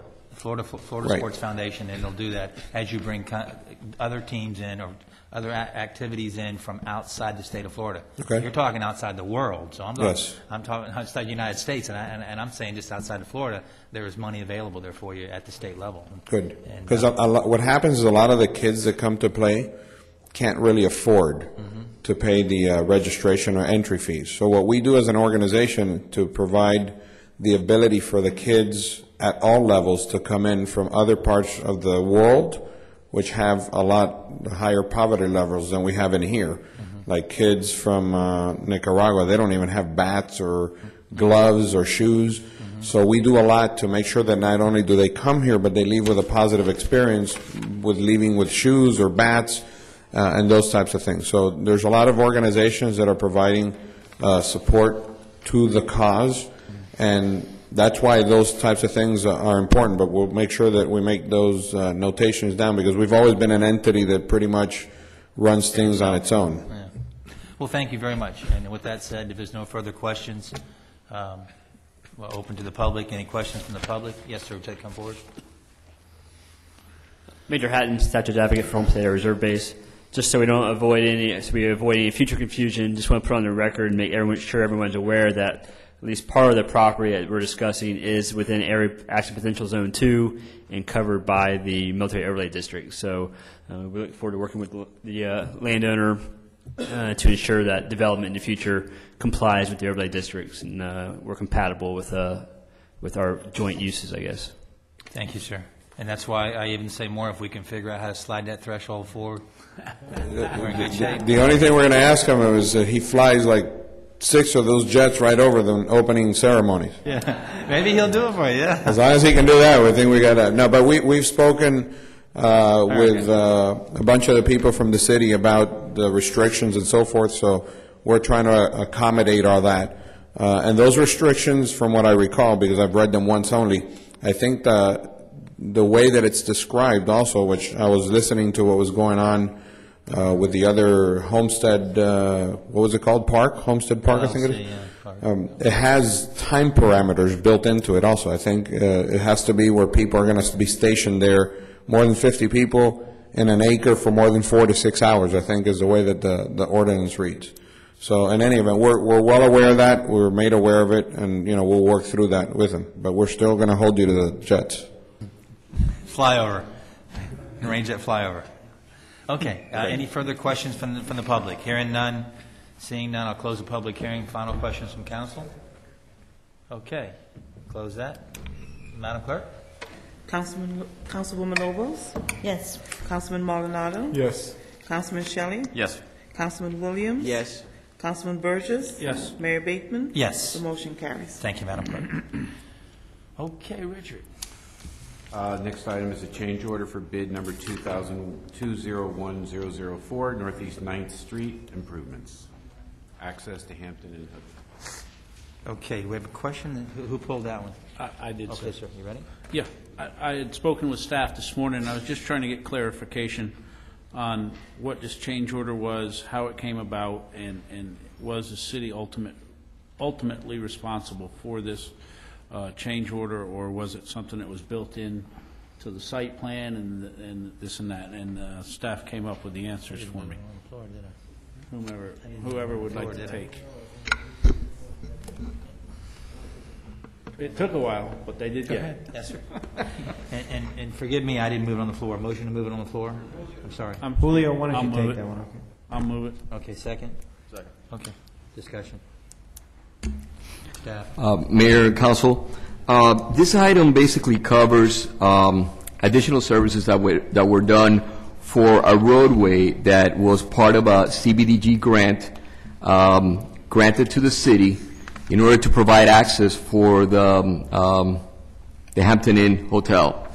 The idea is that the requirements of the grant is that if it's a it needs to be a job-generating project.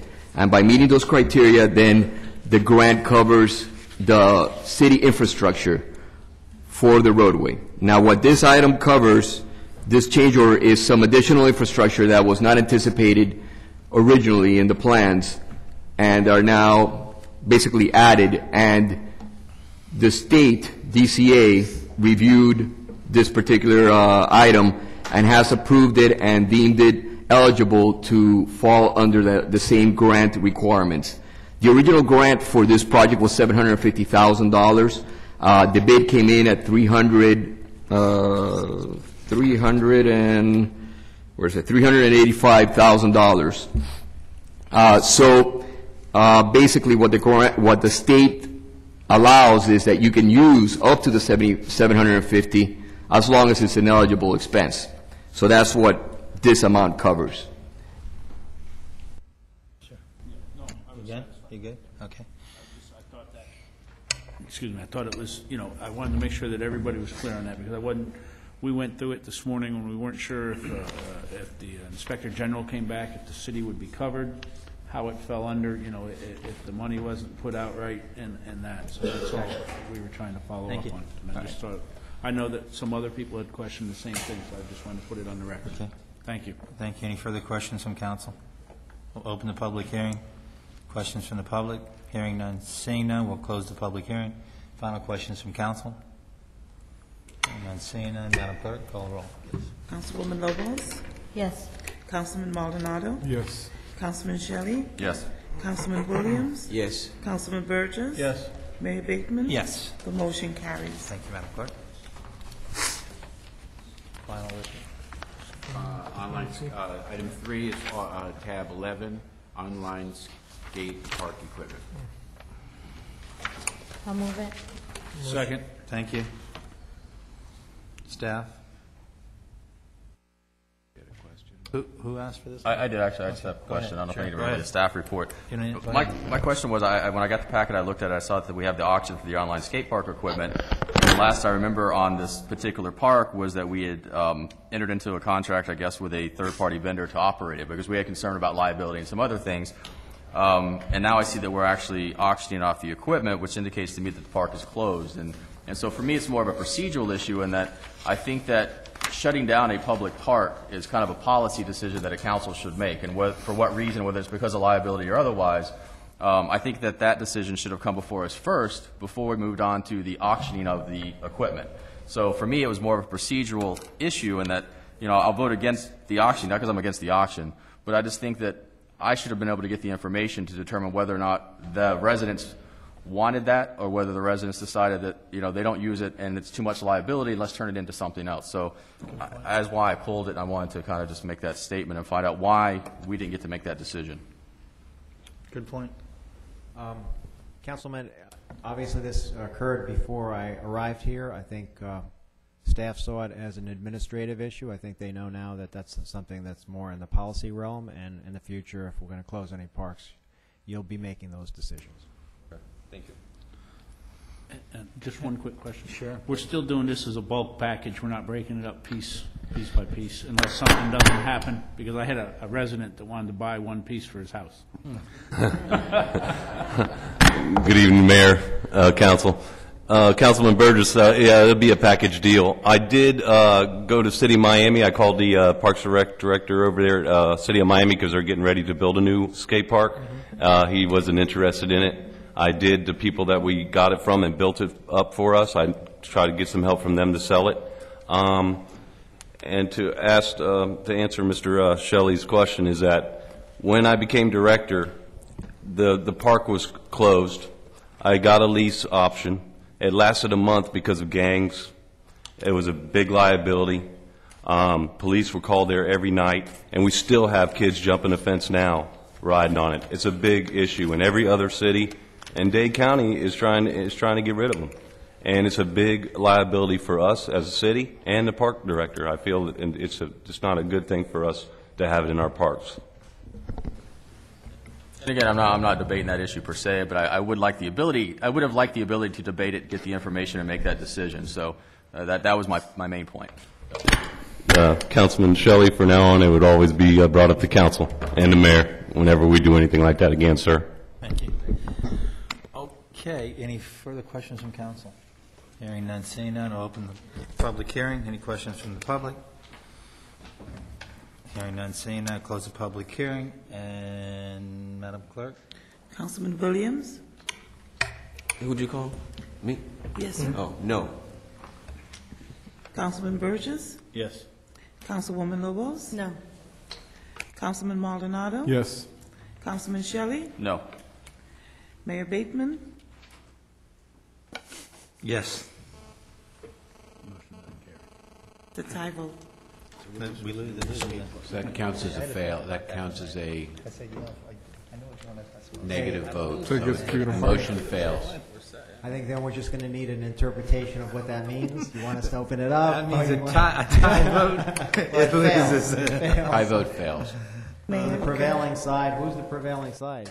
The people that voted against it. Mayor, I would maybe put it on the next CAL for us to actually just discuss it, present the facts, and then we can move it all forward from there. And it's transparency. Again, it's allow the public to come forward if they're going to come forward and say their piece, you know? And also, in addition to getting rid of the park, maybe come forth with some suggestions of what we're going to do with it versus just leaving a fenced-in pad. So if you have a solution, that would be good to know as well. No problem. Mayor, if I can just comment Yes, ma'am. on why I voted with Councilman Shelley, because it is true that the last public comment that was presented to us was that this company that we had hired was going to be a win-win. We were not going to have to spend any money, and at the same time, they were going to monitor the skate park. And then they talked about some kind of membership fee coming in, $5. So last I've heard of the skate park was that we had a handle on it through this company that we had hired, or we had contracted. I did not know about when it ended or any of the issues that you just brought up. And so on that point, I voted with Councilman Shelley. Mayor? Yes. Yeah, put my comments on the record. Please. I too remember that conversation and never hearing it come back to council. And since we voted for it, we should have had an opportunity to do that. And so that's why I supported my colleague in it. Okay, thank you, sir. Mr. Mayor, I led you afoul. Okay, you dropped one, didn't you?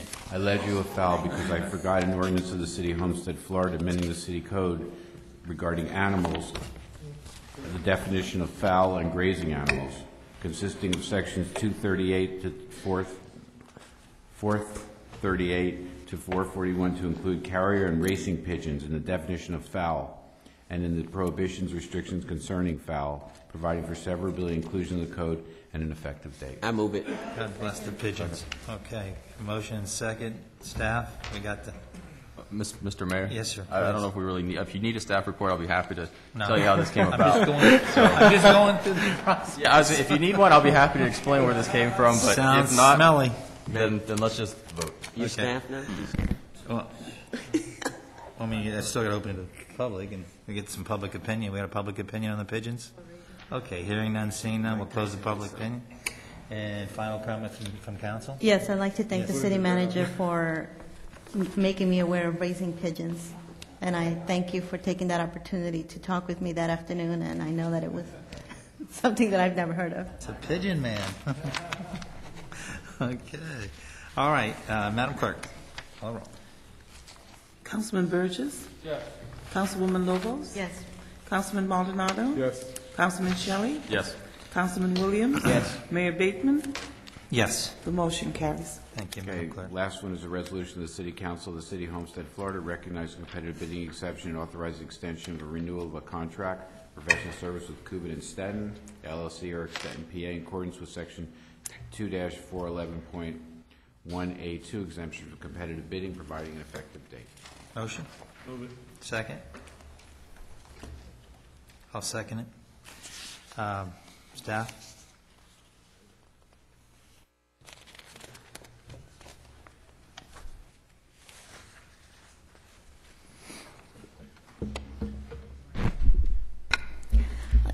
Good evening, Mayor and Council. This is an addendum for the contract that we have, the annual contract that we have renewed with our workers' comp and liability claims attorney, and this is our annual renewal for that. Mayor, I pull this item. Okay, please, sir. Floor is yours. Thank you so much, Mayor. I'm just a little bit concerned. I mean, how much workman comp do we do in a month?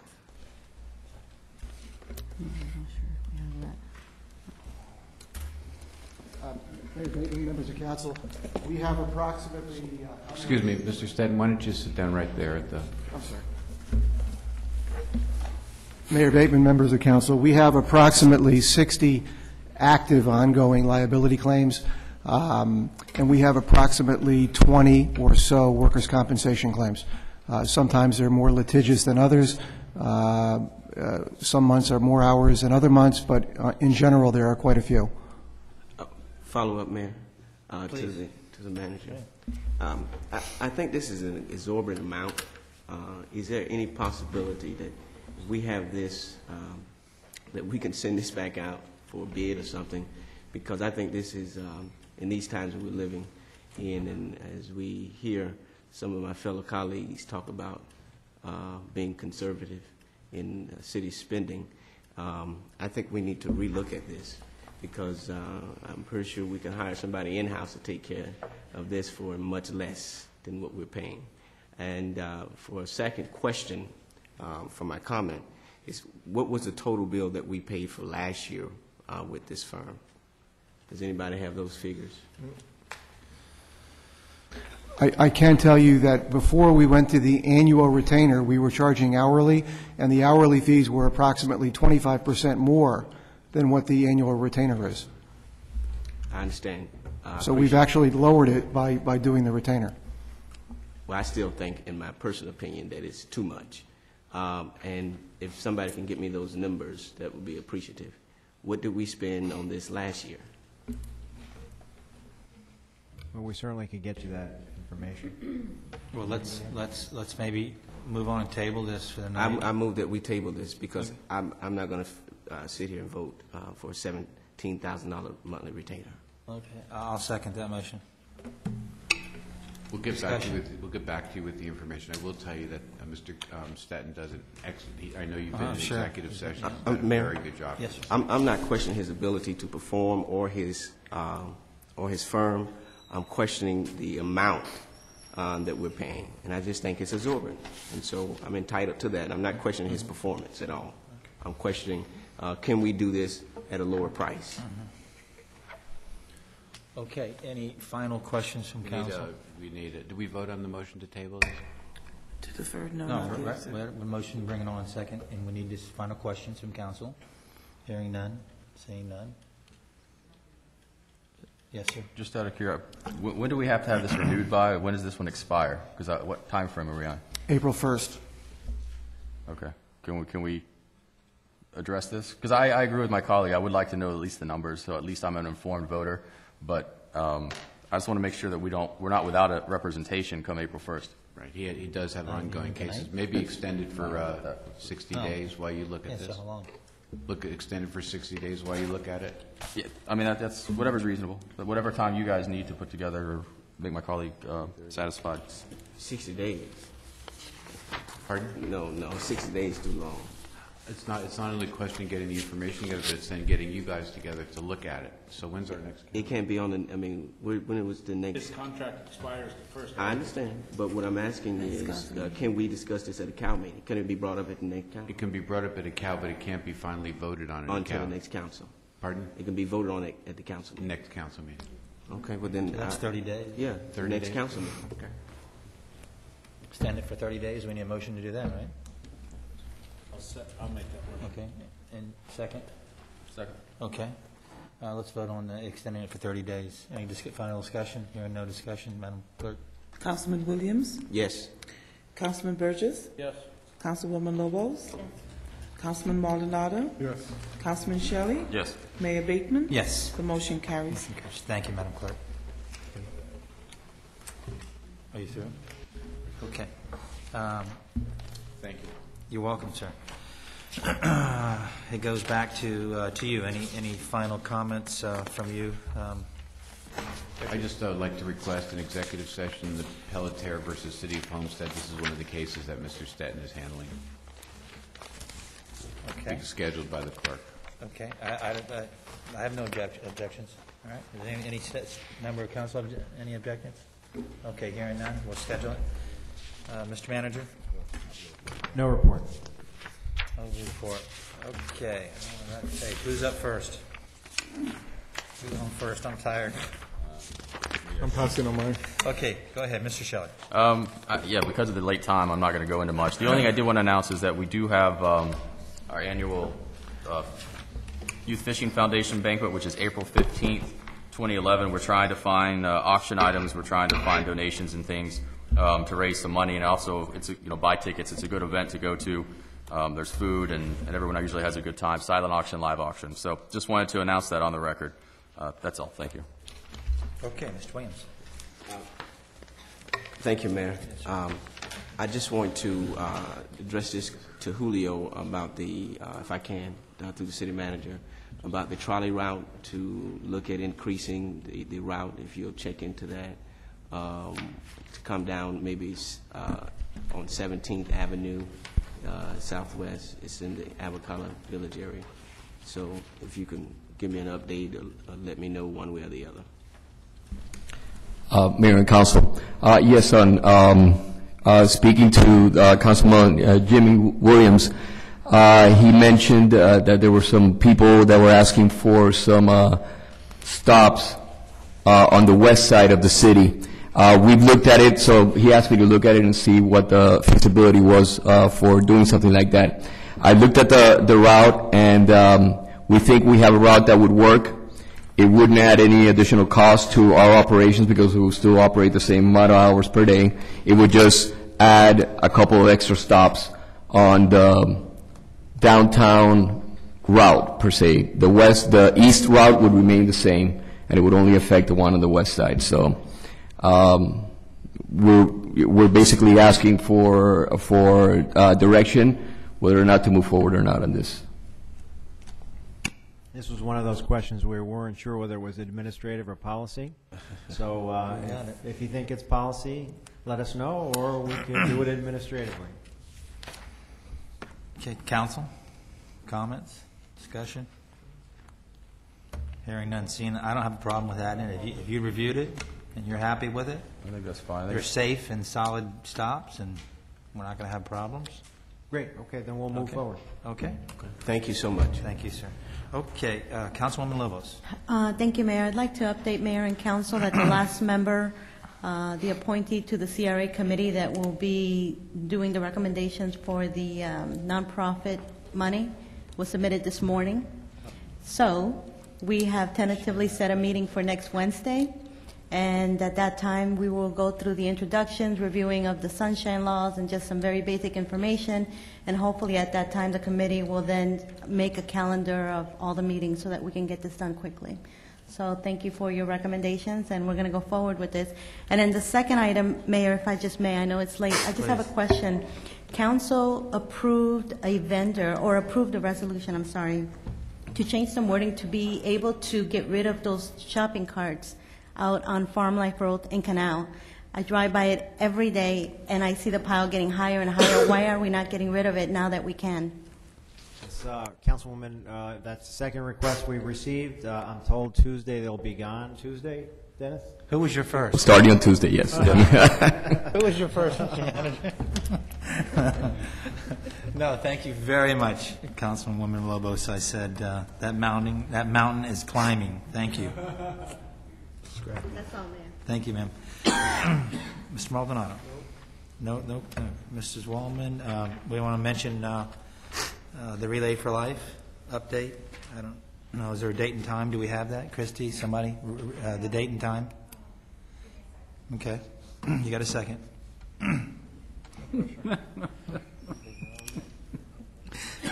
Well, let me step in. You think about it and let me in. Quickly, while Christy's finding that date, I'm sorry, I was a little fatigued tonight. I had like a 19-hour day and then back out again early this morning. I was in Tallahassee for about 11 hours yesterday, and I want to share that I now fill an open seat that was a vacant seat on the League of Cities Mayor's Council, which is a council that actually reaches out to all 400 mayors throughout the state of Florida, of which 184 mayors serve within that committee. It's about a 20-member board. There was an available seat. There were 5 people up for it, and yours truly, Steve Bateman, was elected to that open seat. So now that we have Councilman Burgess on the board of the League of Cities, I'm on the board of League of Mayors, and Mr. Williams is on the board of League of Mayors, and so Homestead is well covered on all fronts. The mayor's mean business, meaning that is the first slogan, mayor's mean business. And the first big rally is in Tallahassee, where I've invited the base commander and the deputy base commander, and along with FP&L's representative, to be my two leading businesses for Homestead, where we will have a roundtable discussion with the governor of the state of Florida, and we expect 30-plus mayors to show up at that roundtable. It's a very interesting group because you get to talk to people from as far west of Florida as the Panhandle to as far as east as Jacksonville Beach, and of course down to Homestead, Florida. So it's a very good board, and I'm very excited about it, very humbled, and honored to be elected to that board. Now, do we have that date and time, Christy? We don't have the date and time. The Relay for Life this year is being held again at the Homestead Hospital, the same place as it was in the past years. For those of you that aren't familiar with the Relay for Life, it's a fundraiser for cancer patients, all types of cancer. It's an 18-hour event that goes straight through the night, April 29th through the 30th, again at the Homestead Hospital. And it should be starting at noon. That's not set in stone, though. The next team captains meeting, if you are interested in creating a team or joining a team or finding other ways how to participate or sponsor it, the next team captains meeting is March 23rd at 6:30 p.m. at the Homestead Hospital. And you can also go to cancer.org to create your team or find out how you can donate to celebrating more birthdays with the fight against cancer. Thank you, Christy. Thank you. Any further discussion? Hearing none, seeing none. Motion to... You want to go home? Okay, saying all in favor? All right, let's go. Good night. Thank you very much.